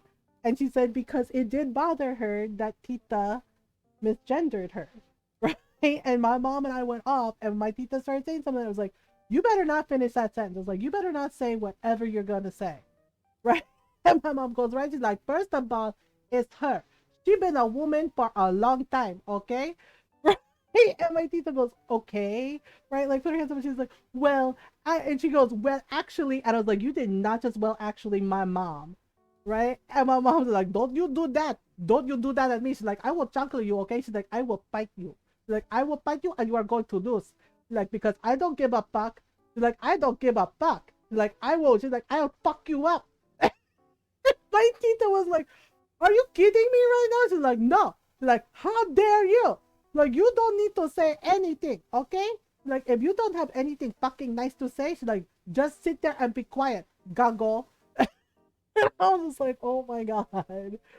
I was like, thank you, right? And my tita was just like, well, I mean, I'm just saying. I was like, nah. Right? Every time she goes, well, I'm just saying, she's like, well, I mean, and I said, no, no. I cut her off every time.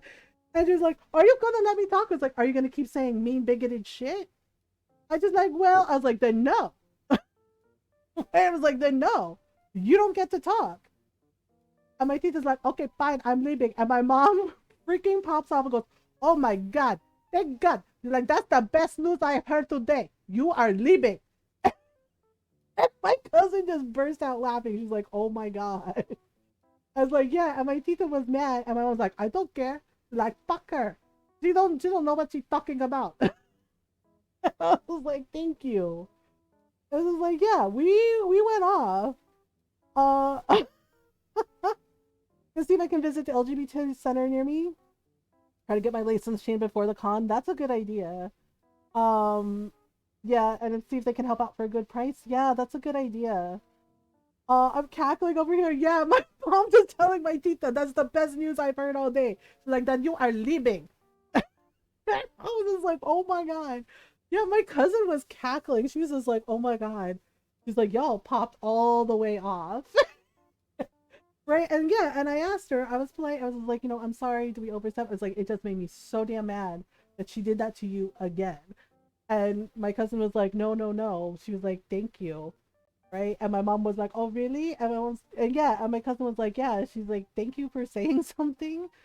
And yeah, because she said it bothered her and she got upset. And I saw her getting upset. And I was just like, seriously? I was like, she's a woman. And it was like, yeah. And she's, and my cousin's like, both of you together. She's like, oh my God. And I was like, yeah. Because anytime that same tita says queer phobic shit to me, and my mom goes off on her. Because most of the time I can put up with it, but there was one day where I was just having like a really, really bad day, and my tita just like said something, and I sighed, and I was just like, you know what? I was just like, say whatever the fuck you want. I was like, I'm so tired of your shit. Right? Like I just said it. I was like, I'm so tired of your shit. And my mom turns around and she's like, what the fuck do you think you are doing? Right? And my tita goes, what? And my mom says, okay. She's like, what do you mean, what? Like, why the fuck are you talking shit? Like, are you looking to fight? She's like, are you looking to fight me? She's like, because that's my daughter. She's like, okay. And she's like, and if you have something to say to her, she's like, you can say it to me, okay? She's like, go ahead. Tell me what the fuck you say to her. She's like, so I know how many times to hit you with the chunk. I was like, oh. And my tita's like, you wouldn't. Right? She's like, you wouldn't. And my mom's like, do I look like I am kidding right now? She's like, go ahead. She's like, tell me what stupid thing you said. Okay? Like, and then I figure out how many times I hit you with that chancla. Like, and then we call it even, okay? And then you never say anything again. And I was just like, oh. Right? Yeah. And my tita did not want to test her. Like, she goes, oh, okay. She's like, okay, fine. She's like, I'm sorry. And my mom, yeah, and it was the way she said, I'm sorry. She's like, fine, I'm sorry. Right? And my mom's like, you don't even sound sorry. Oh, she's like, my God, that's how you apologize? She's like, you know what? Like, you need to learn how to apologize better. Like, my God. Like, actual apology, okay? She's like, because what you say is not okay. And so she's like, fine. She's like, I'm sorry. And I said, okay. Right? And my tita goes, are we good? And I said, no, we are never going to be good because you keep doing this at me. That's why I don't like talking to you. Right? And she's like, you have to forgive me. And that's when my mom piped up. Right? She goes, she don't have to forgive you. She's like, because she's right. You always talk shit to her. And she's like, so no, she don't have to forgive you. She's like, okay, you apologize finally the right way. And she's like, but you know what? She don't have to forgive you. She don't have to do fucking shit for you. I was like, Ma, I'm okay. And she's like, no, no, no. Like, you don't get to tell her that she have to forgive you. Like, she don't have to forgive you, okay? Like, maybe if you not such a bitch to everybody, like, maybe more people forgive you. I was like, oh. Yeah, and I was just like, I feel kind of bad. And Ron was like, no. He's like, your mom's right. You don't have to forgive her. He's like, you don't have to forgive her if you don't want to. And he was like, because like you said, he's like, she does this all the time, right? And I was like, yeah. And he's like, then nah. He's like, you don't have to. I was like, well, all right. Yeah, so I kind of don't talk to her, or I just do small talk with her, right? If she asks, like, how are you? I'm like, fine. And I don't give her anything else. I'm like, nope, it's not happening. I kind of like this ironwood low table. Yeah, she'll be like, is anything else happening? And I'm like, no. Right? I'm like, no, everything's fine. Yeah, I don't give her anything. Because she's one of the titas, that basically whenever they get together and play mahjong, the one tita doesn't show up, they all talk shit about her behind her back. My mom and her sisters, her sisters don't really do that, but my older titas, they do that. Like, the one tita doesn't show up, they are there talking mad shit about her. And I'm just like, and y'all wonder why nobody likes you, likes being around you. Yeah, see, I think the project table is perfect because then we can put like starter plants on there and whatnot. I think I want to put some things on this shelf, like maybe plants. Uh, like maybe some plants and maybe put a plant in the corner. Yeah, so he has starter plant right over here. Uh, Surprise call from Germany to start my day. Oh my goodness. Everything good? White? Okay, we could do like the yellow flowers. Like those could be the starters for the hibiscus. Yeah, let's do that for like the little hibiscus bushes. So we'll put that there. And then we need something else. What else do we need? Oh, right. I also want to give him some plants. Some plants, some vine garlands. Oh, maybe a bucket. He's like a bucket. It's just like, yeah, for the garden, like a little bucket. A little bucket here for, you know, his little workspace. That was unexpected. Yes, that was unexpected. So let's see. We have some starter plants. Maybe I should put out like a watering can for him. A golden watering can. Oh, or we could do a golden watering can or a colorful watering can. Oh, we could do an elephant watering can. That's cute. Let's see. Oh, the yellow's kind of cute. The light blue, black. Oh, maybe the green. The green's kind of cute with like a little smiley face elephant. Uh,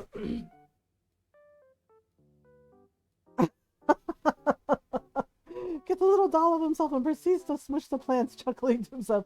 Yes, now I'm a bit shocked. He's like, reminds me of the time I put my house down on Coffee Sean's garden. Like, I thought you said that was an accident. He's like, oh, quite right. The time I accidentally put my house on Coffee Sean's garden. Like, I knew it. Like, I knew it. He's like, please don't tell her. She thinks it was not on purpose. I was like, I was like, oh my goodness. Oh, we could do flower garlands. What else? I'm so horrified that he ruined Coffee Sean's flowers. I'm like, wait, like on purpose? Like totally on purpose. Like, we could do yellow flowers, pink. I do like, ooh, the colorful's cute. You know what? Let's do colorful. Like a little floral swag. A little floral swag. And then maybe a tree branch wreath just for funsies. Just for funsies. Uh oh, we're gonna need like a workplace mat for him. An iron entrance mat. Oh, an elegant brown rug. Accidentally on purpose. Yeah, my brothers would do, you know how little kids do the I'm not touching you thing, right? And it's like the finger or the hand is like inches away from your nose or your face. My brothers would do that all the time when my mom wasn't looking. Would just be like, I'm not touching you. I'm not touching you. I'm not. Yeah, and then she'd turn around and be like, what are you doing back there? And they're like, nothing. And yeah, and they would be, yeah, and sometimes they would get a little rambunctious with it and they would hit each other, right? They would like punch each other and my mom would turn around and she'd be like, you know what? She's like, I know you are doing something. Like, okay, she's like, I don't know what you are doing.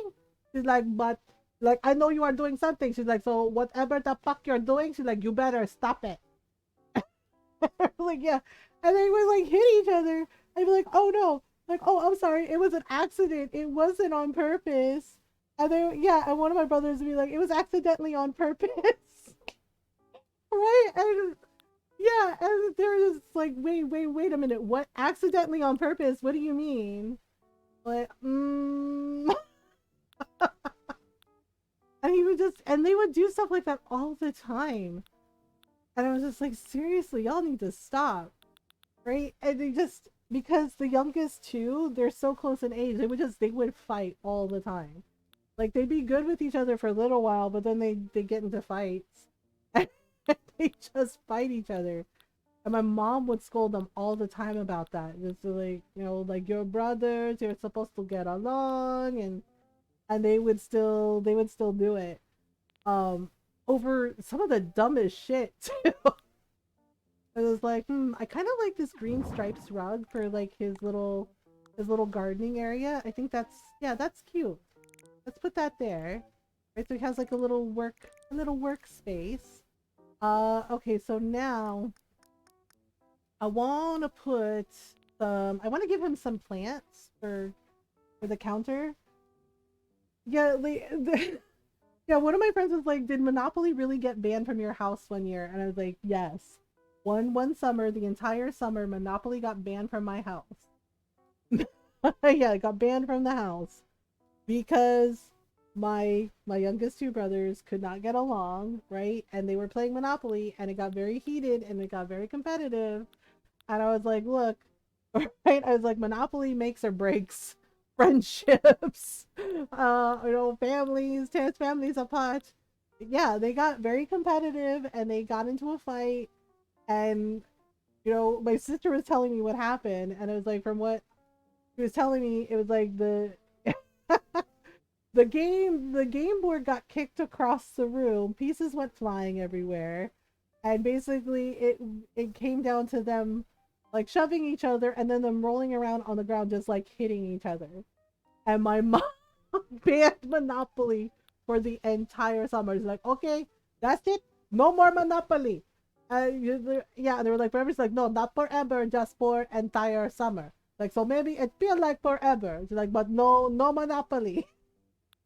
Yeah, she banned Monopoly from that house. Like, actually hid the game. My brothers couldn't find it. They looked. They admitted that they tried looking for it because they wanted a rematch, and they could not find it. I still don't know where my mom hid it. Like, I don't know where she hid it. But the entire summer, no Monopoly. And yeah, she took away Mortal Kombat too, because they got into it with like playing Mortal Kombat with each other.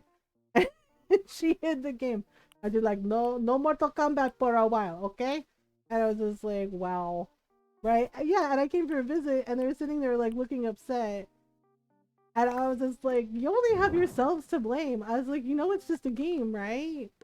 And they're just like, yeah, but Ate. They're like, but it's serious business. They're like, it's serious. It's super serious. I was like, it's only a game. I was like, and I get that y'all are competitive. I was like, but you gotta admit, this is kind of messed up. And you basically got into a fist fight over a video game. And they're just like, yeah, and they're sitting there, and I'm just like, seriously, just think about that for a minute, right? And then yeah, and my youngest one just kind of looked ashamed, and he goes, okay, yeah, that's fair. I was like, yeah, I was like, seriously. And now that they're adults, they're a lot better. But every now and then, they still like will insult each other. And I'm just like, really?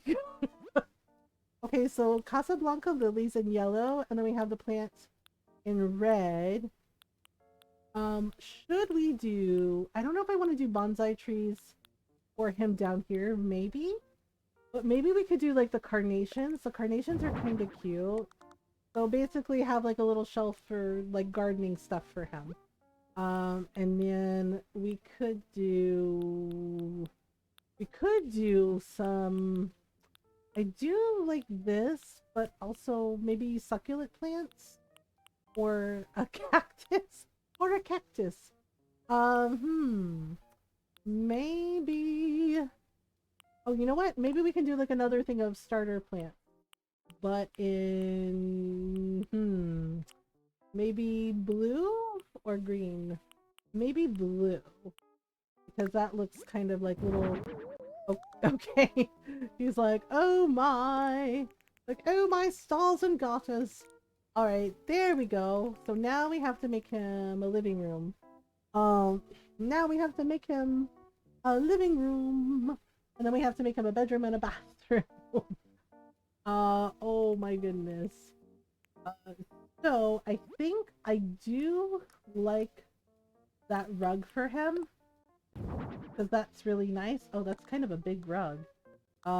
Okay, there we go. We'll put it kind of semi in the center, kind of sorta.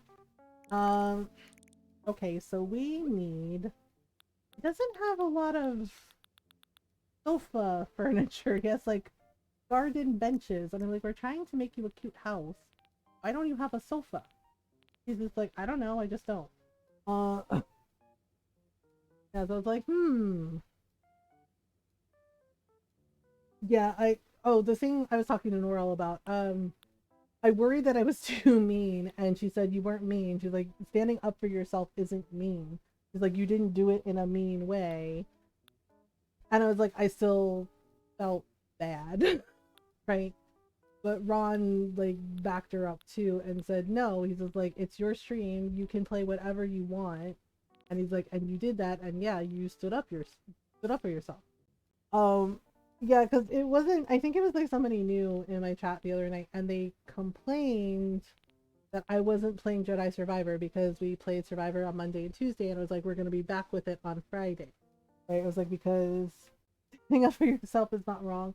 Yeah, the funny thing is when I was a kid, I got bullied a lot, and I didn't really stand up for myself because I was scared. I was a shy, quiet kid, and I was anxious. I was an anxious mess all the time. Sometimes you need a break, nothing wrong with that. Yeah, and the me back then would have just been like, oh my god, oh okay, it's fine. But but me now is just like, you know what? No, I don't have to put up with that, and I'm not going to. Um, right? And I explained it. I explained that, you know, when they give me a game code for the wonderful indie games that I've gotten to play, because look at all this, because frankly, you know, yeah, not all of the games have been great. There have been some games that have like issues with like, you know, accessibility and the way the controls work, but the majority of the indie games that I have gotten to play have been wonderful. Case in point, Coffee Talk Coffee Talk 2, the Hibiscus and Butterfly game, and A Space for the Unbound. Those are both really wonderful indie games. And yes, it's done by the same studio, but they graciously gave me a game code so that I could play that game on stream and share it with everybody. Everybody got, you know, a chance to check it out.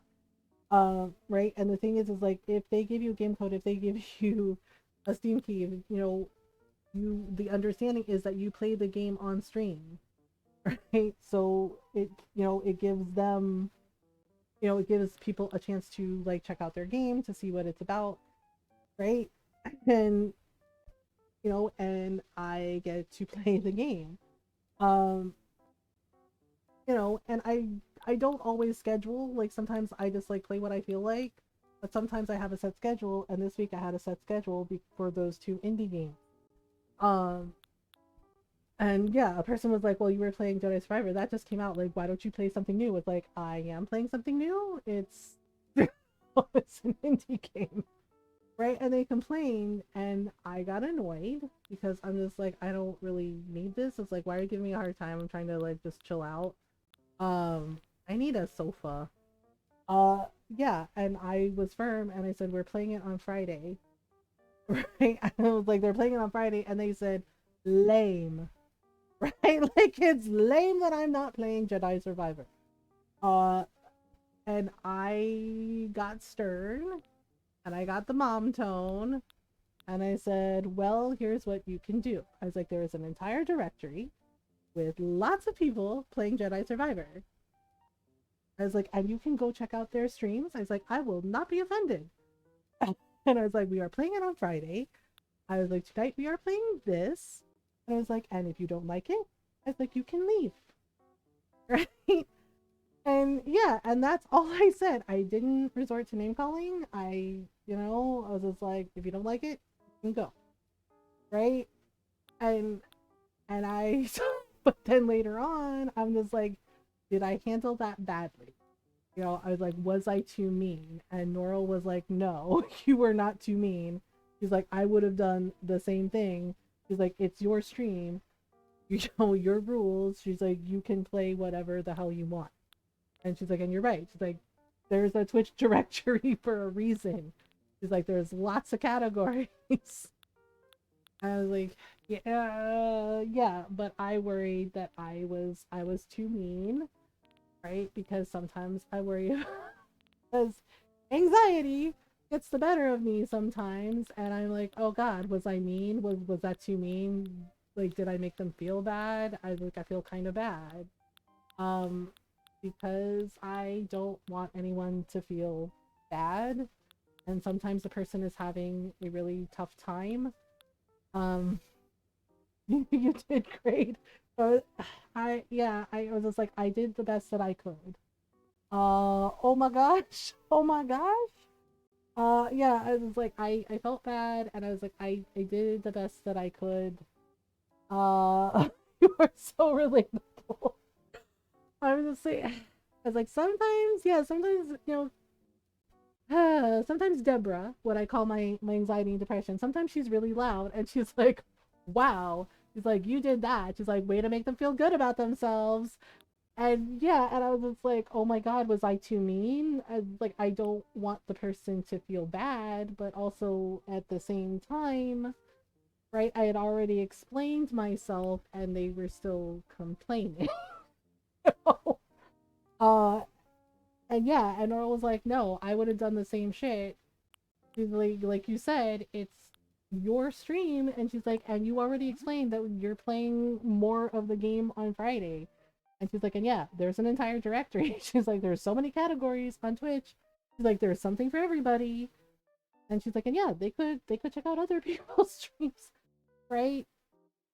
And you know, and Ron was like, so why do you think they did that? I was like, I don't know, maybe they wanted me to like beg them to stay. Like, oh no, please, kind sir, please don't leave.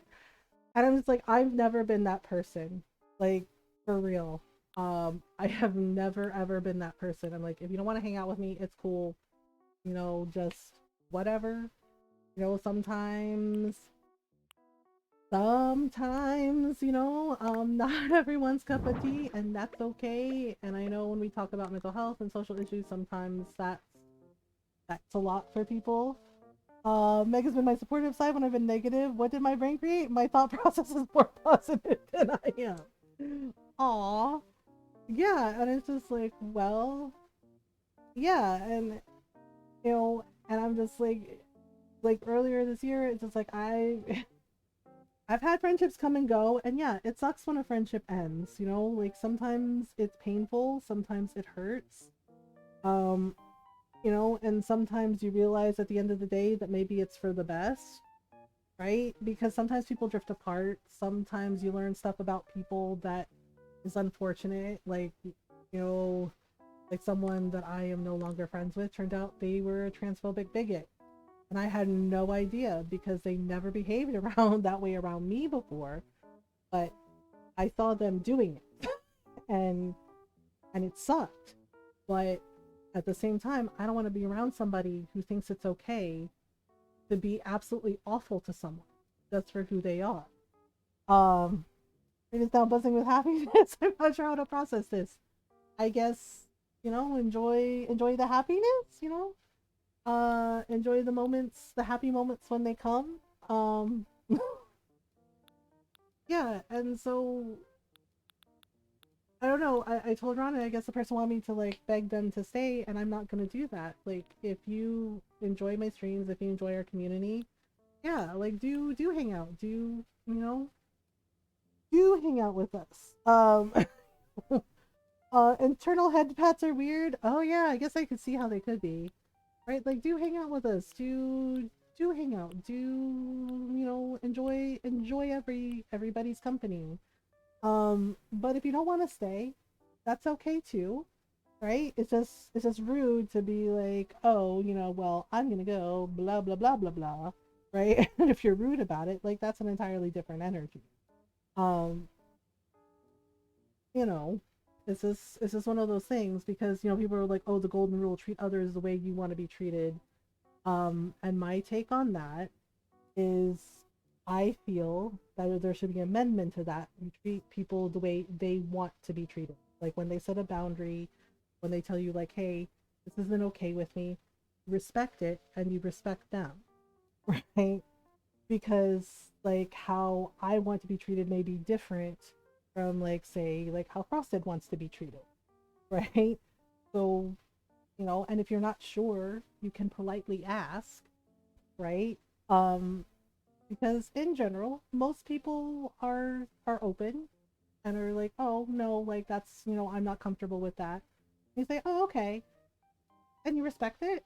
You know, because yeah, because people will always remember how you made them feel. Always. Um, right? And those interactions sometimes for anxious people like myself, at least for me, my anxiety will like mess with me and like play back conversations or interactions in my head and be like, oh, did I mess that up? You know, like how do I fix it? Oh, and it's yeah. And and you remember like how the person made you feel, whether it's good or bad or, you know, somewhere in between. Um I think I like the elegant console table, but I don't know. I want to give him a coffee table, so I gave him a yellow couch because I think that looks nice with the carpet and the wallpaper. But I don't know what kind of coffee table I want to give him, or if I want to give him a coffee table. I might give him like a tea table, maybe. The console table I think could work, but it's kind of big. Oh, it's kind of big. It's more like a little desky kind of thing. Okay. Let's try. Let's try. There's an artsy table. Ranch tea table. Don't I have like a low? Okay, the project table is what I gave him for his room. Well, his gardening bench. Um. Oh, we could do like a wooden, maybe a Nordic low table. That might work. Maybe with a dark wood and like a little yellow flowers table rug. That could work. So I could put that there like that, and then we could give him like a TV thing on the wall. Um, a TV thing on the wall, and yeah, but you know, like as I said, I worry sometimes if I like wasn't kind enough, and I do my best to be as kind as I can. But sometimes I worry about whether or not I was mean about something or whether or not I wasn't as kind as I could have been, and it's just one of those things where my anxiety kind of messes with me a little bit. You are human? Yeah, I'm human, and humans make mistakes. We make mistakes and we're flawed. Uh, nobody's perfect. And yeah, and we went over like why I think that is, you know, like why do you feel like you can't ever mess up and childhood, childhood basically. It always circles back to things in our childhood. I think that's even, probably. And you know what? What I might do is I might use that console table, the elegant one, and kind of put it like a little shelf with plants. I always like giving them like lots of plants, but I'm gonna put it in the corner. Maybe I'll turn it to the side like this. Right? So it's in the corner like that. And then I can give him you know what? I think I am gonna give him a cherry bonsai. Just for here. And I'm gonna put it in the center like this. Yeah, that looks nice. And then I gotta put some things up here. I might do little like knickknacks. Um Maybe little knickknacks for him. Yeah, so I have like the garden area corner for him. And then maybe what we'll do is we'll put, oh, maybe we can put some books over there, like some book stands, like on one side. Um, pink, pink is okay. I might do like navy blue. Oh, okay. He's like real excited about books. Well, that's good. That's that's good that he's excited about books. I guess we could also do like a snow globe or something. Candles maybe? Candles might be a fire hazard for him. Oh, there's a hyacinth lamp. Apparently he likes that. That's in one of his things. One of his liked items. Maybe, let me see. Do I have... Okay, so one of the things he likes is garden gnomes. Oh, right. I wanted to do some hanging plants. I might do those in his room. Ivy has... I could have sworn he had a little thing. Okay, there's a metronome, more plants. Okay, I gave him books. So, oh, maybe like a pressed flower. That might be cute. Let's see, maybe in a gold? Yeah, and we can do like a pressed flower, like maybe that's from his garden. Oops. Why did I move the wrong thing? Oh, that's why I put it there instead of there.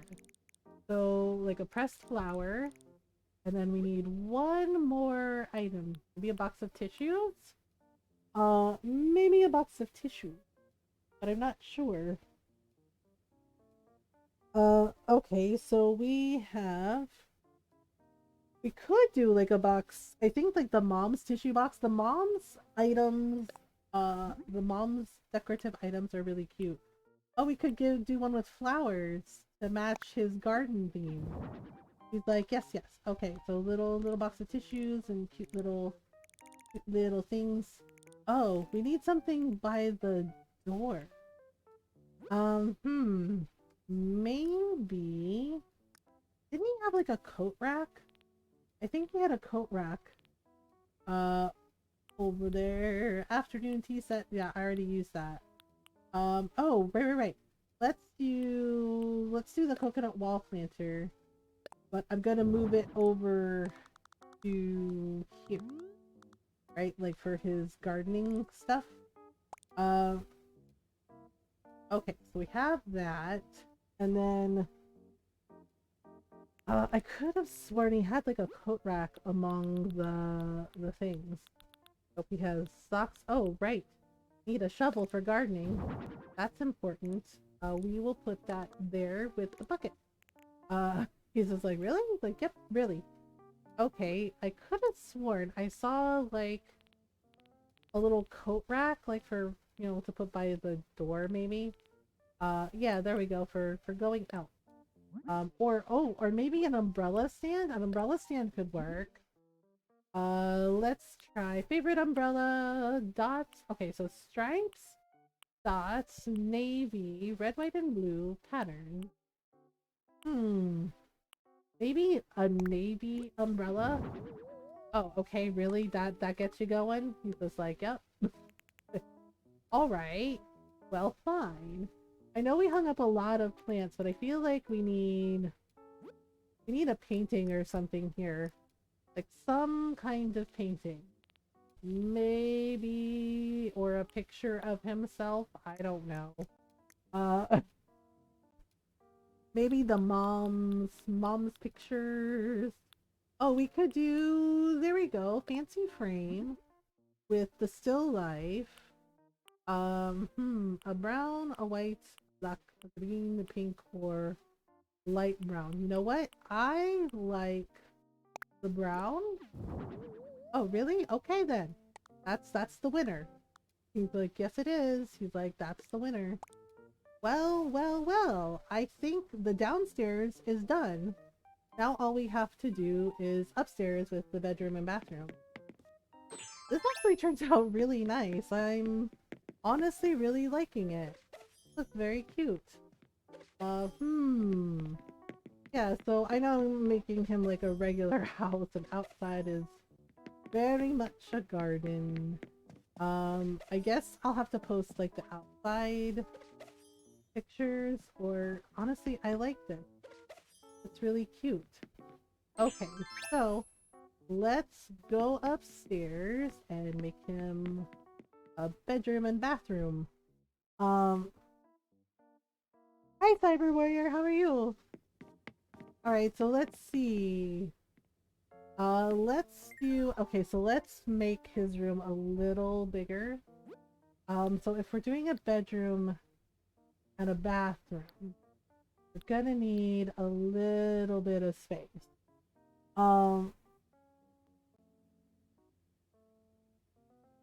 Okay, so I used the yellow rose wallpaper downstairs, so I think I'm going to use the dark blue here.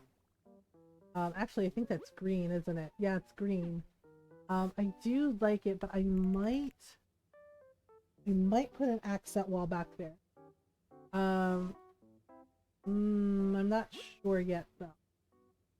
If I do an accent wall, we might. I mean, the lattice wall could work, but I don't know if I really want it for the accent wall. I might just keep it with the flowers. Let's see. Okay, so all right, so if I'm trying to think if I want any more floral prints for the wall. The blue's kind of plain. I mean, the yellow worked for the kitchen, but I don't know if it'll work for up here. Um, let's see. Okay. Oh, I do have this, but let's see. It's not quite right. I wonder if I have anything a little more plain. There's a soothing tea room wall that kind of works. Kinda, sorta. Uh, so maybe we can do. Can I do the ivy wall? No, that doesn't look right. I think I'm just gonna keep it to the green, but I am gonna change the floor.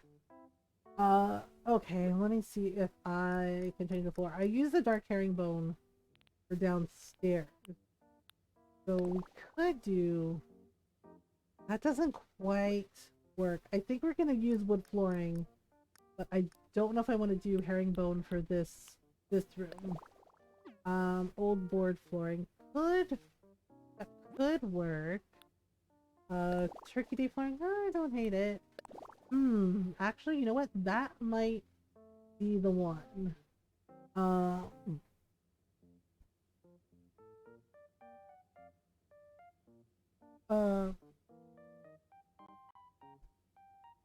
oh my goodness. Let's see here. I don't know. Gotta head out. You make that grading sound easy. Well, thank you, Alpha Daddy. Gotta head out, but thank you for the stream and have a great night. Have a great night, Frosted. Thanks for hanging out with us. It's I mean, I've changed up a lot of things. A lot. I know it. it takes me a long time, honestly, to figure out what I want to do and play around with everything, which is nice. Animal Crossing is the right game for that. And honestly, it's kind of interesting to see, like, when I first started the DLC, like what I did before, and then and then like what I do now, and it's interesting because I like the designs I did before, but I didn't have as much like stuff unlocked. And now that I have like more things unlocked, it's like I can do more. I did a 10x8, but I think that can work. So I'm gonna give him a bathroom. I think I'm gonna do a shower stall. Actually, he probably would like a clawfoot bathtub. Probably.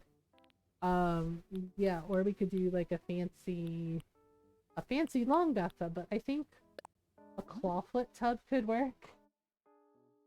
You're welcome to call me Yuki. Oh right, I forgot. I forgot. Thank you, Yuki. Oh my goodness. Yeah, I have the memory of a drunk goldfish sometimes, so you have to forgive me sometimes if I forget things. Wait, yellow? Ooh, I don't like that shade of yellow. The powder blue is kind of cute though. You know what? Maybe we'll do powder blue because that's kind of cute. So we'll do a little bathtub here. He's just like, oh really? Like, yeah, really. Actually, maybe I should put the bathtub here. And then I've been rethinking some of my bathroom designs. And maybe the toilet should go in the corner or something. Um, maybe like this. Maybe like this. See, the thing is like, because normal ass is it based on your bathroom, and it's like actually, yeah. I was like, so the way our master bathroom is the shower and bathtub is here, right? And then there's like a little space, and the toilet, yeah, like there's enough space to like get out and dry off. And then the toilet is here, and then the bathroom sink is over here. So the toilet's like in the middle. Um, I think I'm using the same alpha teddy every time. Um, yeah.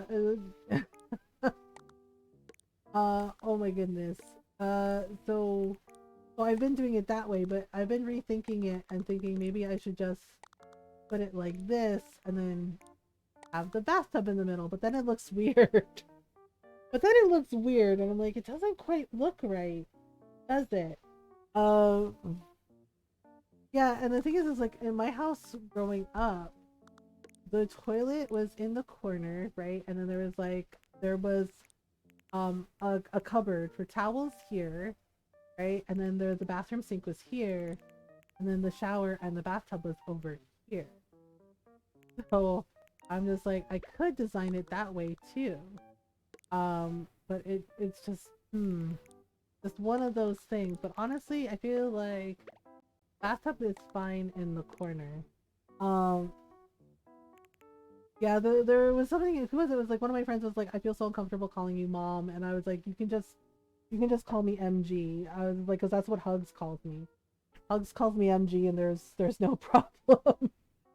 And we're like, oh, okay. And I was like, yeah. I was like, mom or mother is fine. MG is fine too. Um, you know, it is because I've had people like ask, if they can call me mom, and I'm like, yeah, that's fine. I am a mom. I am a grandma. I was like, but MG is fine too. It's whatever people are comfortable with. Um, just, like just as long as you don't call me weird things like toots. I had a person that I worked with who always called me toots, and I said something to him from day one, like to please not call me toots, like to please not do that because it bothered me, right? And he would always call me toots even after I kept saying like, hey, can you please not call me that? Oh, I was just like, seriously? Yeah, and one of the girls that I worked with finally said something, and she's like, she has asked you repeatedly to not call her Toots. He's like, why do you keep calling her Toots? Right? And then I felt kind of bad because he's like, sometimes I forget what your name is. I was like, we work together. And he was, yeah, I was like, we worked together for almost a year. And he goes, yeah. I was like, and you forget my name sometimes? And I was like, the name tag is right there. Right? Yeah, yeah, and the girl started laughing. She goes, "Oh my god!" She's just like, "Did you just say that?" She's like, "Or did you really forget?" And he's just like, right, and we're staring at him, and he just goes, "Okay, fine." He's like, "I'm just saying that." He's like, "It's just easier to call you Toots." And I was like, "Why?" And I was like, "That's not my name." And he's like, "I don't know." He's like, "You look like a Toots." I was like, "I am not a Toots ever." Right? Yeah, yeah, and she and I stayed friends like after I quit that job, and yeah, and she came for a visit, and Ron, we were telling Ron about that, and Ron was just like, seriously, the guy just insisted that he would get to call you Toots, and I was like, yeah, yeah. He's like, what the heck? Who the heck does that? I was like, people, people. Oh, I like this. Okay, simple navy bath mat, simple green bath mat. Let's do a navy bath mat to match the bath. The bath. Alright, and then yep, I'm gonna put that there. And then I think we need like a towel rack for him. Like a cute little towel rack thing. Da da da. So we have, oh, there we go. So bathroom towel racks, we can either do silver or gold or copper or black. I kind of like the gold. The towels look cute. Right, so we're just gonna, maybe put it like that. Is that too high for him to reach? That might be too high for him to reach. Maybe like that. No. Well, you want it where he can reach it. That might be too low. Like, spacing.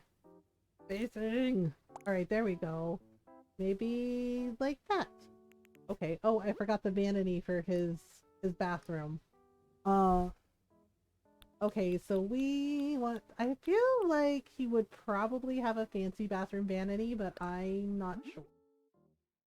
Modern, natural. These are some nice options. Standard, elegant. Maybe elegant? Actually. Standard, natural might be more his style.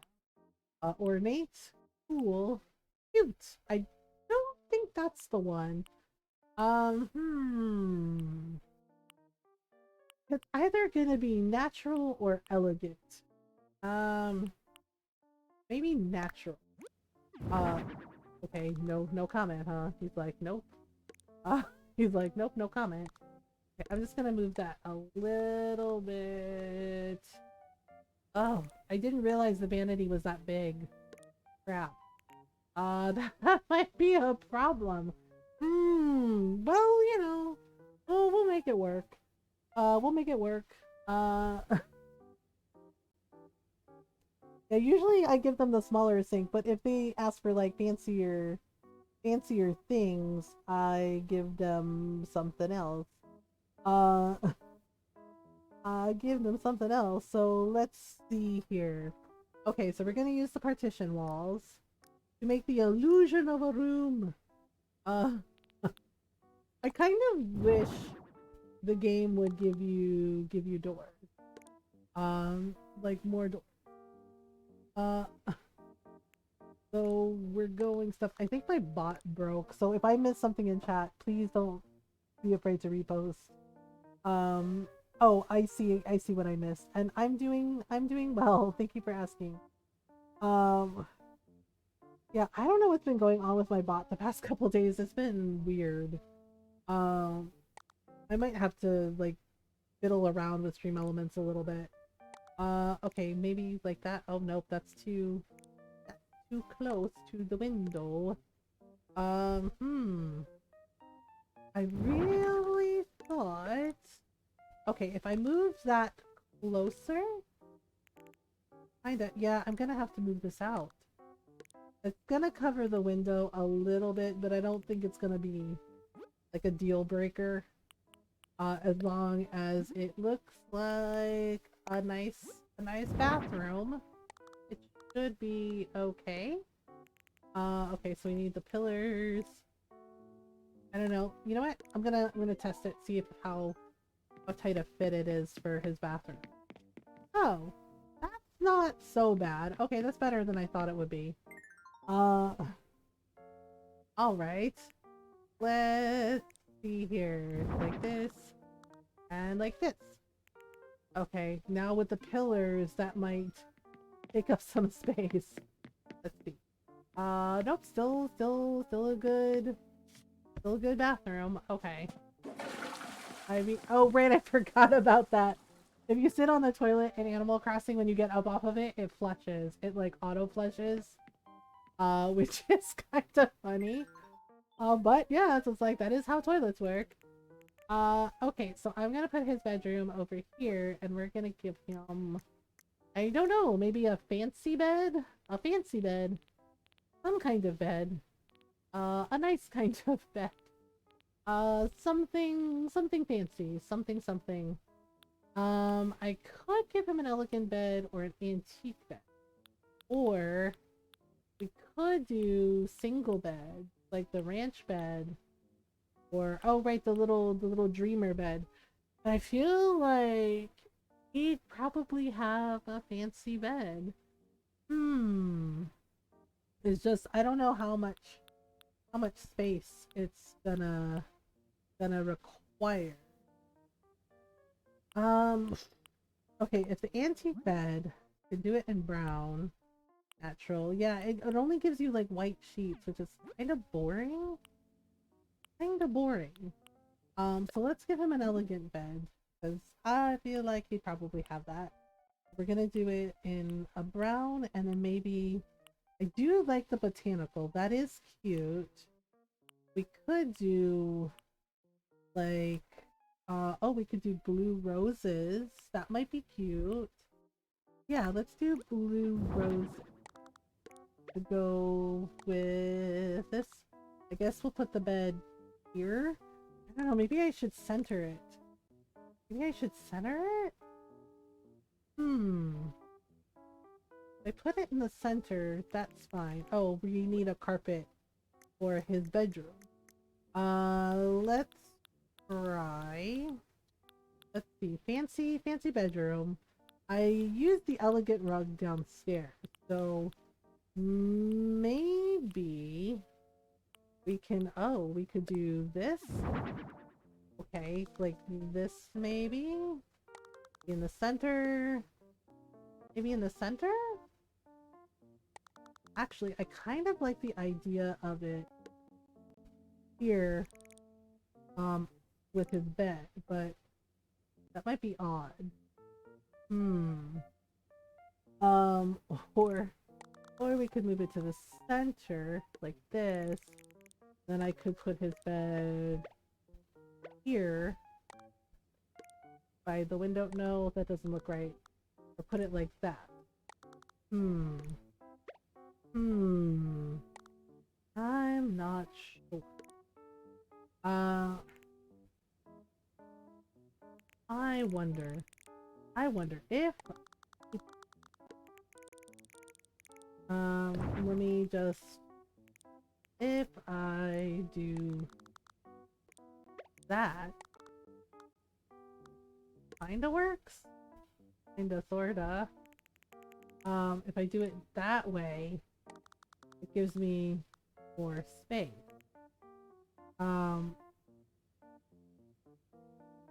But then it looks weird with oops. I could give him I could give him a bathroom like this. Aha. Ah. Like this and then his bathroom has a window. Hmm. That could work. Okay. And then extend this wall.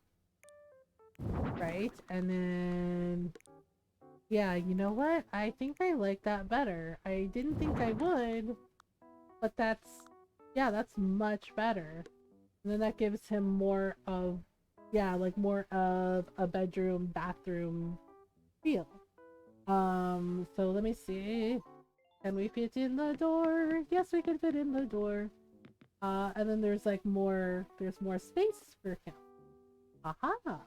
Well. How about that?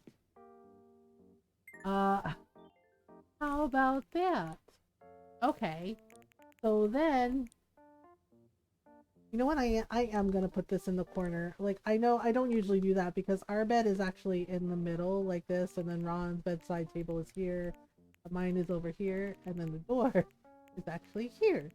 But I mean, he's by himself, so I think it's okay to do it this way, right? And then give him like a little side table. I think I'm gonna use the tea table as like a little nightstand or a little. I think I have like an antique side table that would work. Like an elegant side table. So let's try. There we go. Antique mini table. That's the one. Let's see. Natural black brown I guess let's do brown, right? And he likes that hyacinth lamp, so I'm just gonna let him have the hyacinth lamp because he seems to really, really, really like it. So where are you? There we go. But I think I might do it in yellow or blue. I do like the purple, but I might do it in yellow or blue. Just to like go with the room things. Okay, there we go. One cute little hyacinth lamp for school. Let's see. Okay, and then an ironwood dresser. Really? Really? You're better than this, Beardo. You're better than this. And so it's like, I mean, he strikes me as a fancy gentleman. So, let's see. Do I have... I think I have the antique wardrobe. That could work. Or we could do anything. Right, let's see. Ranch wardrobe. Rattan wardrobe. Iron closet, wooden wardrobe. There we go. Yes, he has an antique wardrobe. Let's do that one. That can work. Like, oh my god, that thing is huge. It's just like it is, but at the same time, I could probably turn it like this. There we go. Like this. And then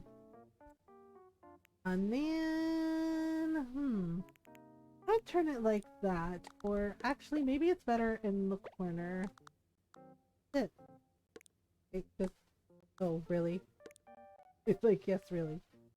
I had it kind of, oh right, the rug. I completely forgot about the rug. Yeah, I like the idea of the rug. Yeah, the throw rug being like this, tying the whole room together. That's really nice. Or maybe, do I center it more? No, I like it under the bed. Like, that works.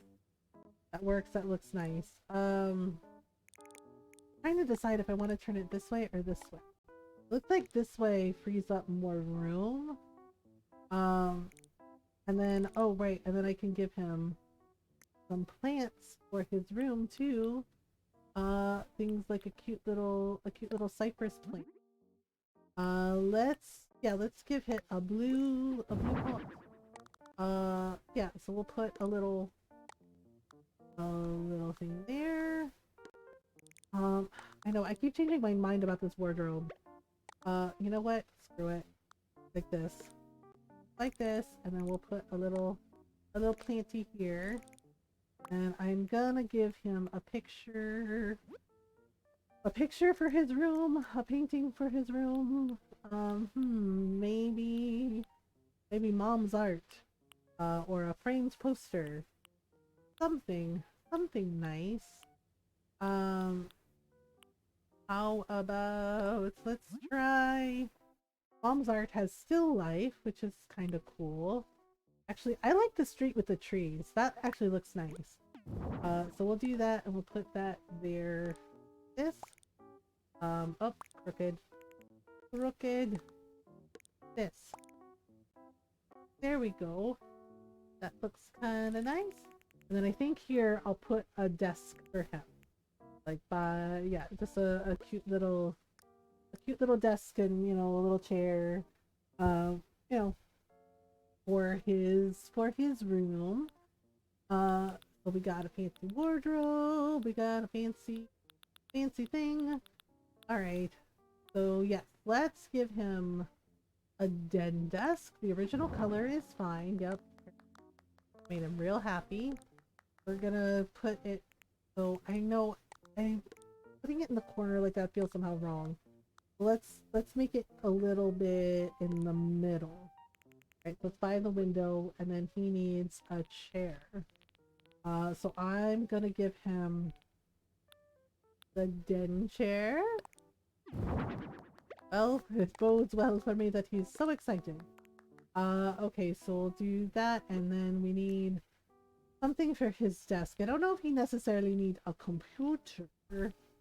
Maybe some books. Maybe maybe some books. Maybe a book or an essay writing set. Oh, actually, could we give him a typewriter? I know that's old school, but a typewriter is nice. Lamp, hi Sammy. We could give him I gave him a lamp for his bed. But yeah, maybe we do need a lamp for his desk. A typewriter could work. I don't know. I thought about giving him a computer, but I feel like maybe a typewriter might be better. Oh, I didn't know it comes in all these different colors. I've never actually really used this that much. Let's see. You know what? Let's just go with black. Uh, okay, I don't know why you're surprised, sir. Like, I am shocked. Could do a little desk lamp. Maybe I should just give him a desk lamp and then leave it at that. Let's see here. Okay, there's music. Oh, there's candles. That's kind of cute. Oh, you know what? That's perfect. Let's see, but not in gold. That's weird. Let's see, fabric. I'll use blue roses, so maybe let's use blue roses, for the lamp. I don't mind the blue and gold. The brown just looks odd. White, black. Oh, there we go. That works. Okay, so we'll just... That... Actually, you know what? Let me get rid of the typewriter. When was the last time if you had used a typewriter? Oh gosh, I haven't used a typewriter since... I want to say high school? Since high school. Yeah, I worked, so one of my uncles, yeah, he had like a home office because he was a private investigator, and he's retired, long retired. But I remember working for him in his office during the summer, and yeah, I had to type up business letters for him, and yeah, and handle the mail and all of that. Yeah, so my freshman year of high school, I had to take typing. My grandmother made me, I wanted to take an art class, and my grandmother insisted I needed to take typing. She said it was an important skill. I was so mad at her for it, but she ended up being correct. Um, yeah, Ron kind of teases me about the way I type, and I was like, it's because I had typing lessons. I had to take typing 101. And you know what? I am gonna keep the typewriter.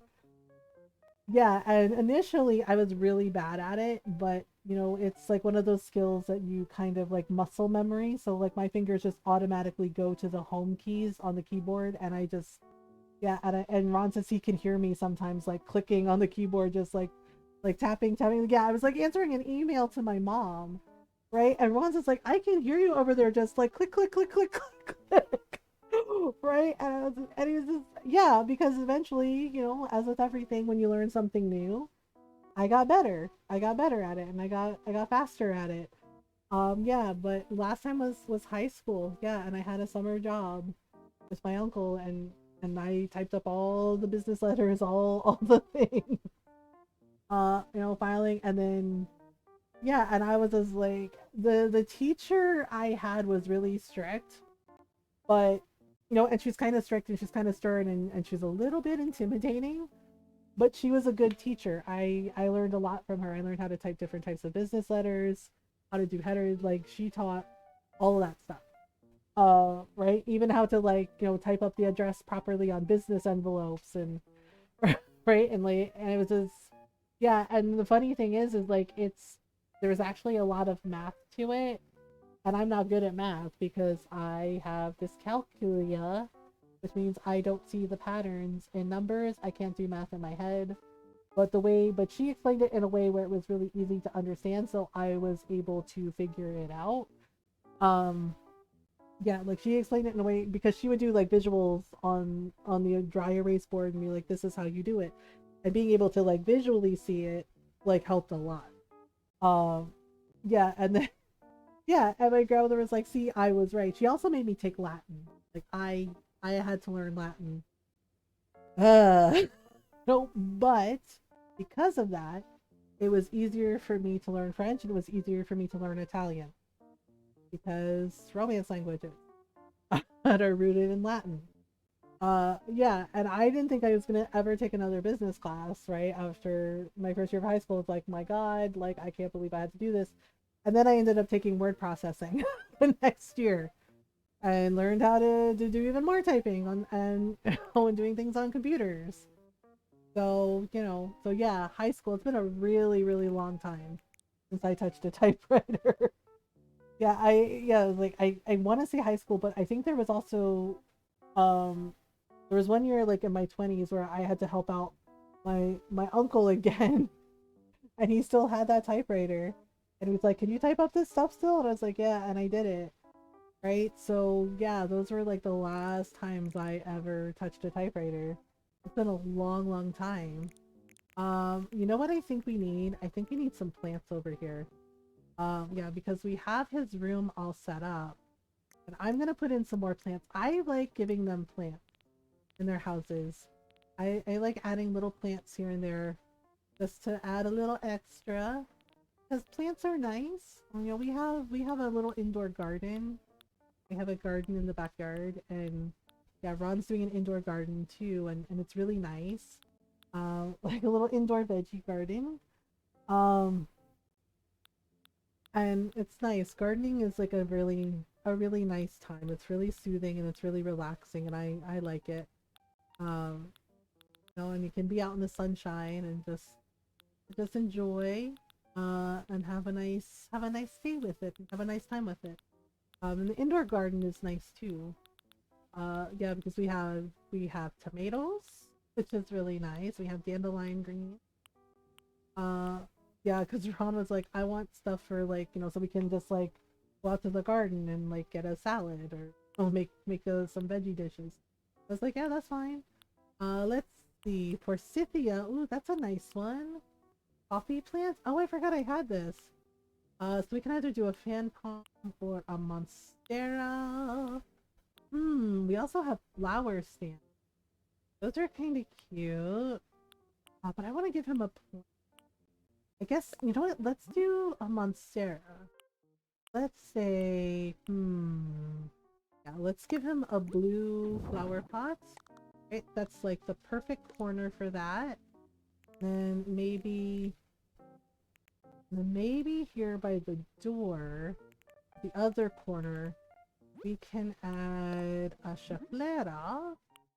Let's see, green, brown, beige, maybe terracotta. Oh, actually, I kind of like the gray. Uh, the gray looks nice too. Right, so yeah, I'm giving him a corner full of plants. And then what else? I feel like okay, so he has this here in the little hallway, so maybe I'll put one kind of here. Yucca. Oh, a yucca plant. Oh man, that brings back memories. We we had these when I was a kid. We had these growing in our front yard. Yucca plant. Um, and I remember the other name for them. There was another name for them. My grandmother mentioned it because I saw them growing in her garden, and I was like, oh, I was like, what are those? And she explained that they were yucca plants, and oh yeah, I think there's something like called like candles of the Lord because the way the leaves come up kind of look like sharp pointed candles. Um, I do like that one, but I think I might give him a little fan palm. Um, yeah, because I think this has like a blue, yeah, it has a cute little blue flower pot. Yeah, so we'll put that there by the door. Oh, that looks nice. Okay. I gave him a picture there, but maybe we need We need another, like another little painting over his desk. Let's try maybe an actual painting? Oh, I know what to give him. The Van Gogh sunflowers paint. That's perfect for his little garden house. Like this or like this. Yeah, it's more like that. Yeah, that works. Um, that works. I think we're finished. Woohoo! Hooray! This actually turned out really well. I'm gonna have to remember this for next time about the bathroom. When I'm able to do like a bedroom and bathroom. Yeah, like not when it's an apartment, when it's just like, oh, we get it upstairs and downstairs. Because that actually works out really, really well. Alright. I wonder if I should have given him a bath mat for his sink. I probably should have. Okay, so we'll do that one final thing. And then it's done. Oops. Did I put it? Okay, there we go. We have one by the bath. And then we'll have one in front of the sink so he doesn't make a mess.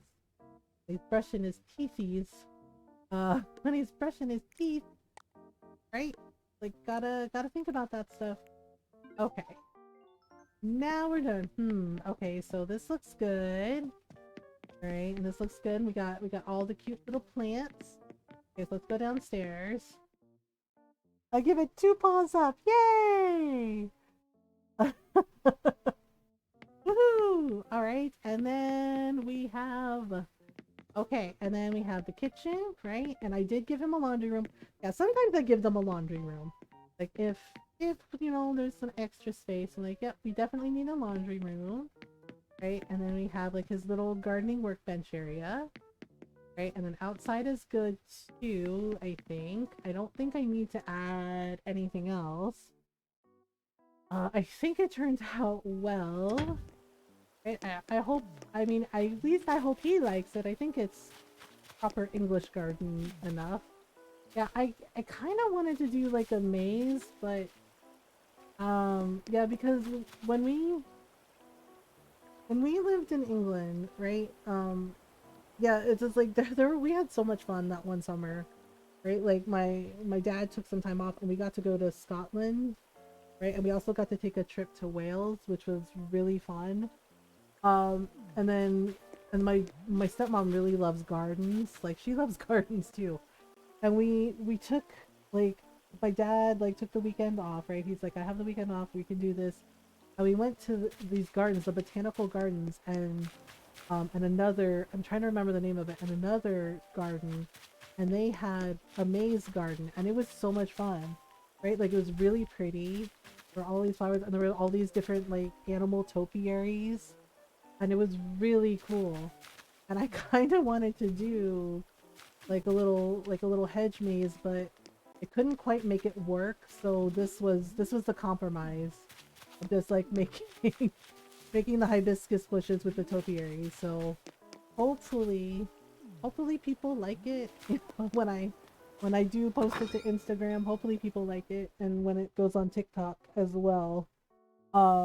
Hopefully people like it. So far people have liked a lot of the designs that I've done. I like the designs I've done because they're fun, and it's nice to design different things. It's also cool to see like how differently, like for one theme, right? Like, you know, say English garden.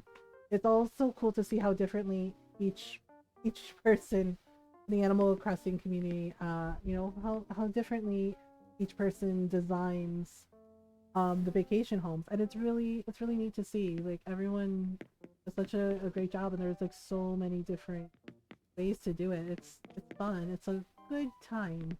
All right, so we're done, Beardo, you flower killer.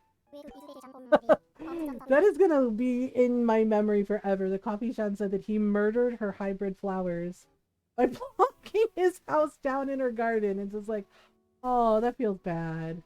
Wait, is the vacation home done already? How is that possible? What do you mean already, sir? This took a long time. It's ready. Yay! Yes, I've been waiting for this moment, Whiskers. Whiskers? You're really putting a lot of thought into this project.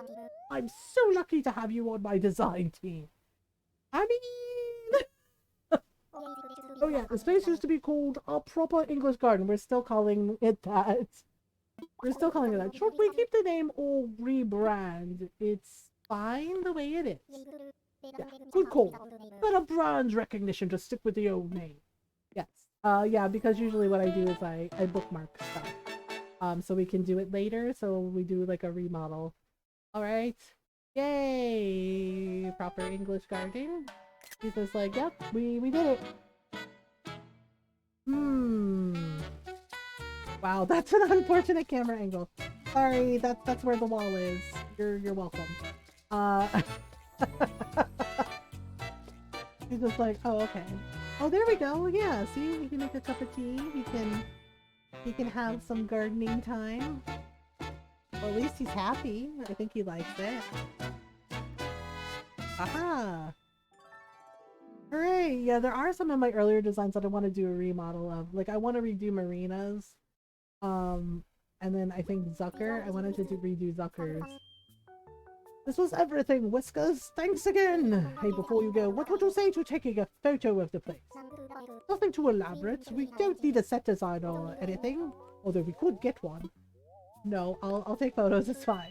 Yes, I knew I could count on you. Let's make sure it looks as good as me, okay? I mean, almost as good. Uh-huh.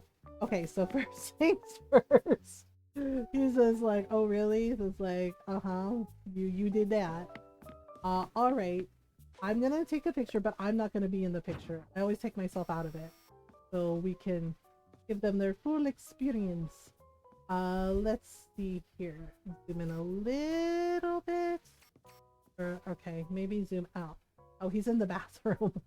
I don't know. I don't feel right about taking a picture of him in the bathroom. That seems wrong.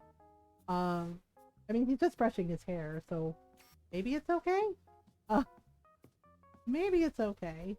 Alright, there we go. Oh, okay, watering the plants, that's totally fine. So 1, 2, 3, okay, he blinked. Okay, there we go. What do you mean, not enough space? Oh, did I mess up? Not enough space? Oh no, how many pictures have I taken? I might have to delete some pictures. Oh, I know what pictures I have to delete. Okay, give me 1 second. Wow. I didn't realize I took so many pictures. Yes, I know. Make space by deleting unneeded. Yes, I got it. Apparently I take a lot of... I've been meaning to go through these. But I forgot. Okay, so we'll delete this one. Oh dear. And I can also delete this one because that's on the other thing. Oh my goodness, when you run out of space. Oh no. Oh no. Actually, I don't think I need this, so I don't even remember what game this is from. Oh my goodness. Okay, let's try that one more time. Let's see here. Okay, there's that. I mean, it took the picture at least, so I'm gonna go downstairs and take the other picture. Yeah, I'm gonna have to go through some of my files and delete some stuff. Like, whoops! Like, well, whoopsie, I forgot about that. No. Well, we have done, I think this design, I think it's like 100 and... We've done 140 houses, so... Beardo's house, I think that's 141. Oh no, actually 142, because last night we did a hot springs for Dobie. Alright. Let's hope that I can do this properly. Okay, so 1, 2, 3. Okay. There we go. There we go. It didn't give me the message of like, oh my god, there's no space. Okay, so this is the one we want. Yep. There we are. A proper English garden. Okay, let's say goodbye to Beardo. You really knocked it out of the park. That's a saying from bodybuilding. That means you did good. That is not even remotely correct. Like, knocked it out of the park is a baseball reference for a home run. Oh, yeah. The villagers get their things mixed up. Anyway, what's up now? We are heading back. That is one successful vacation home design. Again! Don't be a stranger. I won't because, you know, we're gonna have to check to make sure you don't kill your garden like you did the coffee shops. He's like, damn it. Woohoo! We did it! Hooray! Thanks so much, Mother G. Here's 15,000 Poki. I feel kind of bad, but we did it. Finished for today, or will you work a little longer? Now we're finished for today. I'm finished. Alright. Take it easy and rest up. Woohoo!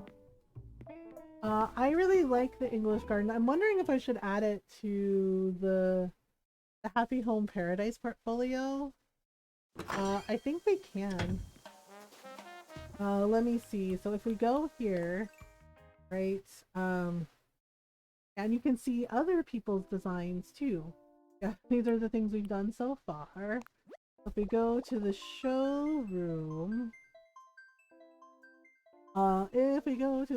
yeah, I might add it to the other because I'm pretty proud of this design. It's pretty good. I might have to delete something or switch something out. Yeah, because this is what I have so far. Yeah, so this was the bonsai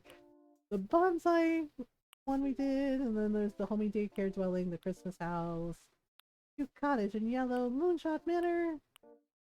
I do like Sparrows. Sparrows was the gamer's bunker. Rock and roll arena. We did that for Wolfgang. And then oh yeah, and then we did this for Poppy. We made all wooden furniture for him. I think what I might do, I might switch out Santa's favorite house because that's kind of Christmassy. So let's change property and let's do a proper English garden. We'll post that. Yeah, I like to rotate them out because, you know, doing the different designs. Not right now. But yeah, but I like swapping them out. But there's some that have stayed for a while, like the Cloud9 Chalet that I did for Julian because I really love that one. Yeah, and then the ramen restaurant for Croak because that one was so much fun. Okay, so that's good. We did it. Did it. Uh yeah, and then we have some others bookmarked, like the ice cream shop, and then Ed's fancy dinner party, and then there's also like a seaside photo shoot with Bubbles the hippo that I would like to do. But the proper English garden, that one was fun. I really liked that. It was fun to do. And yeah, so Friday night, we are gonna be playing more of Jedi Survivor. Oh, Oops is on.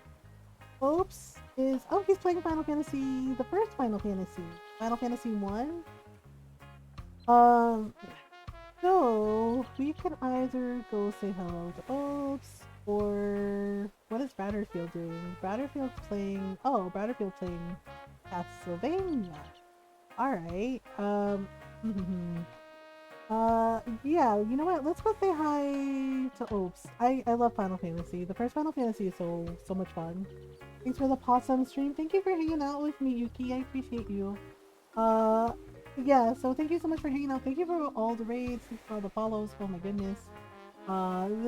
We had fun with a very strange indie pixel game. But we'll be back Friday night with more, for Friday night stream with more Jedi Survivor. And then we'll be back on, and then the weekend comes and I'm off, and then Monday we'll be back probably with more Jedi Survivor. But those are the socials if you would like to follow. And I do have a YouTube channel. It's past VODs of the stream, clips of the stream. So if you missed out, you can find them there. So if you are not subbed, you can copy and paste that raid message, and if you are subbed, you can copy and paste this raid message. Yeah, so we're gonna raid. Oh, he's really cool. He's a really good friend. He also plays a lot of Animal Crossing, a lot of old retro Nintendo games. Right now he's playing some Final Fantasy 1. So we're gonna go say hello to him.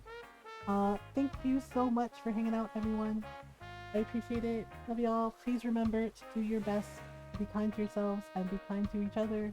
Until next time, bye everyone.